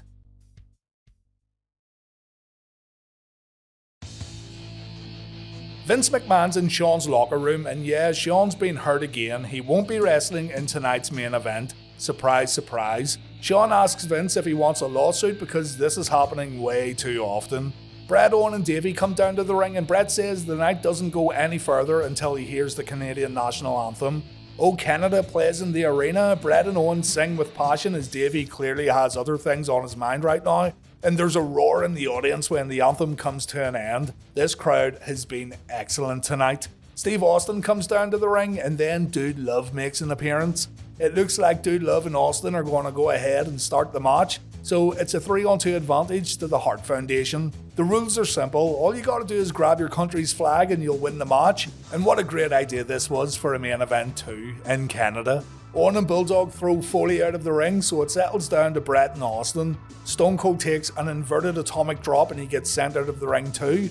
And then Dude Love is allowed to enter the match without a tag. We've got Owen and Dude Love in the ring now, and clearly not everyone in Halifax is a fan of the Hitman.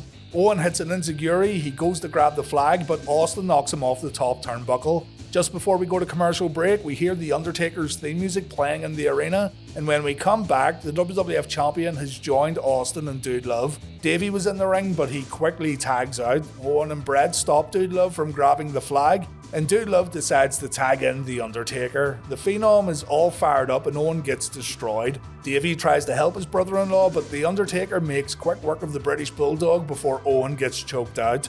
Owen then takes a chokeslam, Undertaker covers Owen, and Bret smacks the dead man for being a silly shit. You gotta get the flag there, big man. Austin gets tagged in and it looks like Owen has Austin's number. That's until Austin hits a clothesline and he lets the Canadian fans know exactly how he feels about them. Austin then performs a chinlock while looking at the Bulldog dead in the eyes. Austin even cheats and Dude Love lends a hand. Davey's fucking sweating bullets at the moment. And then Owen fights out, but he takes a knee to the midsection. That chinlock hurt Davey more than it hurt Owen. Dude Love's back in the match. Owen counters a neckbreaker with a DDT, but Steve Austin stops Owen from tagging out. Foley tries to apply the mandible claw after getting Owen locked in a body scissors. Owen again has to fight out, but a rake to the eyes allows Foley to tag Austin back in, and Owen just needs to get to Davey or Bret. The IC champ counters a Steve Austin superplex attempt, but he can't tag out. We take the final commercial break as Austin brings Owen to the opposition's corner, and when we come back, Owen counters a sleeper with a back suplex. Owen then hits a spinning wheel kick on Dude Love. Austin comes back in and Owen misses another enziguri attempt, but the King of Hearts pushes Austin away during a sharpshooter attempt, and a clothesline puts Austin on the mat. Finally, Bret Hart gets a tag and the audience completely lose their shit when Bret hits a clothesline on Stone Cold. Foley saves Austin from a figure four around the ring post and Austin tags the Undertaker. Taker hits Bulldog with a chokeslam and he goes for a tombstone. But Bret puts a stop to that and both the Undertaker and Bret go down after a double clothesline. It's then a race to see who can get their flag first. It looks like Taker's going to get Old Glory first, but Brian Pillman appears and Taker gets hit with a low blow. Bret then grabs the maple leaf and the Hart Foundation win the match. There's a big celebration in the arena just before Raw goes off the air. Austin looks incredibly pissed off as the Hart Foundation, minus Jim Neidhart strangely, celebrate in the audience. And oh, well done Davey Boy Smith, 5 whole weeks without a chinlock. He'll get a little bronze medal soon if he keeps this up. A very good main event from Raw with a gimmick match that really fit the theme of the show and the current main storyline of the company. Both Raw and Nitro had good main events this week. The Godwins take on Stone Cold and Dude Love next on Raw. On Nitro we have a Double J and Dean Malenko promo and a Syxx vs Dallas Page match. Austin gets Henry out of the bout after a few right hands and it starts off with Mick and Phineas. Owen and Bulldog, who are providing commentary for this match, say they can't wait to get back to God's country in the near future as Dude Love hits a clothesline inside the ring. Austin gets tagged in and Bulldog says his wife could beat these guys quicker than she beat the competition to become Mrs. Calgary. Henry gets tagged in and he instantly takes a clothesline. Stone Cold loses his footing a bit because he's so amped up, but Henry turns it around when Dude Love gets tagged back in.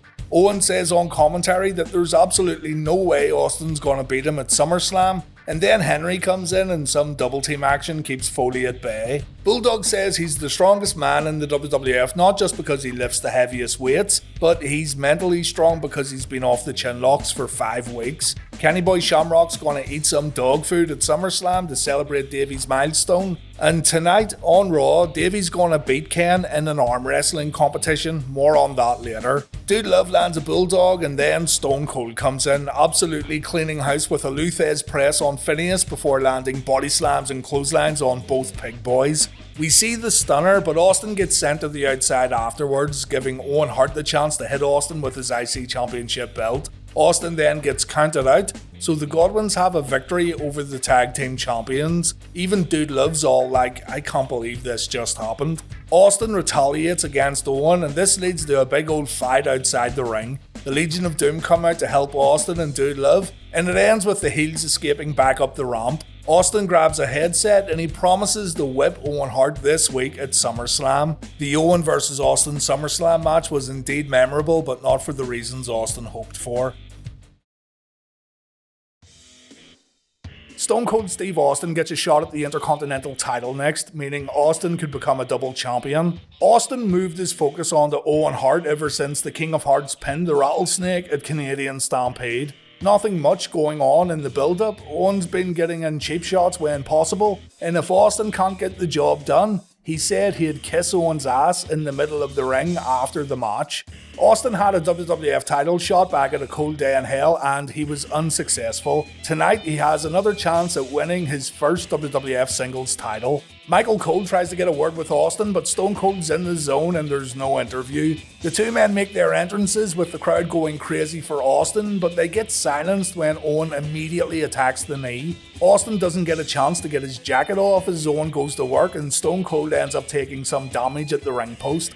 Unfortunately for Owen, this wasn't enough to stop Stone Cold. We see the Luthez press and Owen gets slammed to the mat repeatedly afterwards. Austin then chokes Owen at the ropes. The King of Hearts thinks he's smart when he dodges Austin's attack, but Stone Cold nails Austin with a big clothesline and the crowd goes nuts. Austin maintains wrist control and he begins working on Owen's shoulder. This doesn't last long. Owen performs his headstand counter, and all this fancy shit means nothing when you get poked in the eye afterwards.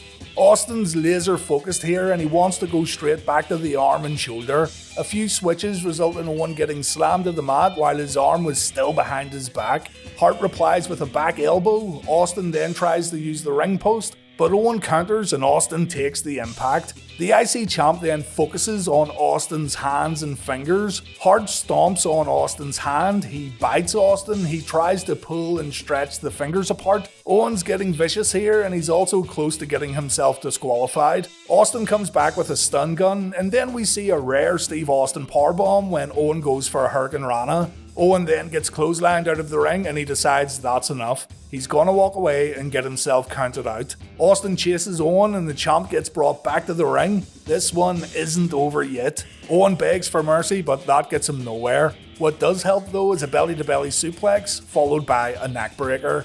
Owen then hits an elbow drop, but Austin kicks out at 2.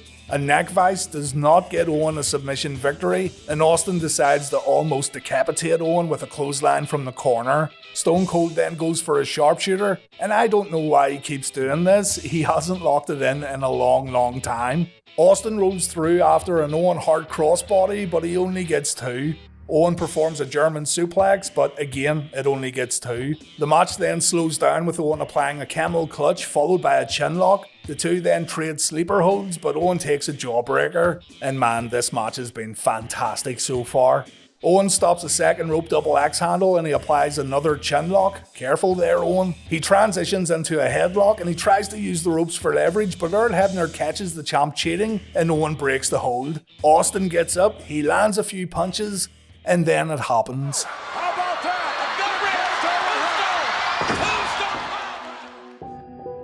This is still hard to watch even today. Seeing the piledriver is bad enough, but seeing Austin lying motionless in the ring, Owen Hart looking seriously worried, and Earl Hebner being unsure what to do, it's fucking bad. Austin got dropped on his head and he legitimately lost feeling in his limbs. He said it felt like a gong going off in his head. and at this very moment he's under the impression that he'll never walk again. Owen tries to buy Austin some time, but Austin needs medical attention urgently. There's no getting up and continuing the match. Austin was supposed to win the bout, so he crawls over and performs a weak schoolboy pin. Even this is hard to watch, and Austin wins the IC Championship in one of the worst ways possible.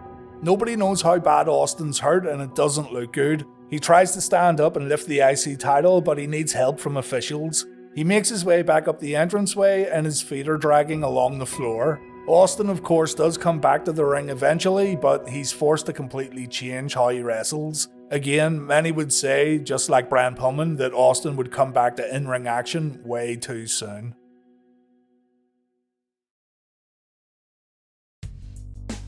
Raw's going to be very interesting this week after what happened in the IC and World title matches at SummerSlam. We waste no time at all. Raw opens up with a Hart Foundation promo, while Lex Luger cuts a promo on Nitro. We also have Six versus Chris Benoit. Jim Ross says the main event last night at SummerSlam was controversial. Bret Hart spat on Shawn Michaels and Bret Hart provoked Shawn Michaels, but the Hitman can't keep the smile off his face. Bret says he proved last night that he's the best there is, the best there was, and the best there ever will be, and he proved it against all odds. Bret says the WWF aren't holding up their end of the title match stipulation in regards to Shawn Michaels though. Bret says Shawn was biased, he favoured The Undertaker the whole way through the match, so Bret wants to know what the WWF are going to do about it. Jim Ross reveals that Bret faces the Patriot at the next In Your House show, Ground Zero, and the Hitman says his loss against the Patriot on Raw last week was a fluke. Bret finds it funny that the Patriot stands for morals, yet he associates himself with guys like Shawn Michaels and that stinking lousy hyena Steve Austin. Bret then says he's proud of Davey. The Bulldog showed class in his match against Ken Shamrock, and because of Ken's actions, the world's most dangerous man will never get another shot at the European belt. Davey looks absolutely wrecked from all those chin locks last night. Seriously, he looks out of it. In regards to Brian Pillman wearing a dress tonight, Bret says it isn't gonna happen. Bret's the new sheriff in town, and if the Hitman says it ain't gonna happen, then it ain't gonna happen. Owen says he's angry with himself. He showed compassion during his IC title defense and he lost the championship. Owen says that's fine because Austin is now in hospital in New Jersey and the career of Steve Austin is over. Owen says he beat himself at SummerSlam, maybe not the best choice of words, and Austin should forfeit the title and hand it back to the King of Hearts if he doesn't want his ass kicked again. Jim Ross then introduces the new WWF commissioner. It's Sergeant Slaughter, and apparently this new commissioner has full power and full authority in the WWF. Slaughter says Bret isn't the sheriff, he is, and he says the first thing he's doing is booking Bret Hart in a match against the Patriot at Ground Zero. Yes, we already know that, Sarge. As for Davey, he's going to face Shamrock again soon. Brian Pillman will wear the dress, and Owen's going to get a chance to face Austin again when Austin recovers from injury.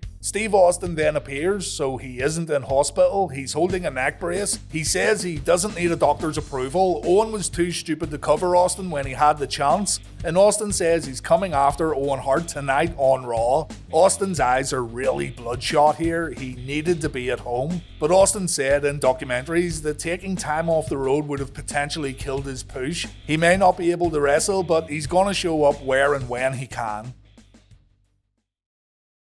Before the match, we see Sergeant Slaughter talking to a doctor, and the doc says Austin should not wrestle tonight, he's too hurt. McMahon says this won't stop Stone Cold, so we'll see what happens a little later on. The Raw main event has been changed. We've got Dude Love versus Owen Hart now on Raw, while on Nitro, Lex Luger challenges Hulk Hogan for the heavyweight title. Vince McMahon's giving Bret a hard time. Bret came down to commentate and Vince doesn't want him there. Bret says everyone else is allowed to do it, so why isn't he? It's a fair point. Dude Love has some groupies sitting at ringside. I hope this paid well. Bret says Foley is too interested in the ladies when he should be focusing on the match. Owen lays it in early, but Dude Love comes back with a face crusher. Foley then hits a clothesline, and check out his top rope move right here. That's fantastic. Owen replies to this insanity with a spinning wheel kick as Steve Austin watches the match backstage. Owen then gets backdropped over the top rope, and Dude Love does a little damage right in front of Bret. It looks like Bret isn't too impressed. Back in the ring, Dude Love tries to separate Owen's shoulder. A rake to the eyes gives Owen a bit of hope, but Dude Love's in top form tonight. He delivers a few karate chops in the corner, and Bret can't believe what he's seeing, and he can't believe fans are actually enjoying this. Dude Love applies a chin lock, Owen goes down after a hip toss, and Vince McMahon wants to know why the King and Bret Hart are all buddy-buddy now after all the things Jerry said about Bret and the Hart family. Gotta admit, it is weird hearing Bret laughing at Lawler's jokes. We go to commercial break after Dude Love gets thrown out of the ring, and when we come back, Foley misses an elbow drop that he took quite some time to set up. Owen hits a top rope dropkick back inside the ring, Mick takes a suplex followed by some mounted punches, and an enziguri knocks Foley out of the ring once again. Davey Boy Smith shows up as Owen performs an elbow drop in the ring, but Slaughter sends Davey back to the locker room. While this happens, Foley again ends up on the outside, and Bret rams Mick into the ring post. The Hitman throws Foley back in the ring, and Owen applies the sharpshooter. Steve Austin then appears, he grabs a Slammy award at the commentary table, and officials have to come down to stop Bret and Austin fighting with each other. In the middle of the chaos, Austin hits Owen with the Slammy, and Dude Love ends up winning via pinfall. Austin heads back up the ramp looking very pissed off. Bret checks on Owen, Dude Love gets jumped by those groupies, and he gets properly jumped, by the way. Look at the fun Mrs. Foley's baby boy's having right now. And Raw fades to black. Solid main event this week from Raw's War. It isn't talked about much, so check it out if you have the time. On Raw, Jim Ross interviews Steve Austin, and Stone Cold isn't in a great mood. You really do get the feeling that Austin was still legitimately pissed off with what happened at SummerSlam, and you can't blame him either. Austin says the WWF put him in this hotel room, yet they didn't bother to call him after he got hurt. He does have a fruit basket though, and he offers some fruit to JR. Bret Hart could have made some jam with that, Steve. Fucking don't throw it away. Steve says when he got dumped on his head, he couldn't move his arms or legs. It was scary. Doctors told Austin that he should maybe look at doing something else for the rest of his life and give up pro wrestling, but Stone Cold says that ain't gonna happen. Steve says he's seeing the top spine doctor in the country tomorrow, but it doesn't matter what he says. The bottom line is, Stone Cold makes the final decision, and Owen Hart is still gonna get the shit kicked out of him. Stone Cold's words, by the way, not mine. Austin says he'll take a few weeks off. He got a bit depressed watching the SummerSlam match over and over again, but he sees his career continuing on. He's been doing this for 8 years. The piledriver won't stop Stone Cold. It'll only slow him down. Austin says he's going to show up at Ground Zero. He doesn't know if he's going to compete. He doesn't know if he'll forfeit the WWF Tag Team Championship, but he will be at the show. Great promo here, and as mentioned, you can really sense Austin wasn't happy with his current situation. And again, who could blame him? Hunt this one down online though and give it a watch. It's a very real WWF promo, and it's one of Austin's best. Sergeant Slaughter delivers some bad news in regards to Steve Austin. This video was apparently recorded earlier in the week. Stone Cold has been suspended for his own good. The WWF believe Austin will still try to fight people even with a badly injured neck, so the company has no choice but to send Austin home. This is for Austin's own benefit and the benefit of the World Wrestling Federation. Slaughter says Austin has more guts than brains, and because Austin is now officially suspended, he must give up his Tag Team Championship belt at Ground Zero. A camera crew visited Steve's home, and Stone Cold isn't impressed that these nobodies are asking him questions about his suspension. Austin says it's bullshit that the WWF want to get an interview on his time after suspending him, but he has second thoughts and he decides he wants to show the fans at home the care package that Vince and the World Wrestling Federation sent to his home. We take a commercial break. Sunny gets sent to the commentary desk again, where she says she wants to interview Rick Rude and Shawn Michaels on tonight's show, and then we go back to Steve Austin. He's carrying a crossbow in the care package. Jim Ross, Vince McMahon, Gorilla Monsoon, and Owen Hart sent Austin some signed photos, but Steve isn't impressed. The handwriting's the same on every photo, so Austin thinks he's been scammed. Steve tells a friend to put the photos on a deer. Owen's picture should be on the deer's ass, and Steve says the WWF have taken everything away from him. He's been suspended even though he's done nothing wrong. Stone Cold should be on the road defending the IC title, but the WWF are covering themselves by suspending the Rattlesnake. They're afraid of getting sued. Stone Cold says he's coming after Owen Hart. Austin will get payback, and then Steve gets in a little target practice. He hits Jim Ross right in the boomer sooner. He then tells the cameraman to watch his step, and if he falls, Austin will beat the shit out of him. It's brilliant. Watch that step, it's a doozy, and if you fall, I'll beat that out of you. Come on over here, boy. Stone Cold hits his target, the deer's ass, and Steve says he's still going to show up at Ground Zero. He'll maybe give up the tag belt, but he's keeping the Intercontinental Championship. But it does sound like Austin wants a fight, so we gotta wait until the pay-per-view later in the week. Doc Hendricks then lets the fans know what matches they're going to see tonight, but he gets interrupted by Steve Austin. Stone Cold was suspended on Friday night's main event for his own good, considering the injury to his neck, and he has to give up his tag team title tonight on the pay-per-view. But Austin says he promised the fans someone would get whipped tonight, and that's exactly what's going to happen.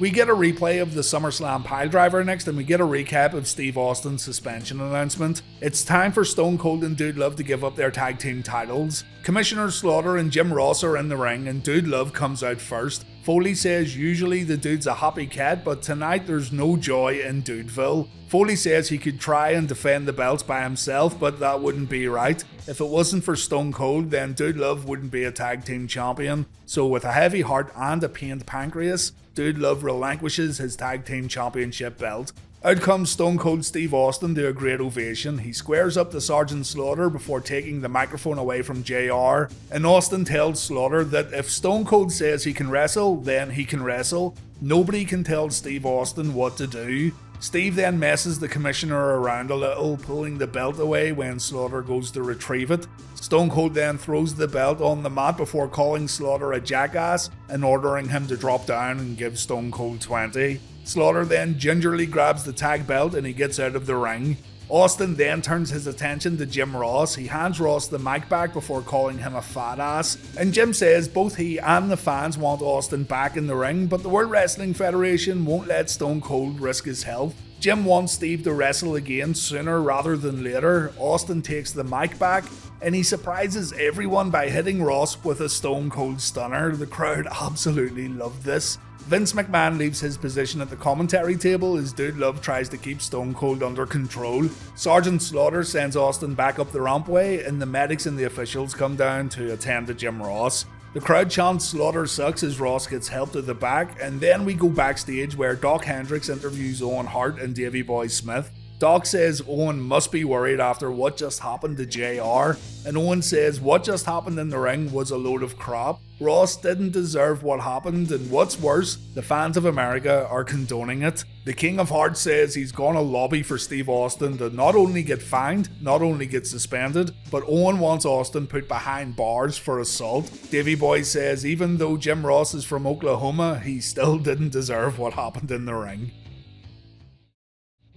The tag team Fatal 4-Way elimination match was up next. The Headbangers versus the Godwins versus Owen and Davey versus the Legion of Doom. Same rules as WrestleMania 13. Only 2 guys in the ring at any one time. Anyone standing on the apron can get tagged in at any time. When a man loses by pinfall, submission, DQ, or countout, that man's team gets eliminated. The tag team belts are on the line here, and just to get the big important question out of the way early, there are no chin locks in this match. This is the final time on television that Owen and Davey would team up, and they've been a constant source of great entertainment throughout the whole Reliving the War series so far, so it's kinda sad that we have no further Owen and Davey tag matches to look forward to. The Legion of Doom were the first team eliminated. Animal intercepted the slot bucket, but the referee caught the Road Warrior using the bucket as a weapon. The Headbangers worked together to eliminate Henry and Phineas, so it came down to Owen and Davey versus the Headbangers. Owen hits a gut-wrench suplex followed by a leg drop on Thrasher. Owen and Davey then single out Thrasher and we see some dirty tactics from the Hart Foundation. Davey gets tagged in and he performs a vertical suplex. Owen comes back in illegally with a missile dropkick, and Owen and the Bulldog perform a wishbone on Thrasher. It was all going so well until this happened. Another brain spasm it seems. But this spot leads to Mosh getting tagged in, and the timing was all over the place here. Mosh stands there waiting for Owen to get tagged in before firing up.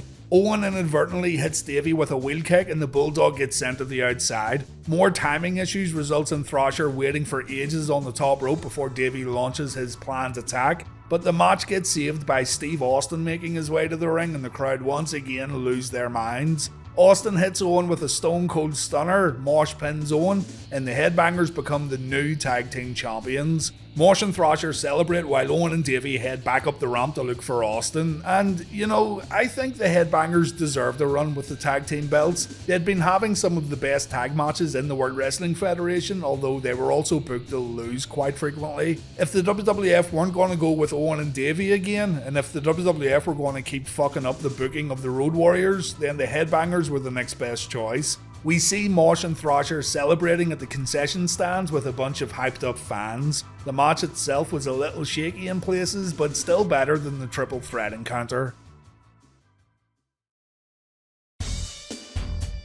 Sergeant Slaughter says it was absolute chaos last night at Ground Zero, and yes, I agree, but you're supposed to maintain law and order, you big bozo, so stop bitching and do your job. Slaughter says the WWF superstars, WWF officials, and WWF fans need to realise that things are going to change around here. The Sarge is sick and tired of all this fuckery, and the Commissioner calls out Steve Austin. Slaughter says Stone Cold was completely out of line last night. He reminds Austin that he's suspended until he gets clearance from a doctor, and Slaughter's sweating bullets now. It's a hard work promo. Slaughter then drops a bombshell. There's going to be a tournament for the Intercontinental Championship, and it's going to begin tonight and end at Bad Blood in your house. Slaughter orders Austin to forfeit the title at the pay-per-view, and Austin has to present the winner with the championship belt. It's an absolute dick move. Steve Austin makes his way down to the ring, and when Stone Cold calls Slaughter a jackass, Vince McMahon demands that Austin shows some respect. Austin says he respects no one standing in the ring right this minute. Stone Cold says he's gonna break every law that Slaughter makes. Sergeant Slaughter likes to make orders, but Stone Cold says the only thing the Commissioner's been ordering are a bunch of cheeseburgers.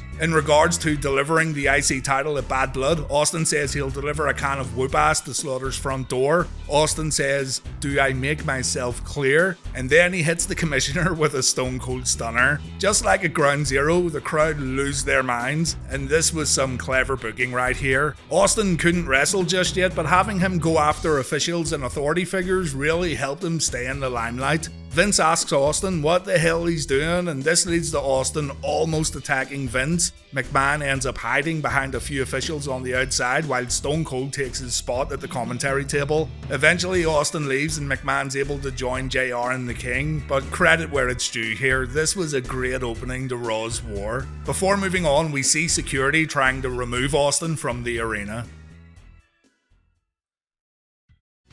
Bret Hart calls the fans a bunch of idiots as JR announces a flag match for Bad Blood, Bret and the Bulldog versus Vader and Patriot. Bret wonders what it's like to live in a city that's famous for a disgraced sports hero who gets a street named after him, Pete Rose. The Hitman says America is the land of disgraced heroes, and he tells the fans to enjoy this next matchup. Bret says he's going to get immense pleasure out of kicking Vader's ass. Bret uses the WWF title to attack Vader at the start of the bout. He lays in a few corner punches, but Vader manages to kick Bret away and the Hitman takes a clothesline. Vader then takes the WWF title and Bret gets hit. He then takes the Canadian flag, he breaks the flagpole, and Bret gets hit with the maple leaf, just like Friday night's main event last week. The match goes to the outside where Vader takes a bump on the steps. Bret then uses those steps as a weapon, but it doesn't do much damage. Vader gets right back up and Bret gets clocked a few times. And then our Lord and Saviour shows up, Davey Boy Smith. We come back from commercial break and Bret's taking a few blows to the face. He's so dazed that he misses a wild haymaker, but Hart hits a low blow and the tables have turned. Bret goes on offense and he even hits a suplex on Vader. He then removes the turnbuckle padding, but the plan backfires. Bret ends up taking the bump chest first. Vader then hits Bret with a powerbomb. Davey's like, "Oh my god, I can't believe it."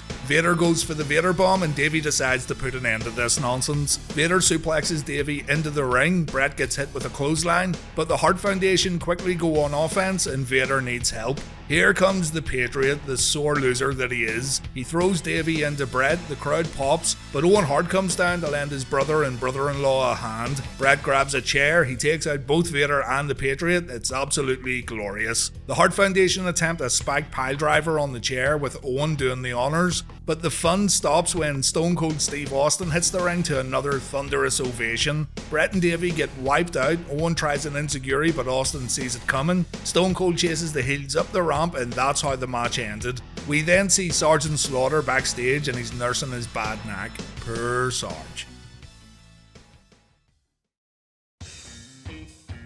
It looks like Sonny's now allowed in the Hart Foundation dressing room, at least when the cameras are rolling. And Sonny wonders if Owen's concerned about Steve Austin lurking around while Davey's praying that Sonny doesn't say anything incriminating. He's like, can we please get this over with? Owen says he's not afraid of Austin, just look at what Owen did to Austin at SummerSlam. But if Stone Cold wants to interfere, well, he'll have to go through Davey and Bret first of all. Owen says the IC belt's coming back to the King of Hearts and the road to the title begins now with Goldust. Here's the tournament brackets, and the lazy bastards are using the same graphic as they did for the last tournament. Also, Dude Love vs Brian Pillman is going to get rescheduled, apparently. Goldust was too much of an emotional wreck to get through the match. He attacked while Owen was still removing his jacket. He took it to the outside where he done more damage to the King of Hearts, and even the Hitman felt the wrath of the Bizarre One. Davey Boy Smith got punched off the apron, and Goldust ended up getting himself disqualified after he punched Owen square in the balls. No need for that, mate, Jesus. Bret and Davey jumped in the ring to go after Goldust, and it just hit me here. Where the fuck has Jim Neidhart been? Wasn't he supposed to shave his beard if any member of the Hart Foundation lost at SummerSlam? In researching this, it appears that the Anvil had other commitments he had to attend to. Jim signed with a small-time promotion a while back, and they were threatening lawsuits if he didn't appear. Anyway, Steve Austin makes the save with his trusty broom. The Harts get taken out and they go back up the ramp. Austin then sweeps the ring a little before throwing the broom at Vince McMahon. The crowd goes nuts. Goldust is now left all alone and we hear from Brian Pillman once again. A video plays where we see Marlena taking a shower. Apparently we don't actually see her. And Pillman says Goldust's wife is currently getting primed up for round number 2. Brian says he hopes Goldust gets some rest because Pillman's gonna have a hard time, a real hard time, getting any sleep tonight. On Raw, Steve Austin cuts a promo before the light heavyweight match. He tells JR to ask him more specific questions or he'll drop him again with a stunner. And when Jerry Lawler tells Austin that Owen Hart has some sort of surprise in store for the Rattlesnake tonight, Austin says he doesn't care. Owen Hart has some payback coming and the King of Hearts can't do anything to hurt Austin more than what he already did.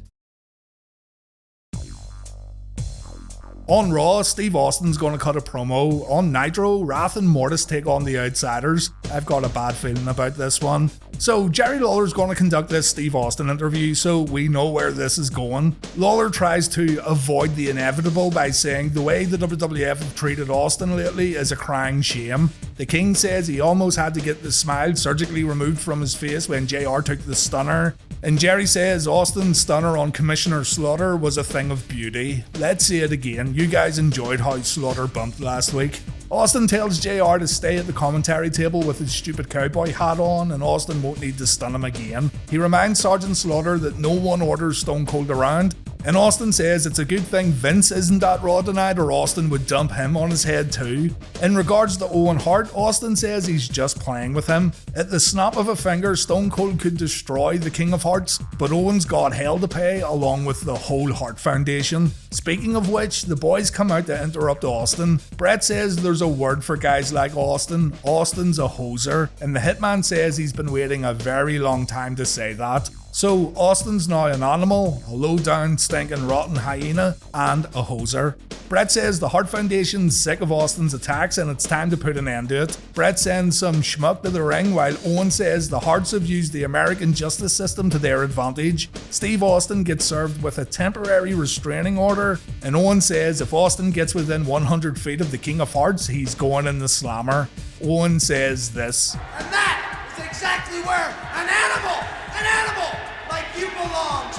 This guy is nothing but an animal. He's an animal. An animal! An animal! The Harts walk away as Stone Cold and Lawler look over the paperwork. Lawler puts his head right over Austin's shoulder and he ends up taking a stunner. This wasn't the most impressive thing about this promo though. Check this out. Austin's hit stunners on JR, Slaughter, and Jerry Lawler. Jim Ross speculates that Vince McMahon could be next. A fun promo though, and as mentioned last week, Steve's getting more popular by staying out of action. It's pretty impressive what they're doing here.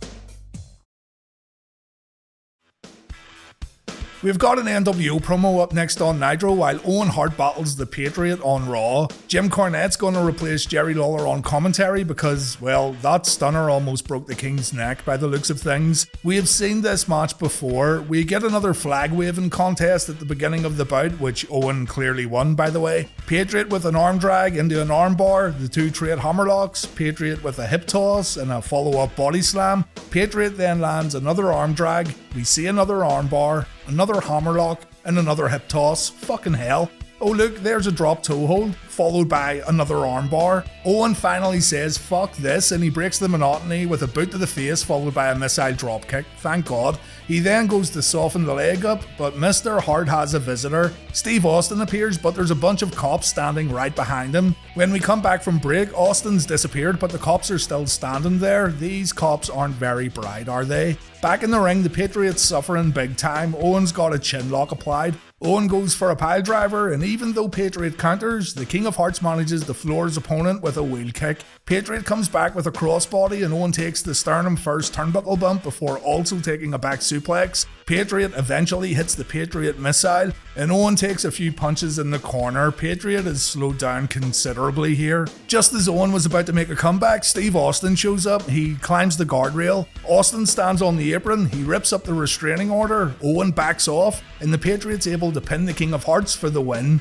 This one got better as it went on, but it still wasn't great. It seemed like Dale Wilkes wasn't very motivated tonight, and I'm not just saying that because I wasn't a big fan. Something was off here. This is also the Patriot's last match on Raw. His next matches take place on Shotgun Saturday night, and of course, he has a match on the Bad Blood pay-per-view. He still makes appearances on Raw, by the way, but he doesn't get any more matches on Monday nights. Steve Austin shows up in the ring next on Raw while WCW presents a Lucha 8-man tag and that Roddy Piper announcement that we've been hearing about all night. Austin attacks Owen while the King of Hearts was dedicating his upcoming title victory to Big Brother Bret. The cops run in to pull Austin away. It's absolute pandemonium and the crowd eats it up. Vince McMahon jumps into the ring and he tells Austin to get a hold of himself while asking the cops for a minute to talk. McMahon asks Austin what's the matter with him. Everyone understands why he's upset, but Stone Cold shouldn't break the law. Vince wants Austin to realise that he can't compete for his own good. Doctors have said if Stone Cold wrestles again before healing up, then he could do some serious permanent damage, and the WWF aren't prepared to stand by and let Stone Cold hurt himself. Vince says the fans don't want Austin to end up in a wheelchair, they want to see him compete, but it can only happen in due time. Austin checks his watch as McMahon says the WWF and the fans care about him. Stone Cold just has to work within the system and everything will be okay. Austin says this is what he does for a living, this is all he does, and he's the best in the world at what he does. And even though McMahon isn't the one sitting at home every week, Stone Cold says he'll work within the system if that's what it takes to make everyone happy. Austin says he appreciates the fact that Vince and the WWF care, and Austin also appreciates the fact that You can kiss my ass. absolutely phenomenal. The roof comes off the garden as Vince takes the stunner and he flops around like a fish out of water afterwards. What a moment. People bring up McMahon's sell job, but who the fuck cares? Austin's so fired up after the stunner and the crowd reaction couldn't have been any more perfect. This was a great piece of business here on Raw's War. Stone Cold gets handcuffed as the crowd chant his name. He flips McMahon off while in the cuffs and Vince tries to kick Stone Cold away, and it ends with Austin laughing while walking back up the rampway. Jim Ross says that's it, Austin's fired and he's never going to come back after this one, just before we go to commercial break. Absolutely wonderful stuff. I'm sure you've seen this before, but watch it back when you get the chance. Stone Cold's arrived at the arena and he's on his way to the ring. Austin cuts a promo on Raw while Chris Jericho battled Six on Nitro. Austin makes his way down to the ring and he stares a hole through Vince McMahon. He tells Vince all he's been hearing all week is that McMahon has something to say to him, so he holds the ropes open as Vince gets in the ring.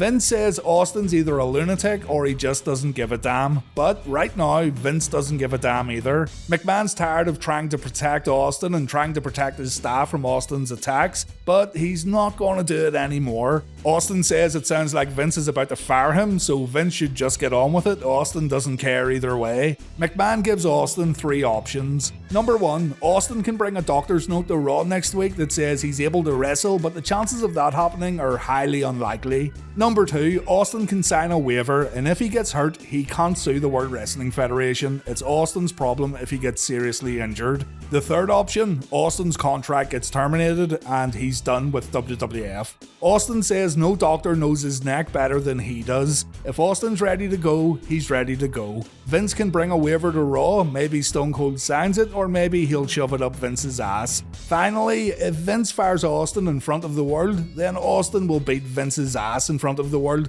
and that's the bottom line, cause Stone Cold says so. Austin has some thinking to do. We'll find out soon which option he goes for. This is so good because you really do want to see what happens next. You'd be waiting eagerly for the next episode of Raw to see how things unfold, and as simple as that sounds, it's something other storylines and rivalries struggle to do. Case in point, Jeff Jarrett versus Steve McMichael. Austin comes back and he flips McMahon off. Anytime they blur things up like this, I have to go back and check the TV version to make sure this isn't a network thing. And yeah, it was blurred on TV too. Soon enough, I'm going to have to switch over and start using the TV versions every week, because God knows what else has been removed from the network. Although I did get my Raw episodes before they went crazy with removing content.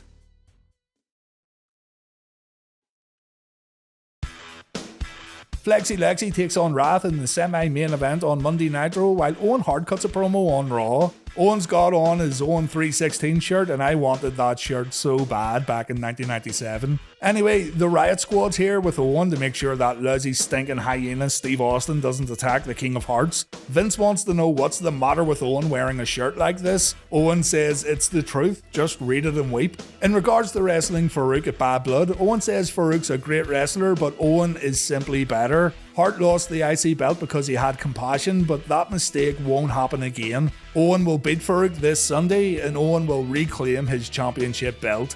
Owen says Steve Austin's ruining his life at the moment. He's broken Owen's security, he's attacked the King of Hearts, he's running around attacking officials, and Owen says it's up to Vince to get Stone Cold out of the World Wrestling Federation for good, because this can't continue any longer. Owen says he knows deep down in his heart that McMahon will make the right decision, so Owen's going to win the IC belt, and he knows Vince is going to do the right thing next week on Raw. Owen ends the promo and he poses in the corner. What Owen didn't know was that Steve Austin was in the Riot gear all along, and the Rattlesnake hits Owen with a Stone Cold Stunner. The pop's insane as expected, and Austin smoothly gets out of the ring and he leaves through the audience. Fans actually hold the other gimmick cops back as Austin escapes, another fine example of how popular Steve Austin was at this time. When we come back from commercial break, we see the Anvil and Owen backstage. Owen says these attacks have to stop as Anvil looks very anxious. McMahon says the passing of Brian Pillman could be currently affecting Owen, as the King of Hearts isn't looking too excited tonight on his way to the ring. JR explains that Stu Hart was like a father to Pillman, and this must weigh heavy on Owen's mind. After Farouk and Owen get in the ring, Steve Austin makes his entrance, holding the IC title he has to present to the winner. He flips Owen off before taking his spot right next to Sergeant Slaughter, and he rings the bell to get the match underway. Austin then takes McMahon's headset. Alright, here we are, shut up. Here we are, here in the Kill Center, St. Louis, Missouri. Owen shows Austin his Owen 316 shirt, and Austin says this is nothing but cheap heat, and he calls Owen a piece of trash. McMahon then gets his headset back, and Austin watches on as Owen and Farouk go to work. Austin then takes Jerry Lawler's headset just for the fun of it. A shoulder block puts Owen down, and Farouk dumps Owen on the mat after getting headlocked. Owen naturally blames it on Austin. Austin's on the security radio talking to someone as the match continues on. Hart slides under Farouk and he performs a spinning heel kick, and Owen takes a page out of brother Bret's book by targeting the left leg and knee. Owen brings it down to the mat as Austin takes over the Spanish announce table. Hey, we got a good show going on here, right?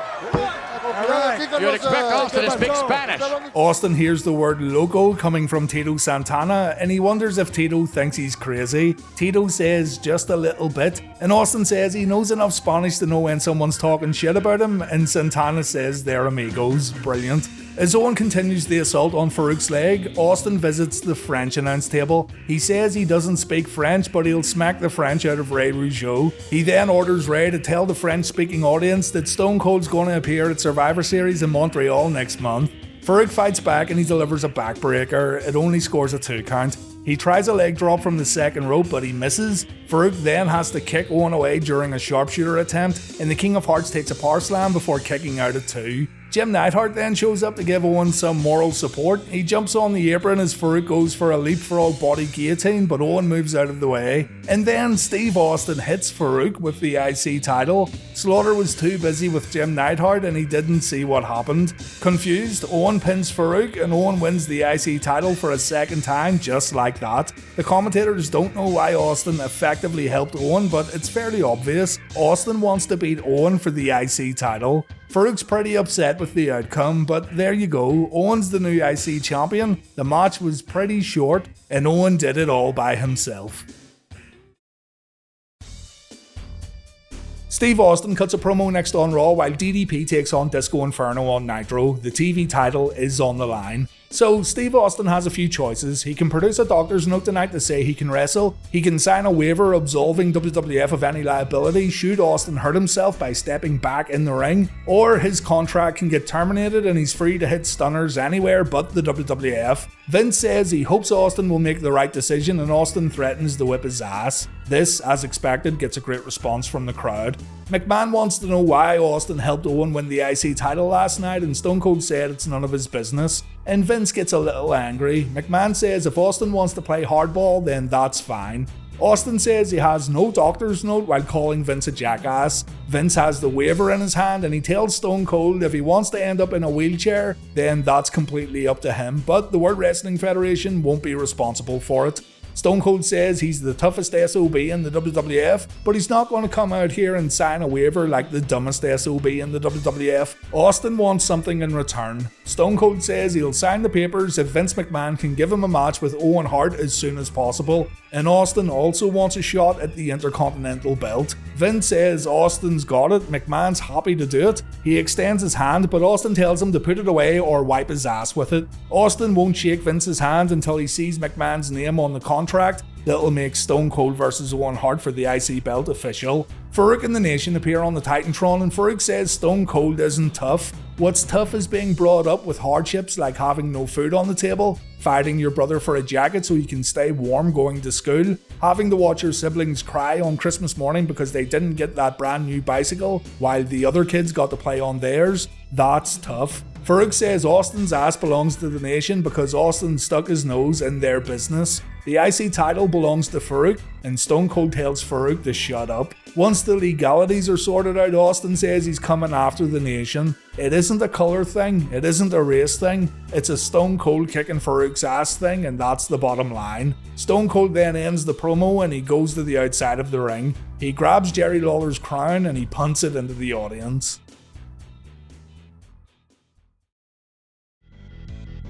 Steve Austin's going to cut a promo on Raw while Six and Scott Hall defend the tag team championships against the Steiner brothers. Vince McMahon hopes Austin's going to sign this new contract he has, a contract that'll bring Austin back to in-ring competition at the 1997 Survivor Series, where he'll face Owen Hart for the IC title. Austin wants McMahon to sign it first. Vince says it's just the same document Austin looked over earlier on, but Stone Cold doesn't care. McMahon signs the contract, Austin says we've got a deal, and he goes to walk away. McMahon pulls Austin back and he tells him he needs to still sign his name. That's the only way he's gonna get Owen Hart. Stone Cold hesitates for a moment, he then gets on the middle rope and he signs the contract. Austin says he has one thing left to do. McMahon shits himself here, but Austin says McMahon has to shake his hand and make it a done deal. McMahon eventually extends his hand, Austin pulls him in, and Austin warns Vince that he could have took him out right there and then if he really wanted to. McMahon again stops Austin from leaving the ring. This dude's got a death wish.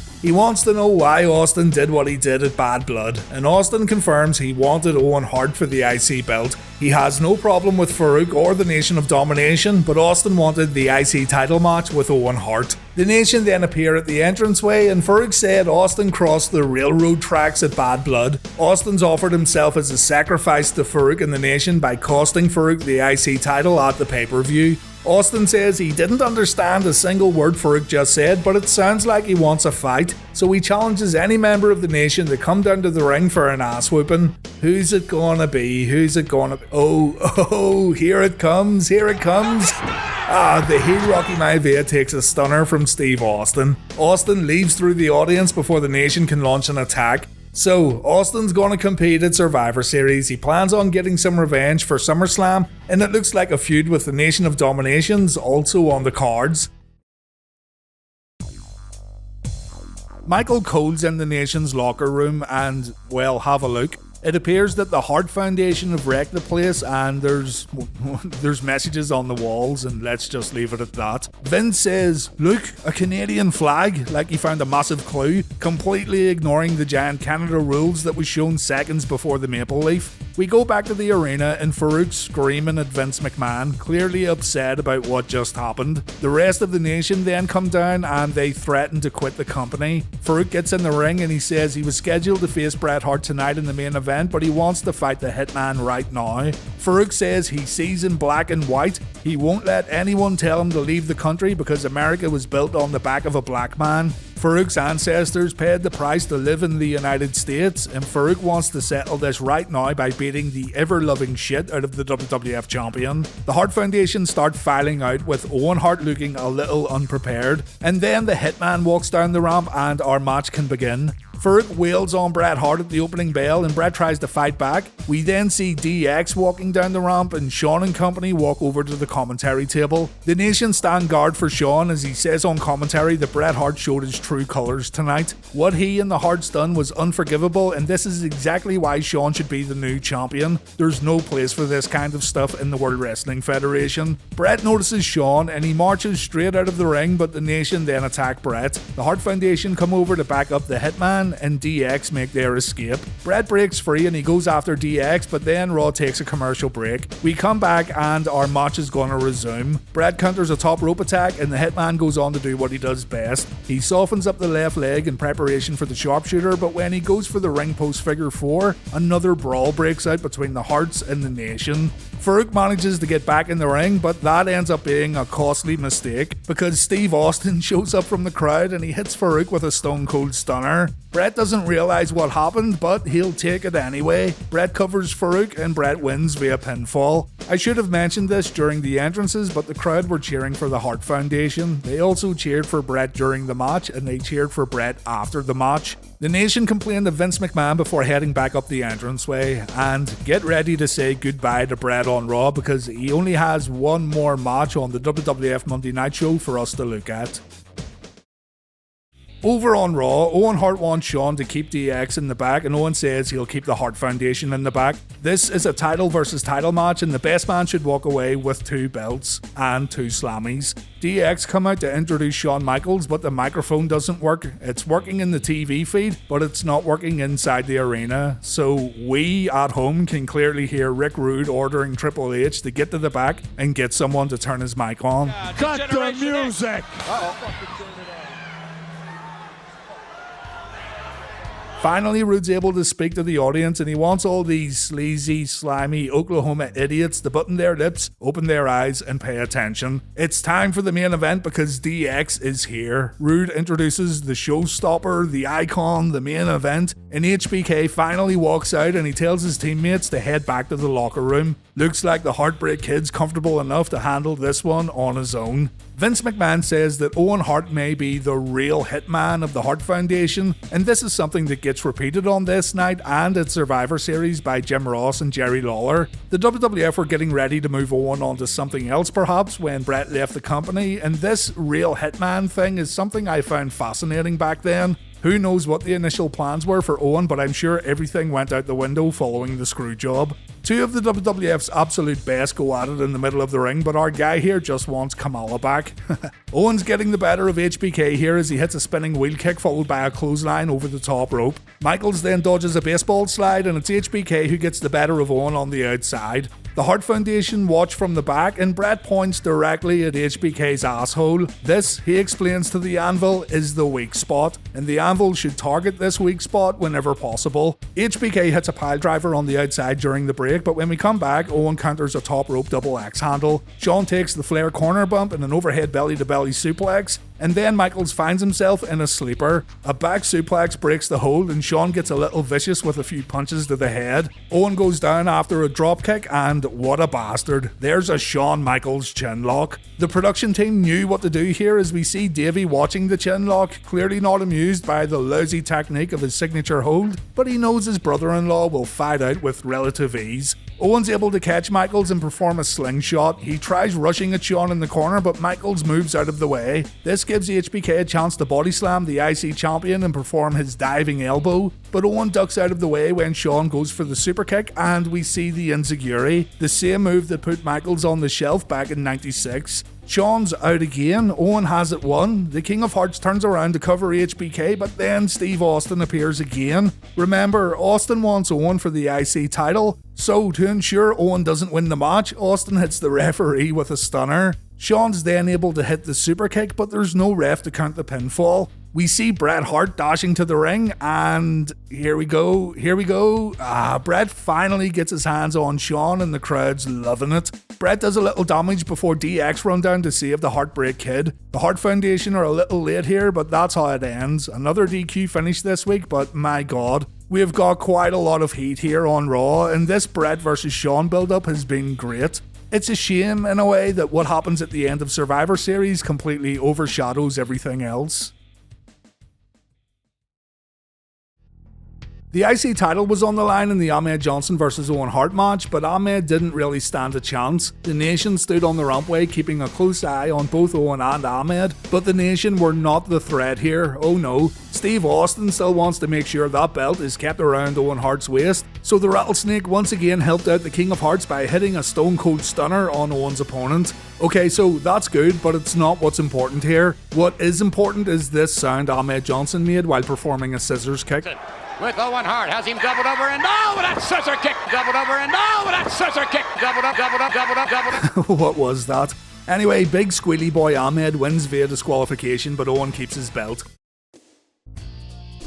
Vince McMahon's going to interview Steve Austin as the world awaits Austin's in-ring return at Survivor Series this week. Austin says he's been pissed off sitting at home thinking about what Owen Hart did to him at SummerSlam. Paybacks are hell though, and payback is what Austin seeks at Survivor Series. Vince McMahon reveals that Owen Hart and Bret Hart are at home watching in Canada at the moment while telling Austin that Stone Cold ticked off the whole Hart Foundation, along with the Nation of Domination and even Ahmed Johnson. Remember, Steve Austin scored in Ahmed's end zone last week. Austin says he may have ticked everyone off, but everyone's pissed Stone Cold off. He then explains he helped Owen last week so he could get back what's rightfully his by beating Owen at Survivor Series. The Nation and Ahmed Johnson were simply in the wrong places at the wrong times. And then Big Ahmed makes his way down to the ring. Shawn's fanny pack has been located, ladies and gentlemen. Ahmed says he respected Austin up until last week, but then Stone Cold crossed his end zone and that respect went out the window. Ahmed says he's gonna kick Stone Cold's ass, and Austin puts his hand to his head as if to say, yeah, I fucking bet you don't, big man. Ahmed says he doesn't need fans. Since he was 13 years old, he's been on his own. Jeez, we don't need your life story, Ahmed. And he challenges Austin to get his gear and wrestle him tonight on Raw's War. Austin asks the fans if they want to see Stone Cold beat the hell out of Ahmed Johnson, and the crowd give him a hell yeah. And Austin says he'll do it. If Ahmed wants his ass whipped on live TV, then so be it. It looks like we have a Steve Austin vs Ahmed Johnson match booked for tonight, so let's see what happens. Ahmed Johnson vs Steve Austin does not happen on Raw. I feel like I'm bait and switching you guys now with this stuff happening so frequently, but don't shoot the messenger. Ahmed got in the ring and he was ready for war, but then Kane and Paul Bearer showed up. The path of destruction continued with a chokeslam and 2 tombstone piledrivers. Kane 100% scored in Ahmed's end zone tonight, but Mick Foley runs down for the save. Paul Bearer takes the mandible claw, Kane gets whacked over the head with a metal bar of some description, and Mankind rushes out of the ring to defend Ahmed when Kane eventually sits back up. The Undertaker's little brother has been floored for the first time, but he didn't stay down for too long. It shows us though that he's definitely not invincible. When we come back from commercial break, Steve Austin comes to the ring and he said Ahmed would get his ass whipped, and that's exactly what happened. Though Ahmed got off lightly because Austin would have opened up a real can of whoop ass if their fight actually happened. Stone Cold's still looking for a scrap though, and he challenges anyone in the locker room to step into the ring right now and face the Rattlesnake. Bad move, Stone Cold, because here comes the Nation of Domination with Rocky Maivia looking particularly eager to fight Austin. The whole faction walks down to the ring. Kama gets inside the ropes. If only there were a few guys who could save Austin's life in a professional manner. There they are, right on cue. Hawk and Animal deal with the boys on the outside. Austin stuns Kama, and Stone Cold walks back up the ramp laughing his ass off as the fight rages on outside the ring. We then go to the Warzone portion of the show, and Jim Cornette has left the commentary table. McMahon and Lawler have taken over commentary duties alongside Jim Ross. This was maybe going to be the original plan, having two different announce teams for Raw, just like Nitro's second half. But this would be the final time McMahon commentates in any kind of full-time capacity due to what happens at Survivor Series. The IC title match is up next, and this one's all about Steve Austin getting revenge for what happened at SummerSlam. Austin suffered a severe neck injury when he took a piledriver from Owen Hart, and he was forced to give up the Intercontinental Championship, while also being forced to contemplate what to do next with his career. Austin, legitimately, was worried about losing all his momentum by staying out of the ring, so he's maybe coming back a little too soon here to face Owen Hart at Survivor Series. Austin helped Owen win the IC title tournament that was held when the championship got vacated, and he's also helped Owen during subsequent title defenses. Austin didn't want Owen to lose that championship. The only person beating Hart for the IC title would be the Texas Rattlesnake. In storyline, Austin signed a new contract that would stop him from suing the World Wrestling Federation if he were to get seriously injured, and he only agreed to sign it if this match in Montreal was also set in stone, so here we are. The Stone Cold we once knew is now gone. Austin changes his ring style after the neck injury, and you'll see what I mean if you watch this match back. He had a pane of glass set up at the entranceway that didn't completely break though, so that sucked. But the Canadian audience still couldn't help cheering for Austin, and Stone Cold had his fair share of fans in Montreal. Owen comes to the ring with Team Canada, and Owen gets a great reaction too. Just like on Raw's War, Jim Ross calls Owen the real hitman after what he did to Austin at SummerSlam, and it does make you wonder what the initial plans were for Owen and all of Team Canada. Plans that probably weren't met due to what happens in tonight's main event. There's a fair bit of time wasting at the start of this one, and the match isn't going to go long either due to Austin's health. The Anvil tries a sneak attack and he takes a Stone Cold Stunner, but this allows Owen to jump into the ring and launch an attack. The crowd chanted break his neck as Owen went on offense, but this just fired Austin up more, and Owen gets destroyed in the corner. Owen then goes for the piledriver and the crowd pops, but Austin counters with a backdrop. Owen goes to the outside where he's able to wrap Austin's leg around the ring post. He then notices Team Canada getting sent to the back, so Owen too tries to leave the match. Austin gives chase, he takes Owen out. Stone Cold stays on offense all the way back to the ring, but Owen slides out again. He clearly wants no part of this match. Still, the IC champion hits a low blow, and this finally gives him a chance to go on offense again. Austin gets his head slammed on the broken Spanish announce table, and Owen rakes Austin's face. Stone Cold gets choked with some cord. The referee screams at Owen to knock it off, and when the two get back in the ring, Owen stays on Austin by again raking the face, but all this isn't enough. Austin throws Owen in the corner and he stomps a mud hole in him. They go through the same SummerSlam piledriver setup, but there's no piledriver this time around, just a Stone Cold Stunner that leads to Austin winning the Intercontinental Championship. Furnace and LaFawn take Stone Cold Stunners too when they hit the ring after the bell. And that's it, Stone Cold is IC champion once again. This new brawler style of Steve Austin is what fans would have to become accustomed to, but it certainly didn't come to any detriment to Austin's popularity. Quite fittingly, right after this match, the WWF aired their first ever Attitude promo video. It's all about how people look at wrestlers and how wrestling isn't real, yet some of the guys have legit athletic backgrounds, and the guys also go through severe injuries while performing in the ring. It ends with Bret Hart saying, "Try lacing my boots," and then the Scotch logo gets revealed for the very first time. Over on Raw, new IC champion Stone Cold comes to the ring and his next rivalry gets set up during this promo. Austin says he sat at home for 3 months drinking beer and he was still able to come back and reclaim his IC title because he's the toughest SOB in the World Wrestling Federation. Michael Cole says because Austin's the IC champ, there might as well be a bullseye painted on his forehead, and Austin says he'll paint a bullseye on Michael's ass and kick him all around the building. Cole didn't get any respect at all in these early days, did he? The Nation's music plays in the arena and out walks Rocky Maivia. This is a pretty important promo for Maivia because we get to see a new cocky demeanour from the future Great One, and he also gives himself a brand new name. He says the people know when Rocky Maivia was IC champion, he was the best IC champion there ever was. Come hell or high water, Rocky Maivia will get his IC championship back, and Austin's bottom line will read that Stone Cold's a has-been. Compliments of The Rock.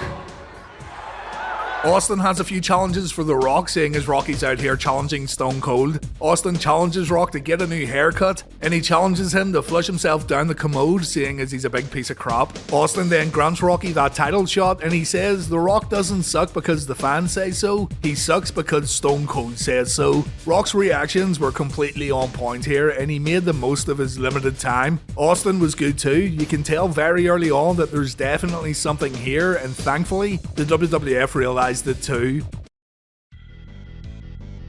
It's confirmed over on Raw that Steve Austin vs Rocky Maivia is going to take place at D-Generation X in your house. Austin doesn't want to wait though. He says if Rocky thinks he's something special and Rocky thinks he can beat Stone Cold, then Rock should bring himself out to the ring and Rock can bring anyone he wants with him too. The Nation's music plays, the faction have a quick discussion on the entranceway, and Rock decides to leave while Farouk, Kama and D'Lo make their way down to the ring. The Nation surround Austin. D'Lo decides to jump in and try to take out the IC champion, but Austin hits a stunner and D'Lo's already done for. Rocky then slides into the ring. He takes the Intercontinental Championship belt. Farouk and Kama help D'Lo out of the ring and the Nation head back up the ramp. Rock now has Austin's property and Austin realizes that he was just set up. This Maivia boy sure has some gigantic balls taking that IC title. Austin grabs a headset at the commentary table and he says he'll get his belt back tomorrow at the airport when Rock has to go through security. Rock isn't safe anywhere, and Jim Ross looks a little shaken up as Austin leaves.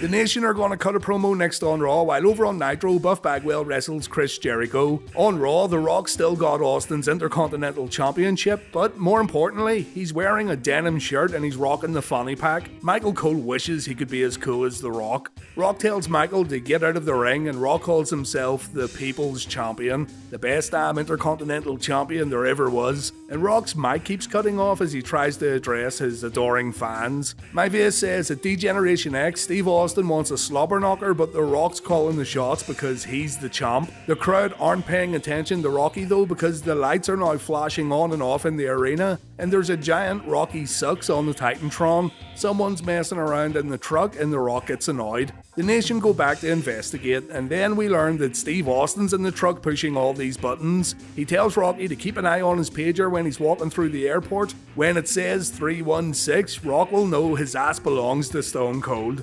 Austin then appears behind Rock. Rock's pager goes off, and Rock's reaction was absolutely on point here. Fucking brilliant. Stone Cold launches an attack and the crowd goes nuts. The Nation come back down and Rock's eventually able to escape, but check out Austin almost throwing himself over the top rope here. It's amazing. Great stuff. Austin and Rock were kinda good for each other around this time period because Austin no longer had any Hart Foundation members to target. Can't say enough good things about these very early days of what would become a legendary rivalry. Good promo. Seems like these two can do no wrong at the moment.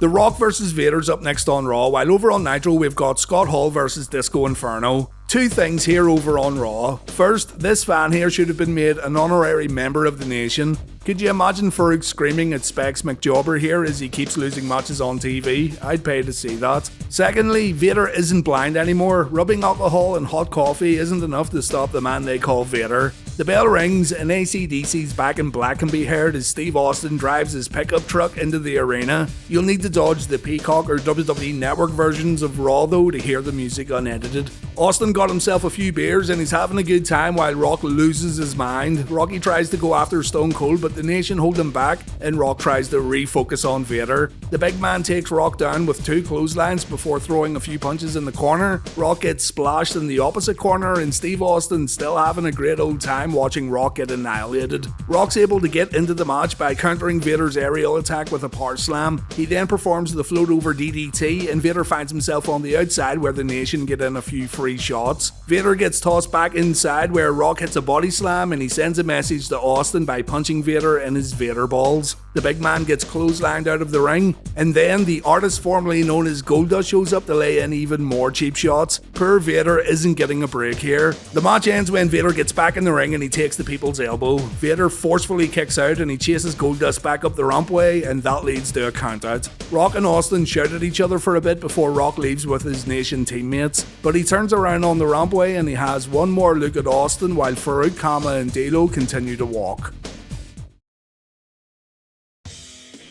Speaking of reintroductions, Michael Cole interviews Mark Henry in the audience. Mark's been away for quite some time, but he's remained under contract and he's getting prepared for a return to WWF television. Henry's hanging out with the sponsors, the boys at Milton Bradley. Mark says he's looking forward to his big return, but right now he's rooting for Stone Cold in the next matchup. The IC title's on the line. It's Austin versus Rock, though Rock has possession of the IC Championship belt. The night after Survivor Series, Austin granted Rock a shot at the IC title, but Rock decided to steal the belt the following week while Austin was dealing with other members of the Nation. Stone Cold tried to get it back by surprising Rock with a 316 message on Rocky's pager, but Rock was still able to escape with the title. And just this past week on Raw, Austin sent another message to Rocky by driving into the arena in his pickup truck and blaring AC/DC's Back in Black during Rock's match with Vader. Shit's on tonight. This is the first Rock vs Austin match to take place on a WWF pay-per-view. Rock cuts a promo before the match and it's Rocky doing all the talking now. Farouk doesn't say a word, and you never really saw this during Nation promos before Rock joined the group.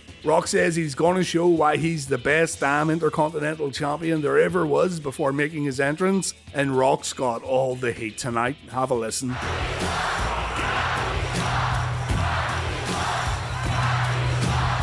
The crowd lose their minds though when Austin drives right up to the ring in his Stone Cold pickup truck. Austin gets in the ring and the fight's on. Look at the crowd standing on their feet. The Nation attack Austin. It's an absolute beatdown before the match even begins. D'Lo tries to run at Stone Cold and he gets backdropped onto the truck's windshield. Austin then hits a Stone Cold stunner on top of his ride, and good God, this crowd is finally waking up. This is awesome. Stone Cold gets back inside the ropes, the bell rings, and we see the Luthez press as the crowd continue making noise, but Austin quickly finds himself on the outside again and the Nation launch another attack. The faction bring Austin to the pickup truck, Kama grabs a chair, Austin moves out of the way and Farouk gets cracked. Kama then gets whipped hard into the truck and a loud Austin chant breaks out in the arena. Back in the ring, Rock's able to take advantage and he hits a low blow while Kama distracts Mike Chioda. Austin gets hit with a hard right hand, he gets choked at the ropes. Rock kicks and punches Austin in the corner, but Austin fights back with a few right hands of his own.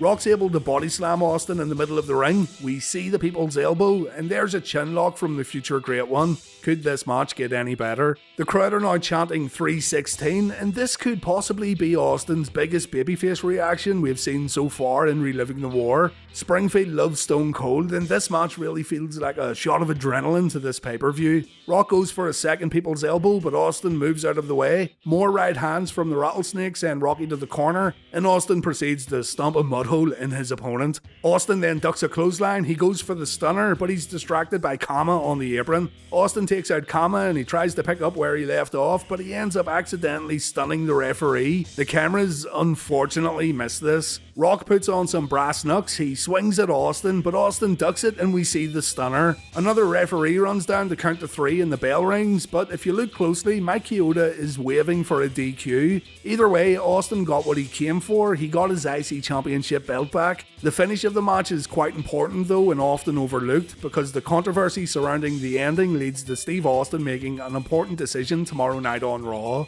Good match though, and definitely the match of the night so far.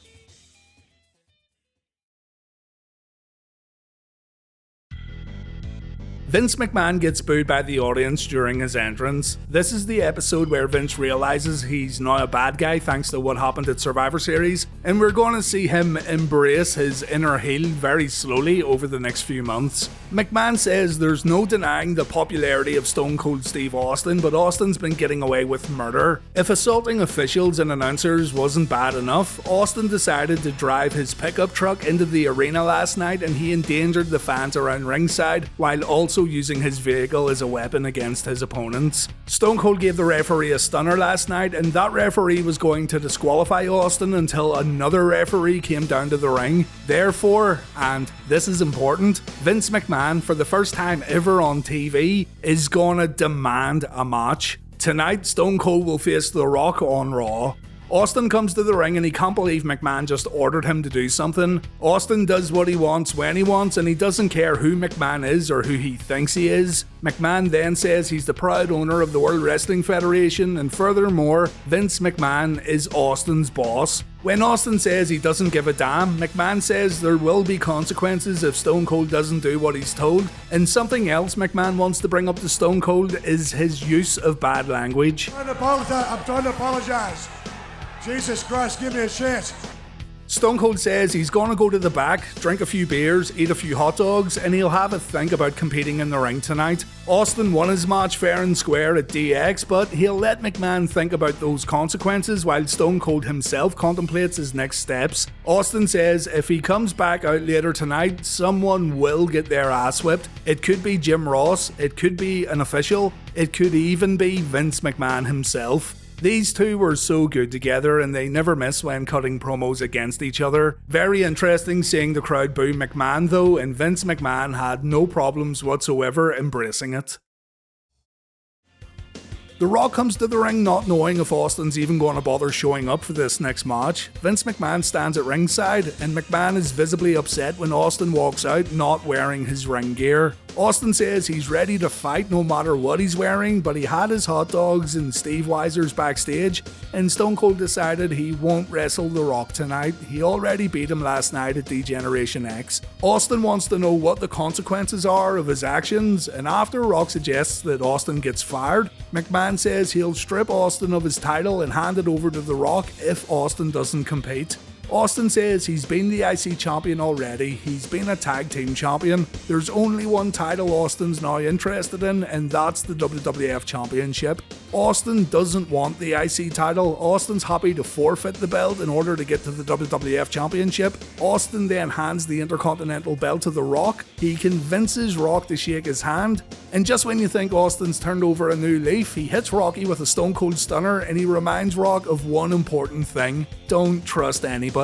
Austin then steals the IC title. He tells Vince to grab a camera crew and send him with Stone Cold because Austin has plans for the belt next week. All we have to do is tune in, same Stone Cold time, same Stone Cold channel. So, Austin is no longer the IC champion, but he has possession of The Rock's IC belt. Austin leaves the ring, but he runs back in to celebrate with the audience. Stone Cold then knocks Vince off the apron, and we get to see a little of the Mr. McMahon character when Vince gets back to his feet. The Austin vs. McMahon rivalry started long ago, but if you want to pinpoint the moment where it really gets going, I'd say it's right here on this episode of Raw.